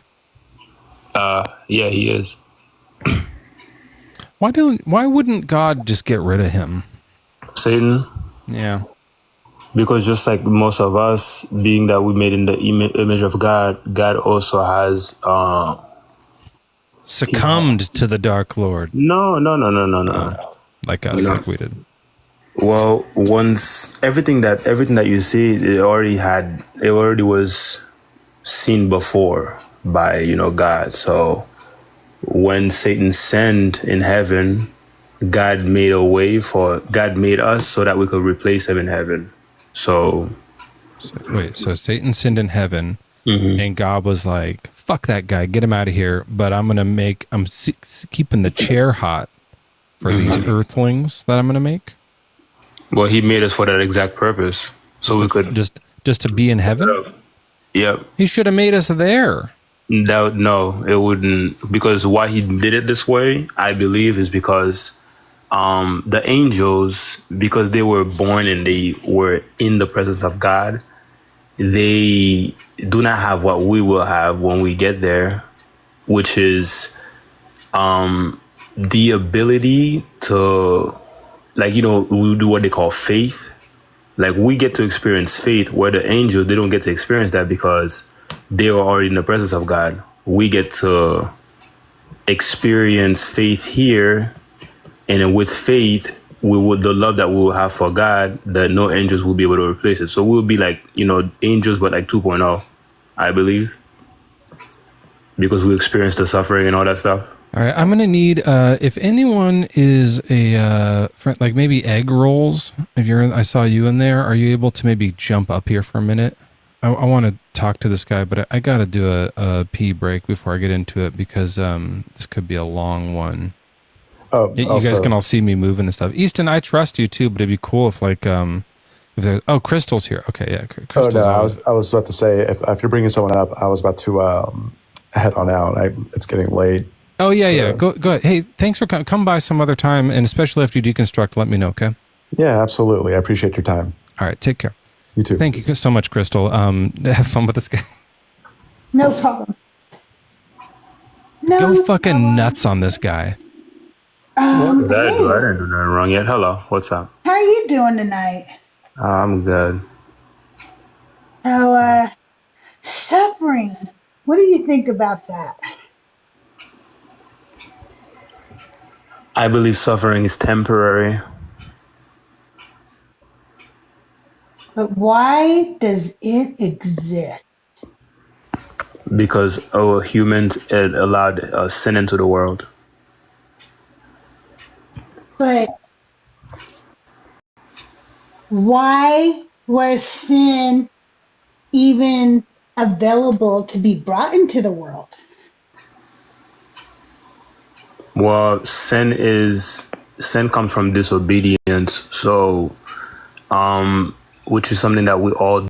We do it with our parents. We do it with, the authorities. We just, human is like that's like the part of our free will. If we have free will, so then we are able to sin. If we didn't have it, we wouldn't be able to sin and we wouldn't be suffering. So then why give us free will? You believe free will is bad? Well, if it's going to make us sin. No, I'm saying, do you believe it's bad though? Well, if it's going to make us sin, it's bad. Well, you believe because suffering exists, God shouldn't exist, right? Oh, no, I think that God should exist and get rid of the suffering. Well, he will get rid of it. There's a time for everything. You know that, right? When you put a plant in the ground, it doesn't instantly give you fruit. It takes time before it happens, right? Well, it didn't have to be that way. God made it that way. That's another problem. Why didn't he make it so we just have fruit when we want fruit? Well, can the art go up and tell the drawer, the artist, why the artist made it the way it is? No, but it would be cool if you could, huh? I can't answer that question because I don't know how to answer that question. But I never seen a drawing tell the creator, I do not like the way you made me, and I want to be. You should have made me a different way. That doesn't make any sense to me. Does that make sense to you? No, but I am an artist, and if my drawings could talk to me and tell me like ways that I could make it better, that would be so cool. Has that ever happened? No, but it just would be cool if it could happen. Well, yeah, I mean, what did I miss? I'm not an artist, but he was saying that a creation doesn't like have the right to say to its creator like, hey, you made me wrong and you should fix me. And I was saying that would be really cool if when I was creating something, it could tell me, like if I was messing up when I was doing like a painting, it could talk to me. No. Yeah, it's like people are so concerned that like he gave us free will, but it would have been great if he gave us like a suggestion box or like autonomy over ourselves, like autonomy to like say, hey, don't like let people grate me. Okay, so do you believe that you're sentient? I think I am, yeah. Okay, so if you really want to stand on the business that you're standing on, right? If you have read the Bible or you try to read it, you would know the 10 Commandments, right? Sure, let's look at them. Okay, read the 10 Commandments for me. What page is that on? It's somewhere in Exodus. Page 62. God spoke all these words. I am the Lord your God who brought you out of the land of Egypt, out of the house of slavery. You shall have no other gods before me. Is that? Oh, I got a Cash App. Hold on, let me see what this Cash App says. This is a Cash App. No, I didn't. See, Crystal, this is why you told me I got. Oh, it's from the same guy from last time. Oh, okay. God is fake, but not today, Satan is a funny saying. Is that what? Thank you so much for the $200. I think when it's just a 2, you assume it means 100 after, right? That's how it works. Absolutely. We're on our way to our chair. Thank you, by the way, so much for covering for me. No problem. I'm going to jump down and go back to listening. Everybody follow Crystal. When are you going live next? I just go live with Joyful tomorrow night. All right, tomorrow night. Follow Crystal for a good live with Joyful. Thank you so much. I appreciate it. Yes. All right, so just because I missed some of that from The Wiz, not the movie, but the urine. Okay. It did ease on down the road, though. You know what I'm saying? You have a good sense of humor. I fucking love that movie. Well. Okay, so why are we reading the 10 Commandments? This is because so we'll know why they're suffering. Oh, I mean, you will understand. It's not like you would. Well, yeah, I will help you understand why there is suffering, though. Because I told the lady before you, Crystal, her name was? Sorry. Yeah. Yes. I told her I know that suffering Sometimes we call her Chris Style. She's got a lot of style, so we'll be like, Chris Style. Oh, or that's Crystal. If we go like Crystal. Crystal is nice, too. I'm not Style. Yeah, Crystal. Okay, so yeah, I told her that suffering is temporary. Suffering is not eternal. Do you believe that? Yeah. Like Okay. for an individual, you mean? I mean, if you believe you're sentient, then yeah, it is. Yeah. It- So like what we were saying. So or if somebody is, gets hit by a car and they're bleeding out, like that's suffering. Like that sucks. yeah, that. But then when they die, like the suffering ends. Yeah. Well, we're not gonna go deeper into that, but right, we could stop right there with the suffering, because like the earthly part, but we could keep going. Do you want to stop or keep going? No, keep going with the 10 Commandments. I want you to. I don't know why I'm reading them. Are they going to explain to me why? Yes, it will. Why Explain. God allows for? It will explain. I will help you understand it. Trust me. Okay. In my way. What scenario do you want to? It helps me to have a like specific suffering scenario in mind. I've been doing the kid in the garage a lot. Let's go back to like the one that like. Well, do you believe that only? Do you believe that? I was just gonna say what it was. Oh, go ahead. Sorry. Do you know about Harlequin's disease? Let's do that one. No, I do not know what that is. Sure. Okay. So it might be syndrome. I don't know if it's a syndrome or disease, but some children when they're born and become little baby humans. They have what's called Harlequin's, and it's really rough one. Like it's a painful thing. Their skin is hard, and they look inside out. They look like inside out babies. You maybe seen that. That's horrible. Yeah, like their eyes are red and bulging, and their skin is like cracking, and it hurts. Like they're in pain. Okay. For their short life. Like they usually live for like a year or two. And Isn't this there- happens like there's one born a day in the United States. Pretty much every day there's one born. So one a day there's just a kid born who's going to suffer for a few years and then die. Like their life sucks. And I don't know why, Crystal, you're saying that's hilarious. That's like a weird like thing to. Oh, you were like okay. He said she was hilarious. Yeah, I get it. Thank you. I'm just kidding. I mean, we could take me as an example. Do you have Harlequins? No, I came from a third world country. Like I spent a lot of time in my life. That's what I was born. That's where I grew up, and it was horrible. Let's just use the Harlequin. So we have a baby who let's just say 1 year of hurting. They never like learn to talk or like explain why. They just cry and then die. Okay, Yeah. It is syndrome. Thank you, Holy Mother of Jesus. I appreciate that. All right, so now we're going to read the 10 Commandments to find out why God lets these babies be born to suffer. Right? Okay, so the first one, and I'll paraphrase because there's a whole lot here, and it feels like we're not going to get anywhere. Well, I could summarize it up for you. Sure, yeah, just do that. Love the Lord your God and love your neighbor as yourself. These two. So far, those are the first two. These are This is the summary of them. Like Yeah, that's 1 and 2. If you do these two, for the first two, I still think God would not make Harlequin babies be born. What you mean? That didn't fix that. That doesn't fix that problem as to why God allows that level of suffering. Oh, What's the next one? No, listen. I said there's 10 commandments, but if you want to summarize it up, because you said there's a lot of them, I said I'll summarize it. Yeah. for So you. each one you'll say the commandment, and then I'll say like, oh, that fixes it, or that one doesn't fix this problem for me. Oh, so you want me to tell you the 10 commandments, or you? What? Well, I'm kind of. What's the first one? You should not. Thou shalt not. Was it murder or hold on? Have no other gods before me. It's happening. Yeah. You went off the app. I can't hear you. I have it here. Just it's have no other gods. Murder's like 6 or something. Okay. Yeah. Have no other gods before me. Well, the Harlequin baby doesn't. And even if they did, it like giving them this terrible thing wouldn't be just. So that one doesn't solve it for me. So that's 1 and done. What's number 2? You could go ahead and read it. I don't have it in front of me. It's don't make an idol. Like don't make any like statues to worship. That's kind of the same thing, but okay. So it doesn't fix it either. That does nothing. Yeah. Don't use the Lord's name in vain. Baby didn't even talk. Yeah, he didn't. So that doesn't really fix it. Remember the Sabbath. Maybe the baby was born on a Sunday. I could look at. Let's see if Harlequin babies are only born on Sundays. Maybe that would answer it. Don't worry. Don't worry about that. You could keep going. Well, that would solve it. If it was like every time a baby is born on a Sunday, they have some terrible syndrome or disease, and God is like punishing them. That's not how that works. That's not okay. Then it's not the Sabbath one. Let's keep going. Okay. Okay. Honor your father and your mother. Yeah. Do you think maybe like the baby kicked too much? No, I don't. That's not. And God is like, fuck you for kicking your mom. No. And then that's not it. Okay. That doesn't do it then.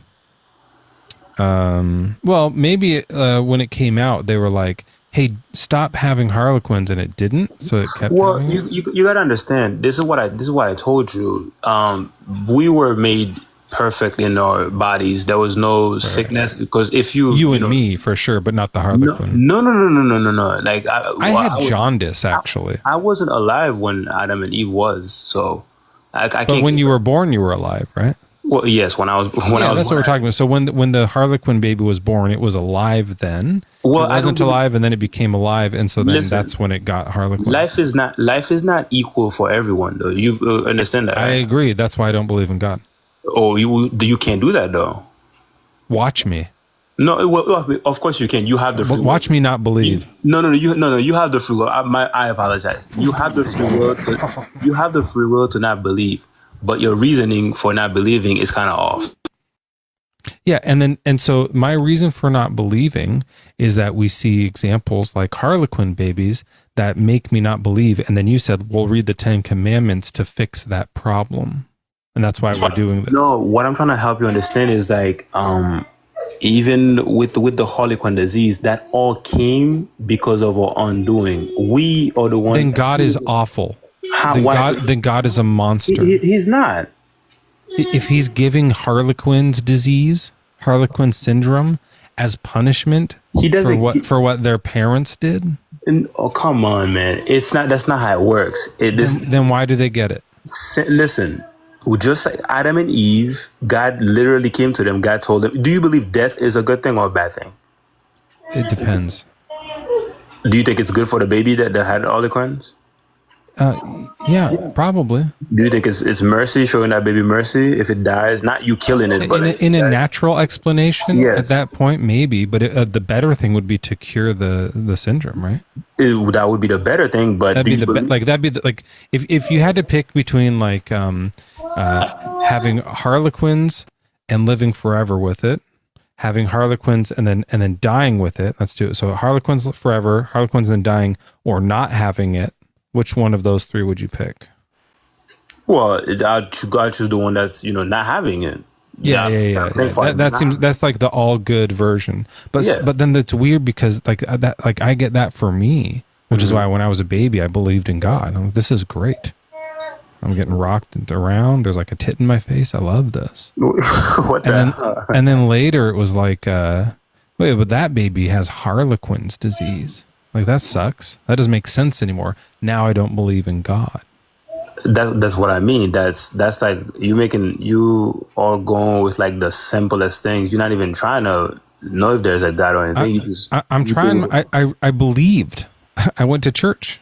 Going to church doesn't mean you believe though. Well, I did both. What did you like? What do you mean? What you do?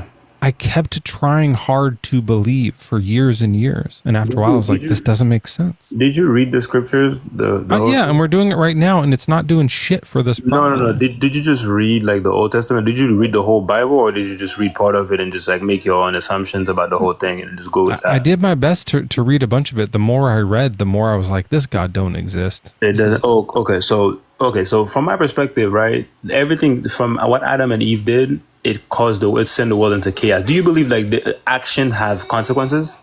Oh yes, absolutely. Do you believe? And that's I think. Hold on. I think that for something to be a consequence, it must be related to an action. Yes. Otherwise, it's just a happenstance. Yeah. So, but you believe that actions have consequences, and they should have consequences. You believe that, right? Well, not all of them. Like not all actions. Some actions don't have consequences. Well, but majority of them do have consequences, right? I mean, every action you do. I don't know how to measure that, but like I could like when I'm gonna choose which like color of Post-it note to pin something where it's like here's another atrocity of God's. I can pick blue, yellow, or pink. That's a choice. It's an action. It just doesn't really like make that much of a difference, right? Well, not every action has like a super strong consequence to it, obviously. But do you believe? Okay, when it comes to like the law, you living in the United States of America, right? Yeah. Do you believe that like the consequences to evil actions are good? Say it one more time. Do you believe consequences to evil actions are? Consequences to evil actions are good? Yes. I don't understand what that means. Do you believe when somebody does right, they should get profit for it, and when somebody does something that's evil, they should get punished for it? Do you believe in that? It depends. Like that's so like a black and white. If somebody rapes a child, do you believe they should get hurt for it? I don't think they should get hurt for it. They should have their freedoms taken away. Well, if they get caught by the police, would you want them to be arrested or put them in jail? Put them in jail? Okay. So you believe that? Yes. Good.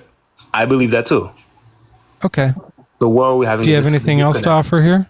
No, the what I'm telling you is the system, the justice system, it came from God. So I want to know what the disconnecting is happening between us. Where does it say in the Bible that we should put rapists in jail? Oh, we should punish every evildoer. The government is not set up. If you read it, the government is not set up. How are we supposed to punish rapists according to the Bible? Well, back in the Old Testament, even now, I believe you should still kill the person that does it. Sorry. If somebody rapes a child, is that what it says in the Bible, though? What? Somebody that rapes a child?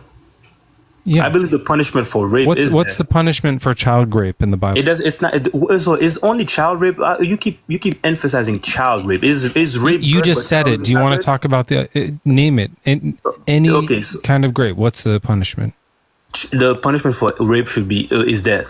And where's the verse that says that? The punishment for sin is death. Rape is a sin. Yeah, and where does it say that?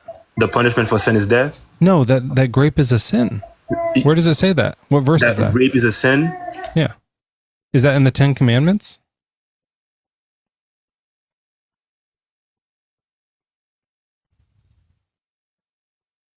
Hold on. That should be like number 1, right? The first 3 commandments were don't worship anyone else, keep worshiping me, don't even think about it.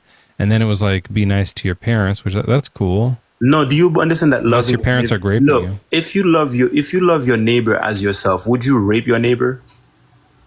I think if I were the type of person who wanted to have sex with my neighbor and they didn't want to have sex with me and I was going to do to them what I wished they would do to me, then rape would be entailed. Yes. You would rape your child? No, listen close to what I'm saying. Mm-hmm. Okay. I'll do it with other people. Okay. Imagine there's a guy. Okay. Imagine there's a guy. His neighbor's name. The neighbor's newborn. The neighbor's Tracy. newborn. You want to do the kid one again? Yeah, the kid one. But with the same example. Why do you want to go back to the kid now? Because you trying to take the. You said my neighbor, right? So it doesn't matter how old they are. Yeah, let's say like they're very young. Just so I could emphasize the damage. Right. So what Jeffrey wants to do is be tickled on his genitals by that toddler. That's his like creepy desire that Jeffrey has. So Jeffrey says, I'm going to do to that kid what I wish that kid would do to me. So Jeffrey goes and diddles the toddler. Right? Do you see how that doesn't work with this? Jeffrey wouldn't want somebody to do that to him, though. Yeah, Jeffrey wants the child to touch his genitals, so Jeffrey touches the child's genitals. No, you can't blanket like that, though. That's not what it says. That's what you just said. Do unto your neighbor as you wish would have done unto you. That's not what I meant. What I mean is, if you do not want to be killed, don't kill your neighbor. If you don't why are you laughing? Because you keep on having to change the thing so much because every time time I comment on your thing, it falls apart. So you have to adjust it and go, you win that, but let's adjust that. Yeah, you win that. It's not falling apart. Then do you want to talk about the thing we're talking about then? I do, but my question is why are you running away from the truth though? I don't get it. Here's the real question that you originally tangled down this way with. Okay. In what verse does it say, don't fuck kids? Oh my gosh. It's not in there. Is quote unquote effing kids, is it a sin? It doesn't say. There's no comment. Is it evil? Okay, is it evil though? There's no comment. According to the Bible, we don't know. Is it evil in your conscience? Oh, for me, yeah, but I'm an atheist, so I have a different moral system than you. An atheist is somebody that knows about God, that rejects God. You know that, right? It's not like you don't believe, you just reject it. Yeah, I reject God. I believe in him fully and I reject him. You got it. Yeah, you have a firm grasp on what like the epistemology of atheists are. I don't know anything about epistemology. And you also have nothing to offer at all. Have you noticed that? What do you mean? It's a good point. If you like, Let me see if we still have a bunch of how many guests are in like here? I told you, if you there's only 4 now. All right, like well, I let's told bring you, up another one and see. Like I told you, if you read the scriptures, like if you read it thoroughly and you wanted to learn from it, not just like come up with your own. I've been reading and looking for the verse that says, "Don't fuck kids." We don't see it. We don't see it in there. What we see are times where it says, "I'm gonna have you get graped. I the Lord God, am gonna as punishment I'm gonna use grape as a punishment on you." Is that what you're talking about? Is that the ones where God says grape is bad, where he says he's gonna help you get graped? When has God said that? Sure. Yeah. This is page 651 if you're using the NRSVUE in the book of Jeremiah, chapter 13. Mm-hmm. The Lord has spoken, and he's saying what he's going to do to these people. Which people? Let's see who he's talking about. These are like enemy soldiers. Mm-hmm. Okay. So these enemy soldiers, actually, I don't even know if it's soldiers, but just people of the other side. Like there's a war, and these are the enemies. So yeah, it's enemy soldiers. Yeah, it's not just the soldiers; it's just the other people on the other side. Okay. So they're going to be. It's the towns of Negeb. Mm-hmm. Okay, the towns of Negeb. So the towns, like the people in the towns, these are just like townspeople, right? Mm-hmm. And the towns are going to be shut up. All of Judah is taken into exile, wholly taken into exile. Lift up your eyes and see those who come from the north. Where is the flock that was given to you? Your beautiful flock. What will you say when they set as head over you those whom you have trained to be your allies? Will not pangs seize you like those of a woman in labor? Mm-hmm. And if you say in your heart, why, this is God talking, why have these things come upon me? It is for the greatness of your iniquity that your skirts are lifted up and you are violated. Is that I will scatter you like chaff. This is your lot, says the Lord, because you have forgotten me and trusted in lies. I myself will lift up your skirts over your face and your shame will be seen. This is God sexually assaulting people to the ends of letting the other warriors grape the townspeople as punishment for their iniquities. That's page 651. Like you being for real right now? Yeah. You want to read it yourself? You think I made it up? I'm not saying you made it up, but it seems you seem to take a lot of things out of context.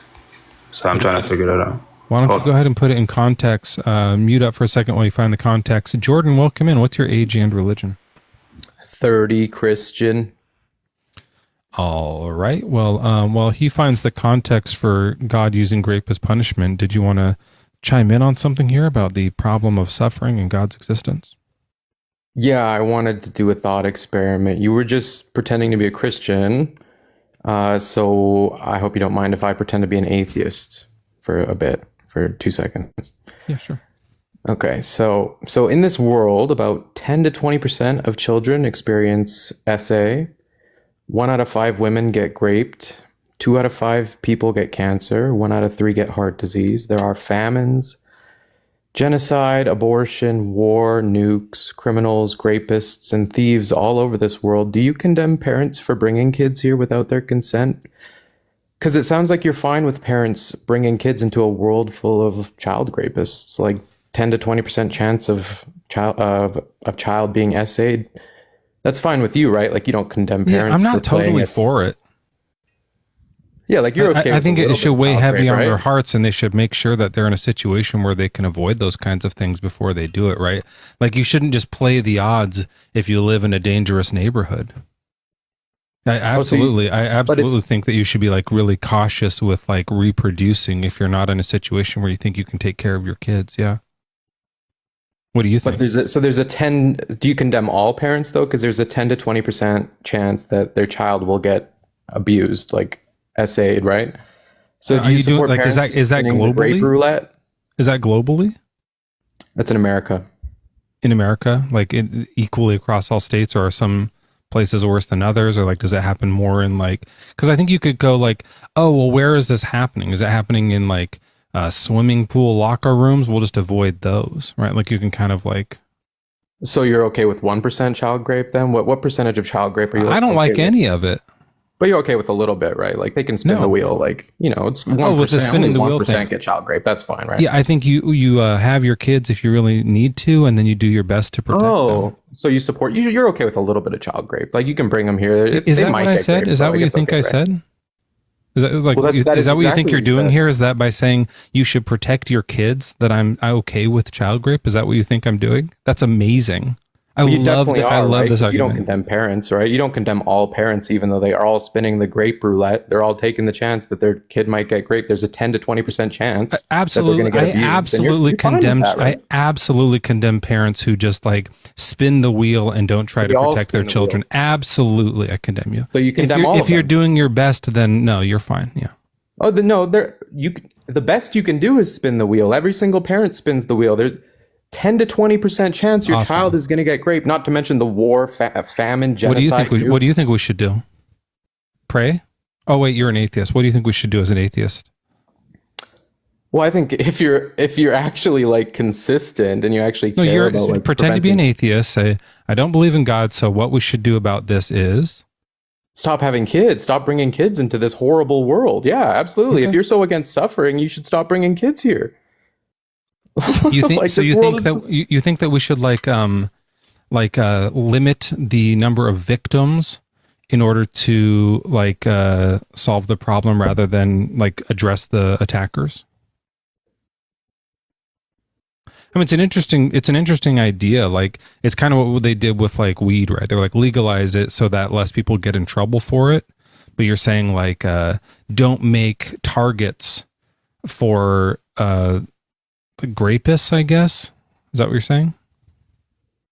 I'm saying like you're so upset about all the suffering, right? But then you're simultaneously supporting bringing kids into the suffering without their consent. So it's like a total hypocrisy.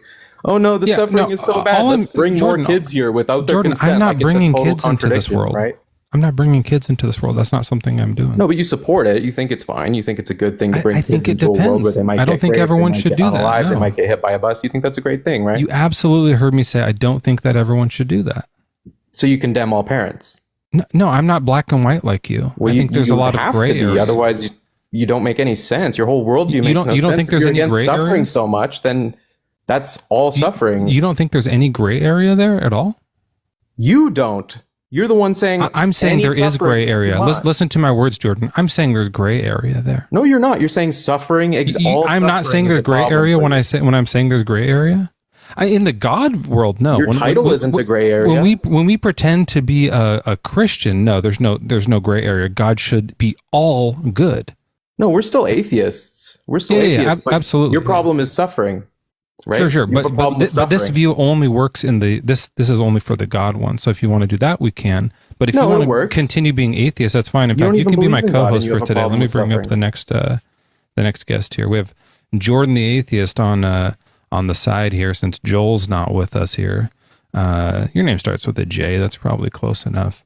And let's see if this next guest is connecting here. It's crazy how you totally missed the point, hey? I get your point. I'm not impressed by it. Yeah, you can't admit it. You're hiding. You're running in your mind. You're like, you won't even acknowledge it. You won't even acknowledge what I totally said, addressed it and talked about it. No, you didn't, bro. And then you said, yeah, so you think this, and said the exact stuff. You're frozen. You have nothing to say. All right, talk to Chris. Here we go. This person's not connecting. Hold on. Hey, Chris, welcome in. What's your age and religion? I'm over 18 and I'm a man of God. Okay. That's good enough for me. Jordan and I are atheists here. We don't think you should have children. Okay. Oh, so you agree? Okay, so now you're condemning all parents. I'm trying it out. I'm seeing if it's working. Think whatever you want. Chris, do you think that you should be able to have children even though that God allows for suffering? Or no, there's no God. So do you think you should be able to have children because Jordan thinks your kids have a percentage of getting raped or something? That's all man's doing. That's not God's doing. Yeah, but we don't believe in God. So you're not allowed to have kids.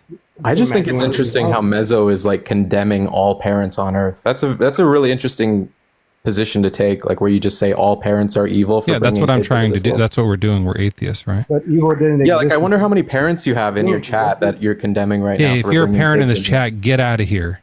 You're not welcome here. Tell them you should tell all the parents. You're all evil. Get out of here. Go to hell. Okay, there you go. All right, Chris, go ahead. You were saying, Chris? When you read the Bible, where does it say, I am God and I do this? That's a good question. Like Isaiah 45 or something like that? Is that the one you're talking about? You can pick anything where it says, I am God and I do this. Yeah, what's the one? I think it's Isaiah 45. God, I never remember. I don't bring this one up very much. I'm pretty sure a lot of it's someone saying God does something, not God. I form the light and I create darkness. I make weal and create woe. I, the Lord, do these things. So this is God saying I do these things. And I agree with that. Okay, well, there you go. 45:7, yeah. Okay, so that's God saying that. That's not man saying God does this and God does that.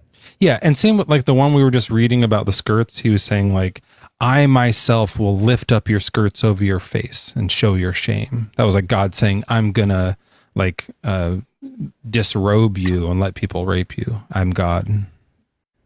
It happens a lot, yeah. So pretty much the Bible is written by man, not by God. It's not God's information. Hold on, I'm getting a restriction here. Some kind of a restriction. I think I talked about legalizing stuff. That's probably what got it.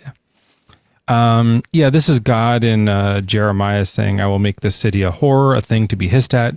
Everyone who passes by it will be horrified and will hiss because of all its disasters. And I will make them eat the flesh of their sons and eat the flesh of their daughters, and shall eat the flesh of their neighbors in the siege.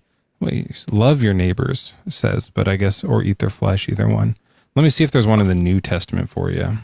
Mezzo, do you think your mother is evil for bringing you here? Yes, she's a horrible, but she's a Christian. So that's different. No, but you're an atheist, so. Yeah, but she's a Christian, so she thought, it's only evil if you're doing it with intention. No. So atheist parents are evil, but Christian parents are uninformed. I know, it's only evil with intent.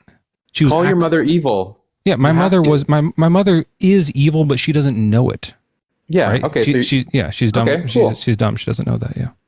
So what about yours? Evil, your grandma's evil too. What about yours, Jordan? Is yours? Oh, why are you dodging? Your grandma's evil? Mezzo? Yeah, they're all. Yes, all of my grandparents are all evil. And grandpa. Then are yours?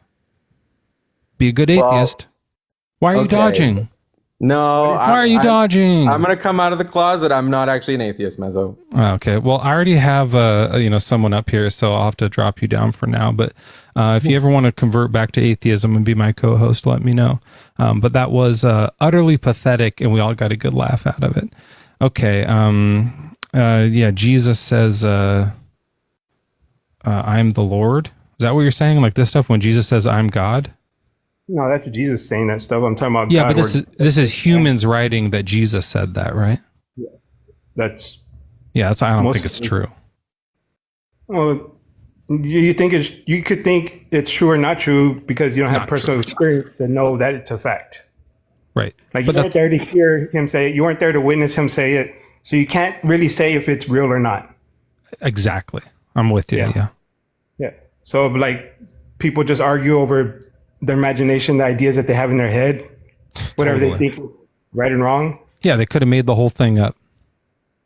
Well, they made up a lot of it up because they made it off to control people's decisions and their actions to make them do what they want. Yep. Like how they created this word belief, how people think beliefs is a real thing, but a belief is just a thought from your imagination. That's all it is. Yeah. Are you a Christian? Me? Yeah. I'm a man of God. Oh, sorry. I think we're just talking to Christians tonight, but you don't believe in Jesus or Yahweh or anything like that? Yeah, I know Jesus. I know Jesus and I know God. I know all this for facts because I could prove it all exists. What do we like? Let's just like, I think because suffering exists, it's like very clear that God doesn't exist, like not the good God from this What Bible. suffering are you talking about? Real quick though, Babe, what's your name? Babe Raw? Babe Ra. Welcome in. What's your age and religion? Babe. We're muted. Yeah, I don't know what's going on with them. Oh, they're gone. Okay. Yeah, I'm going to bring up King with you as well here, just to have a little bit of a help here. So yeah, Chris, you were going to prove God exists, I think. Well, I had a question. Like, which suffering are you talking about? Are you talking about personal suffering or suffering caused by somebody else's actions? Yeah, let's do someone else. Like, let's do tsunamis again. That was kind of fun to talk about tsunamis. Remember those like horrible things, those big waves that like wreck people's houses and stuff like that. That they go through suffering. It like splits apart families. The dogs die and stuff like that. People are drowning, getting bashed against rocks. That sucks. I think that's not good. And then in the Christian viewpoint, God is the one that's like pushing the wave, right? So I think someone else is doing that suffering in that case. So with that kind of suffering and an all good God existing, I'm having a hard time putting that together. You want to help me out, Chris? God's the creator of life. Yes. So anything opposite of that is man-made. The opposite of life? So like rocks are man-made? Death. No, life. Anything that is not of... Can you hear me blinking? I want to be like, blink, blink, blink, blinking. Blink. I can hear you brain farting. See, this is the whole thing that people don't understand, how people will even say that doesn't make sense. Well, sometimes you don't even have to say it. It's just like, like written all over my face. If you use your senses correctly, then you could comprehend things. Sure. So you said the opposite of anything that's life is man-made. Is that correct? That has to do with life, for living. Okay. So what do rocks have to do with life or living? Well, it gives us a foundation to live on. No man made it. Oh, like to stand on? Well, yeah. If not, we'd be just floating in midair. What about Mars rocks? It has a purpose. What's that? I don't know yet. How does let's do Pluto. How do Pluto's rocks help life? I've never been there, so I don't know. Okay. Well, they must be. Maybe they're man-made. King, how old are you? What's your religion? I'm over 18 and I'm a Christian. You're 18? You have an elder voice. I'm 37 and I'm a Christian. Okay. What do you think? Why does God allow suffering? As an atheist, what even is suffering and who defines Yeah, let's look it up. Let's do define suffering. I don't want to do it myself, but the state of undergoing pain, distress, or hardship. Let's see if there's some more in here. Experience to be subjected to something bad or unpleasant. Become appear worse in quality. That's going to undergo martyrdom or execution. Sometimes it's to tolerate, like I'm suffering these Christians might be something that people say. But yeah, it's mostly like when something like uncomfortable, painful, or terrible that you don't want to happen to you is happening. Do you accept that definition? Yeah, but what I'm asking is, as an atheist without a God, how do you determine what good and bad is? So like I said, this is just an unwanted unpleasantness. I'm not going to have to, we don't have to put good or bad to it if you don't want to. Yeah, but unpleasant, what even is pleasant if you're an atheist without a God? Sorry, I don't believe in God, but I still enjoy things and don't like other things. So then it's subjective to your own relativity. Yeah, like I'm fully convinced that getting hit by a tsunami would suck. I think that would hurt and feel really bad, and I wouldn't like it. Do you disagree? Like, do you want to? Am I wrong? Yeah, I'm trying to understand where you get this. That's just like that's like an instinct I have. If I'm wrong, please fill me in. I would love to know if tsunamis are good. Well, I'm trying to understand how, as an atheist. Yeah, I'm just guessing. I'm just winging it here, right? Am I wrong? I'm open-minded. If you want to, like, do you think tsunamis are good or bad? I mean, we all know that, like, me as a Christian, I have somebody who sets that moral standard. Oh, good. So you know, because this is great because like I've said, I've just been winging it. I have no fucking clue, right? Yeah, but yeah, if you have access to the guy who knows if tsunamis are good or bad, then you can just tell me and I'll trust. So are tsunamis good or bad? Tsunamis are not good to those who are hurt by it, but for me, it points to a God that created such things. But you know this thing called free will. Wait, well, you're saying too many things. Hold on. You're saying tsunamis are bad, and this bad thing that hurts people is bad. Why? Because God says it's bad? It's a result of sin. Sorry, but does God say it's bad? Is that how you know? It's a result of sin. We're living in. How do you know tsunamis are bad? What creates tsunamis? Why do I know? All I know is that we were born. Sorry, King, you claim to have access to some objective arbiter of morality. You're just guessing God. like me? We're just winging God. it? God says tsunamis are bad? No, you said objective standard of morality? God. Outside of man. Right, so what's God's opinion of, I don't want yours, what's God's opinion of tsunamis? There's no opinion of God. You can go and ask him, leave my opinion, but all I know is that you said you sit next to the king of morals. No, I said that I have somewhere where I can draw an objective standard of morality from. Okay, so your morals match God's, right?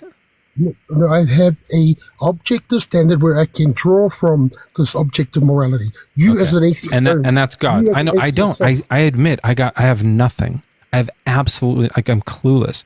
But I have you. And are your morals like? Is your moral intuition correct? Like, do you know what's right and wrong because of God? No, because what I used to think was right and wrong was right, but it wasn't. So now you're wrong, or before you were wrong? Are you correct now?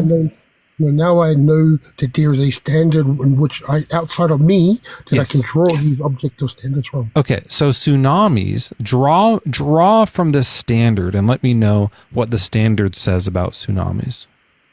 They were born into a sinful world that's decaying and on its way out. And so are they good or bad? Tsunamis. We're living in a messed up world, man. We're born into. I don't think you have access to this objective morality because when I ask you if something's good or bad, you don't have the answer. Well, like tsunamis in and of itself is a wave. Is a what? Is a wave, right? Yeah, it's a wave, but I'm talking about like all the like death and pain and stuff that comes. Like my intuition says that's bad, but you're saying I'm wrong. That's actually good. Because you said the tsunami's bad. Tsunamis in and of itself aren't. Yeah, the tsunamis that hurt people, is it good or bad? Yeah, but if it's the one that hurts people, of course. Okay. Of course. Okay, so they can be bad. Okay. They can be bad. Okay. So the pain and the suffering that people experience is bad? Of course it is. Okay, so I was right. That's what I was saying. Yeah, I know I don't have any standard, but I just guessed.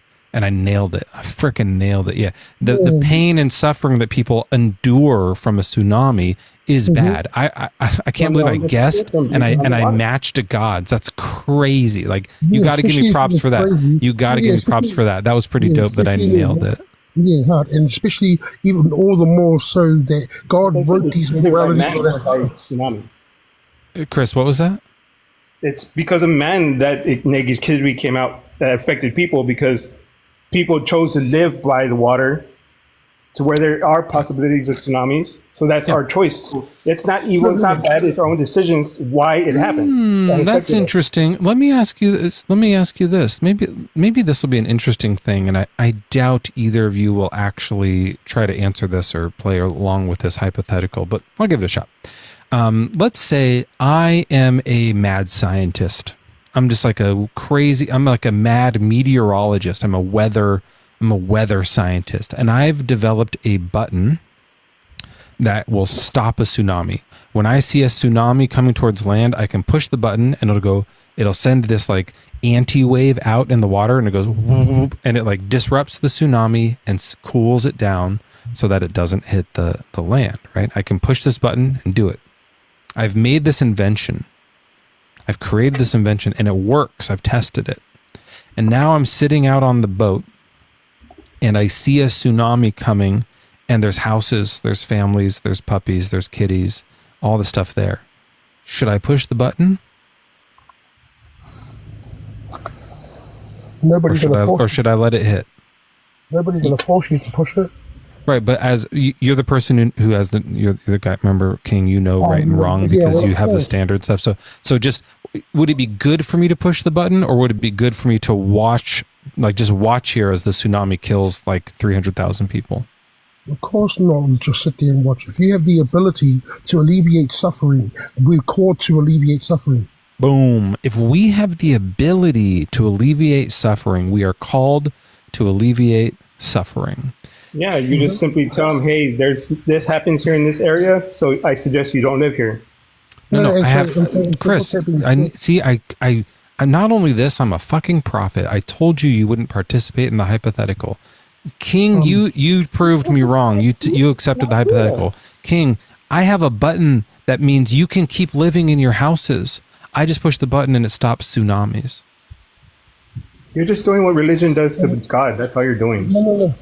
What I wanted to ask was, I mean, what's your solution? What's your solution to alleviate suffering? I would push the no tsunamis button. That's my solution. No, I'm saying in general. That you look at all the injustices around that's happening in the world. What's your solution? I don't have a solution to tsunamis. There's no God. No, not tsunamis, but to suffering. But to suffering in general. I actually did this earlier. Hold on, and I'm gonna make a little fix because maybe you weren't here earlier.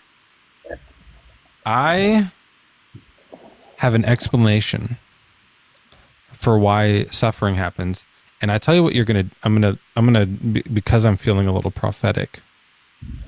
I wrote this in advance, and now I want you to come up with any suffering scenario. Like, come up with the weirdest, wildest one you can, and I think my whiteboard will explain why that happens under my naturalistic worldview. I keep on hitting my foot on the edge of my bed, and I keep on suffering because of the pain of it. Okay, stubbing your toe. Yeah. King, do you want to come up with a suffering example? What do you mean? Come up with anything. We did tsunamis and toe stubs. Find your own. Make up your own. Be creative. Have fun. Suffering in eternal death because of the sin that I deserve. I mean, because of the sin that I've done. Earth, we're talking about Earth. Pick a thing on Earth. Suffering, poverty, not having any, famine, no food. I'm not changing this. This is, in my view, why those happen. Okay. It works for both of them. It works for tsunamis. My view is, of course this is going to happen. There's not some all-powerful creator looking after us. Fucking nailed it. Okay, so what's your solution then? Yeah, so hold on. Let me get the background back up, and then we can talk about that. Hold on. Yeah, if God this one's way down. Hold on. Suffering happens because people make suffering happen exists. So I think that is true of some, Chris. I think that to reduce things like toe stubs, I think I literally I bought a this is a real thing. I bought those pool noodles, and I put it around the hard parts of my bed. Like I cut it and put it around the hard parts of my bed because I hit my shins on a spot. And so I that was my solution. I had to fix a problem myself because there's not a God to put fun noodles on my bed. I had to noodle my own bed, right? So I took matters into my own hand, right? You learned your lesson. I didn't learn my lesson. I still hit my shin on it. It's just padded now. What is it? That stubbornness? What? Isn't that just stubbornness? No, I think it's a lack of proprioception. But I have weird leg and nerve stuff, so I have a hard time. I have low sensitivity in my legs. You know it creates suffering and pain, but yet you don't do nothing to stop it. I just told you that I did something to stop it. Well, you said you're still hitting yourself. Yeah, but it doesn't hurt, so the suffering's gone. The lesson is I don't have to change my ways. I can fix the problem. So how come suffering existed then but not now? But you're still hitting yourself in the same place. Can you say that one more time? I'm not sure that you're following what I mean. Why was it suffering then, but it's not suffering now, but you're still hitting yourself in the same place? Because it hurt before, because my bed was hard. Now it doesn't hurt because my bed is soft. I put a pool noodle on it. You learned your lesson to stop suffering. Yeah, I fixed the problem myself. So how did God have to do with that? Nothing. Exactly, because that God has nothing to do with suffering. No. What I wanted to say was, so Chris, I don't know. I think you're on my side. Yeah. No, I agree. God has nothing to do with suffering. God has nothing to do with anything. He doesn't. Although I do think some people suffer because of their belief in God, or because of other people's belief in God, right? That for sure happens when we see someone say like, you have to go through some sort of like conversion therapy because God doesn't want you to be gay. Then yeah, that can actually really damage people for sure. But you're not like in the same conversation as us. You're like out of orbit. King, are you tracking what this guy's saying? Yeah, I'm tracking with you. But like even if in saying that the whole gay thing, right? Isn't that totally unnatural? How does reproduction happen? Yeah, absolutely. I think that technically gayness is an unnatural thing. It's like happens with humans, right? I mean, we do see like same-sex relations happen with animals, but not same gender because animals don't have gender the way that we do, right? So technically, yeah, you're right. It's unnatural. Like religion, right? Like religion's super unnatural. We don't see any other animals or trees or rocks doing religion. It's just humans only. It's like artificial. Yeah, but there are other animals or creatures that have been created that have consciousness. I'm trying to understand. You say that one more time? Sorry, from the top. No other creature in creation has consciousness like us to sit there and judge our mistakes and our stupid decisions. Yeah, I think that as far as we know, humans seem to be like the most intelligent creatures. Is that what you mean? Yep. Okay. Yeah, and so like back to the whole suffering thing. Yeah, I don't. I mean, dolphins give us a run for the money, but I think that like we have dexterity mixed with it. Like we have the fingers too. Put a dolphin brain in a chimp, and you got a human, right? Right, guys. Like, come on, am I right? You put a dolphin brain in a chimp, and you just got a human. You know what I mean? But yeah, and if so, then why hasn't that been done? I'm having a hard time understanding you, King. Oh, sorry. What I'm saying is, if that is so, then why hasn't it been done? I don't know, man. No one knows. It's not natural. Because it's not natural. Yeah, exactly. Yeah. Wait, do you think only natural things are good? No. I think that like things that just happen naturally are good, and things that aren't natural are bad. No, I think that things that are designed were designed with a purpose. Do you think everything was designed? I believe so. Oh, okay. So then everything's good, and then everything's like whether it's gay or not, it's good. It's fine. No. I think that everything that's designed was designed with the purpose. Oh, okay, cool. Like tsunamis, right? I mean, the tsunamis, if they have a purpose, it wasn't to kill people, but that's a result of sin. But you don't believe in God. Tsunami. Oh, that's a good band name. Hold on, let me do this real quick.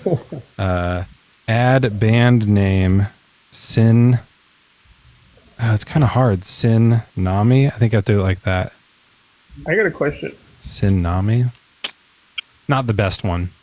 Do y'all know how to understand what's the difference between reality and what's fictional? Sometimes it's hard, Well, it's very like easy. There's a few like sure ways. So if I go, I use this example sometimes. Like, here's a story, and you can believe it or not. You can tell me if it's fiction or false, right? Sin Tsunami's better, Hazelwood. That's better. No, okay. It's impossible for anybody to do that because you have to use your actual senses to know what's reality and what's make believe. Well, not always. So, like, if I say, if you have a correct answer, to have a correct fact of factual information of the situation, you have to use your senses to know what's real and what's not real. I can think of a story that you could absolutely reject just off logic alone and not have to be there for it. It's not a proven fact. It's all a guess. Chris, you're not even giving me a chance to try. Well, because there is no trying if you know what's a fact and you know what's fiction. Yeah. So listen to what I'm saying. I have a cat. It could be fact or fiction, right? You don't know? Yeah. Okay. Yeah, I don't know. My cat is all purple. It's an omni-purple cat. It's head to toe, top to bottom, inside and out, all purple. Its tongue, it poop, its teeth, its eyes, it's all purple. Okay? Is this true or not? Maybe it is. Maybe it's not. That could be real, right? I'm not going to make a decision if it's real or not. You don't know. By the way, my all purple cat, you're going to love this, is half yellow. I think what it comes down to is the reliability of that.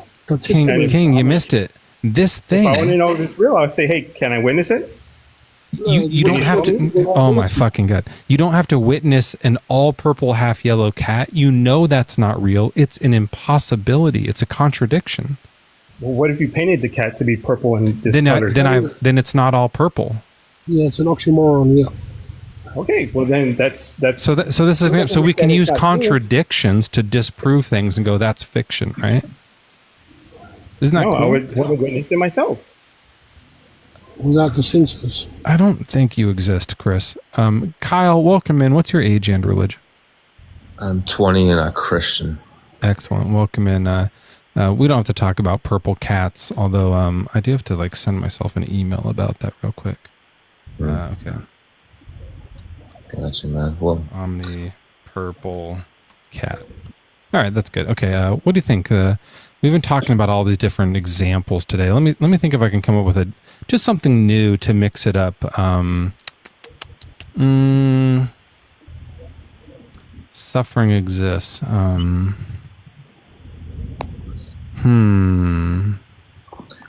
let's do.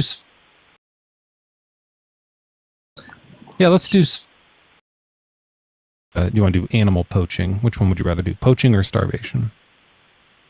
Are you talking to me or King? Yeah, you, Kyle. Me. Why does suffering exist? We can start with whatever one you would like. Let's do starvation. So you have some people starving to death, right? And you have a God who's all good. Well, why would he let them hurt for so long? I don't think he would want to. I don't think he would want to do that. It's happening against his will. That's interesting. Well, I think he originally wanted us to have heaven on earth type of life. You know what I'm saying? Yeah. But that didn't work out though, right? Yeah. And the reason for that is I go into the Bible for this reason, right? I go into the Bible and it says that Adam and Eve, they sinned, and that went against God's original plan. So, yeah, we're suffering, and that's, God, we know that God doesn't like suffering. So, in that case... How do we know that? Can I finish, please? Yeah, but I just need a clarifying question. Is that a thing that it says? I don't know the Bible that well. I actually forgot what I said. Can you repeat what I said? God doesn't want us to suffer. Is that a true thing?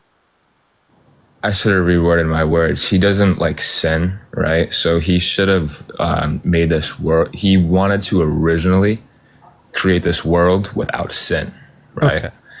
Yeah, that's sorry. I should have rephrased my words. That's why I did a clarifying thing. You were mad that I was stopping you, but then you were like, "Oh yeah, that was it. Thanks you," and so we cleared that up. Sometimes I just wanted to finish my point. Yeah, but it would have the whole point would have been wrong because of this, and so now we can start from here. Let's go back to the point, please. Okay.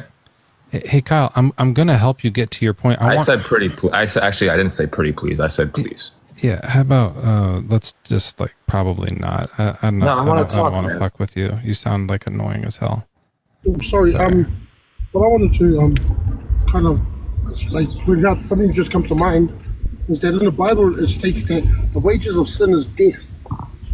Right. So we're all guilty of it, so we're all deserving of it. But for God to remain just, it must be a just penalty for us to even be redeemed from sin. Death would make sense, King. I would get the death thing, but with starvation, that's weird. Oh, I mean, death was already here from our forefathers, and this world is pretty much dying.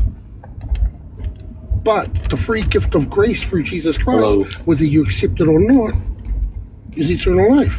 That's a good point. So, so why do people starve? How does that help that? Oh, let's let some of the new people answer. Hey, everyone, welcome in. I just want to say, who here thinks that they know anything about any of this at all? Like they have any sort of King clue? was saying that he did. King was just saying a whole bunch of stuff. Yeah, but no King, one do you here know knows that stuff? God does or doesn't exist. Can we just all agree on that right now?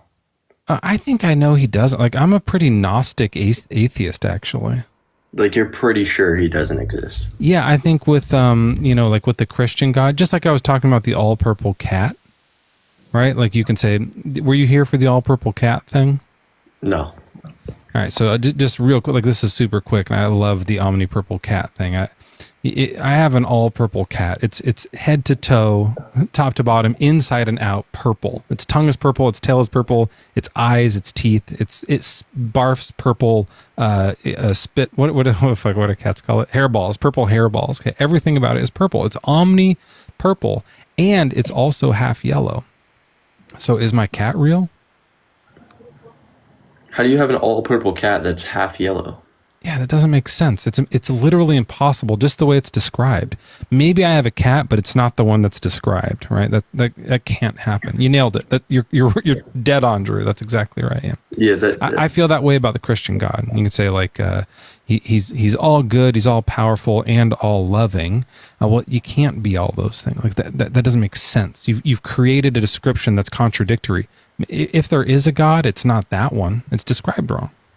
Yeah, I could see that, but thank you. I feel like nobody really knows that there for sure isn't any God whatsoever. I guess that would depend on what your definition of God is, but yeah, I don't mind saying that, but I'm also like a super stubborn Gnostic atheist, right? So look, I'm open-minded to being proven wrong, but right now I feel like super justified in thinking, because the people who say that like God is energy or the universe or redefine it, it's like I think they're doing a misnomer. I don't think that's really like a God. Like they're calling it God wrong or something. But we have some other like Blessed Thomas, true, and then these guys are all back. So go ahead, guys. You ask why does what you may call it, what is it, famines exist? Sure, yeah. If we go back to the beginning, I think Genesis 3 verses 17 and on. Okay, Genesis 3. Hold on, what Genesis what? Genesis 3 verses 17 and on. Okay. Actually, you know what? I can put this on the screen. 17 to 19, actually. Yeah, hold on. Let me bring this up. I forgot I can do this now. And also remember the question that you asked, right? Oh, Smallzilla's live. People can go to Smallzilla. Yeah, hold on. Let me get this on the screen. While you get down the screen, Mezzo, why did you kick me off? Hold on. I'm just curious. I'm not even... I thought I was saying normal stuff. All right, can you guys see it? No, it's not apparent. Hold on.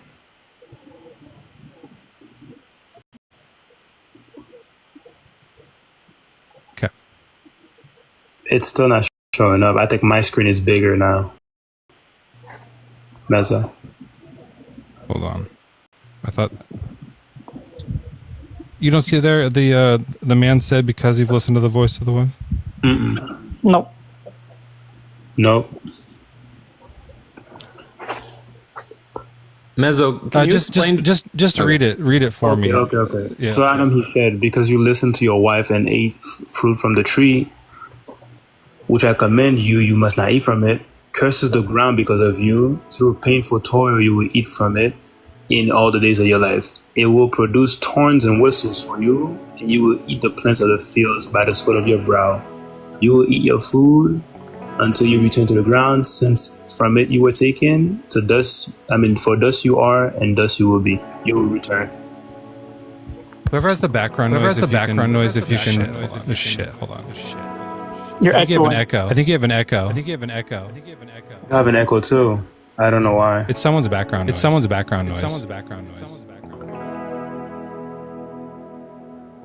I think it's George. I think it's 13 Son is the new guy. Yeah. Let me try and fix this. Hold on. Go ahead. Keep going. Keep going. Okay. Yeah. So read, famine exists. And other people feel free to chime in if you have to. That's why I say friendly. The famine and all the pestilence, they came from the sin that Adam and Eve committed in the garden, because clearly it says here that the ground before the ground didn't produce thorns and whistles. There was fruit. Remember, the garden was filled with like good fruits and all type of foods. Nowhere was it written that there was thorns. But after they sinned, because of the sin, got the punishment. Part of the punishment. I think my background music is on, so I'm gonna work on that. But just talk louder. Sorry. Okay. I'm a professional, I promise. This is just, I usually have someone helping me do this thing on the computer. I don't know how to do it. I understand that. Can I ask Mezzo a question quick? Go ahead. I just want to know, Mezzo, if you can explain why you think your mother's evil for birthing you?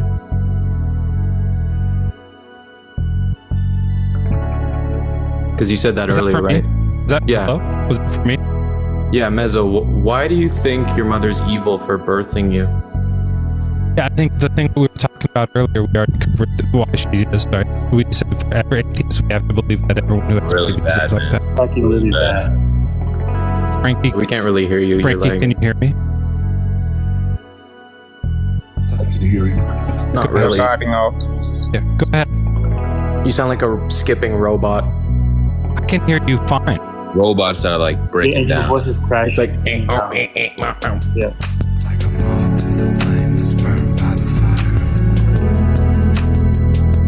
Music is fine, but there's no lag. The music's fine?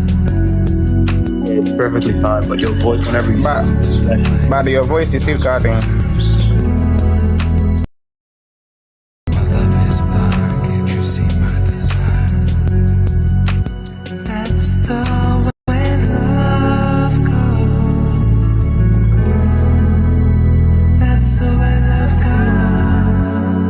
Mezzo dodging my question because he knows he's a hypocrite.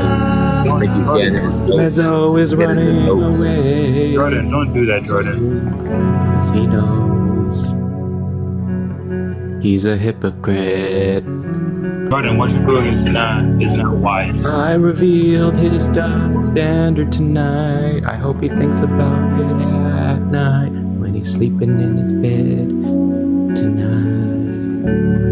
That was nice, Jordan. But he probably won't, because he doesn't really think deeply about anything. He just hates on Jesus. He doesn't understand what he says. He doesn't really reflect at all, 'cause I've said this to him many times. And he still doesn't get it. Maybe one day you'll look in the mirror and realize he's a hypocrite. The same standard that you use will condemn you on Judgment Day. Amen. Hallelujah. Mezzo has been silenced. The King of Kings, Lord of Lords. Mezzo's gonna be a Christian. Mezzo, I don't know if you hear it, but I can hear it. Praise the Lord. Praise the Lord, everyone. Amen. He's risen. The tomb's empty, my brothers. Truly risen.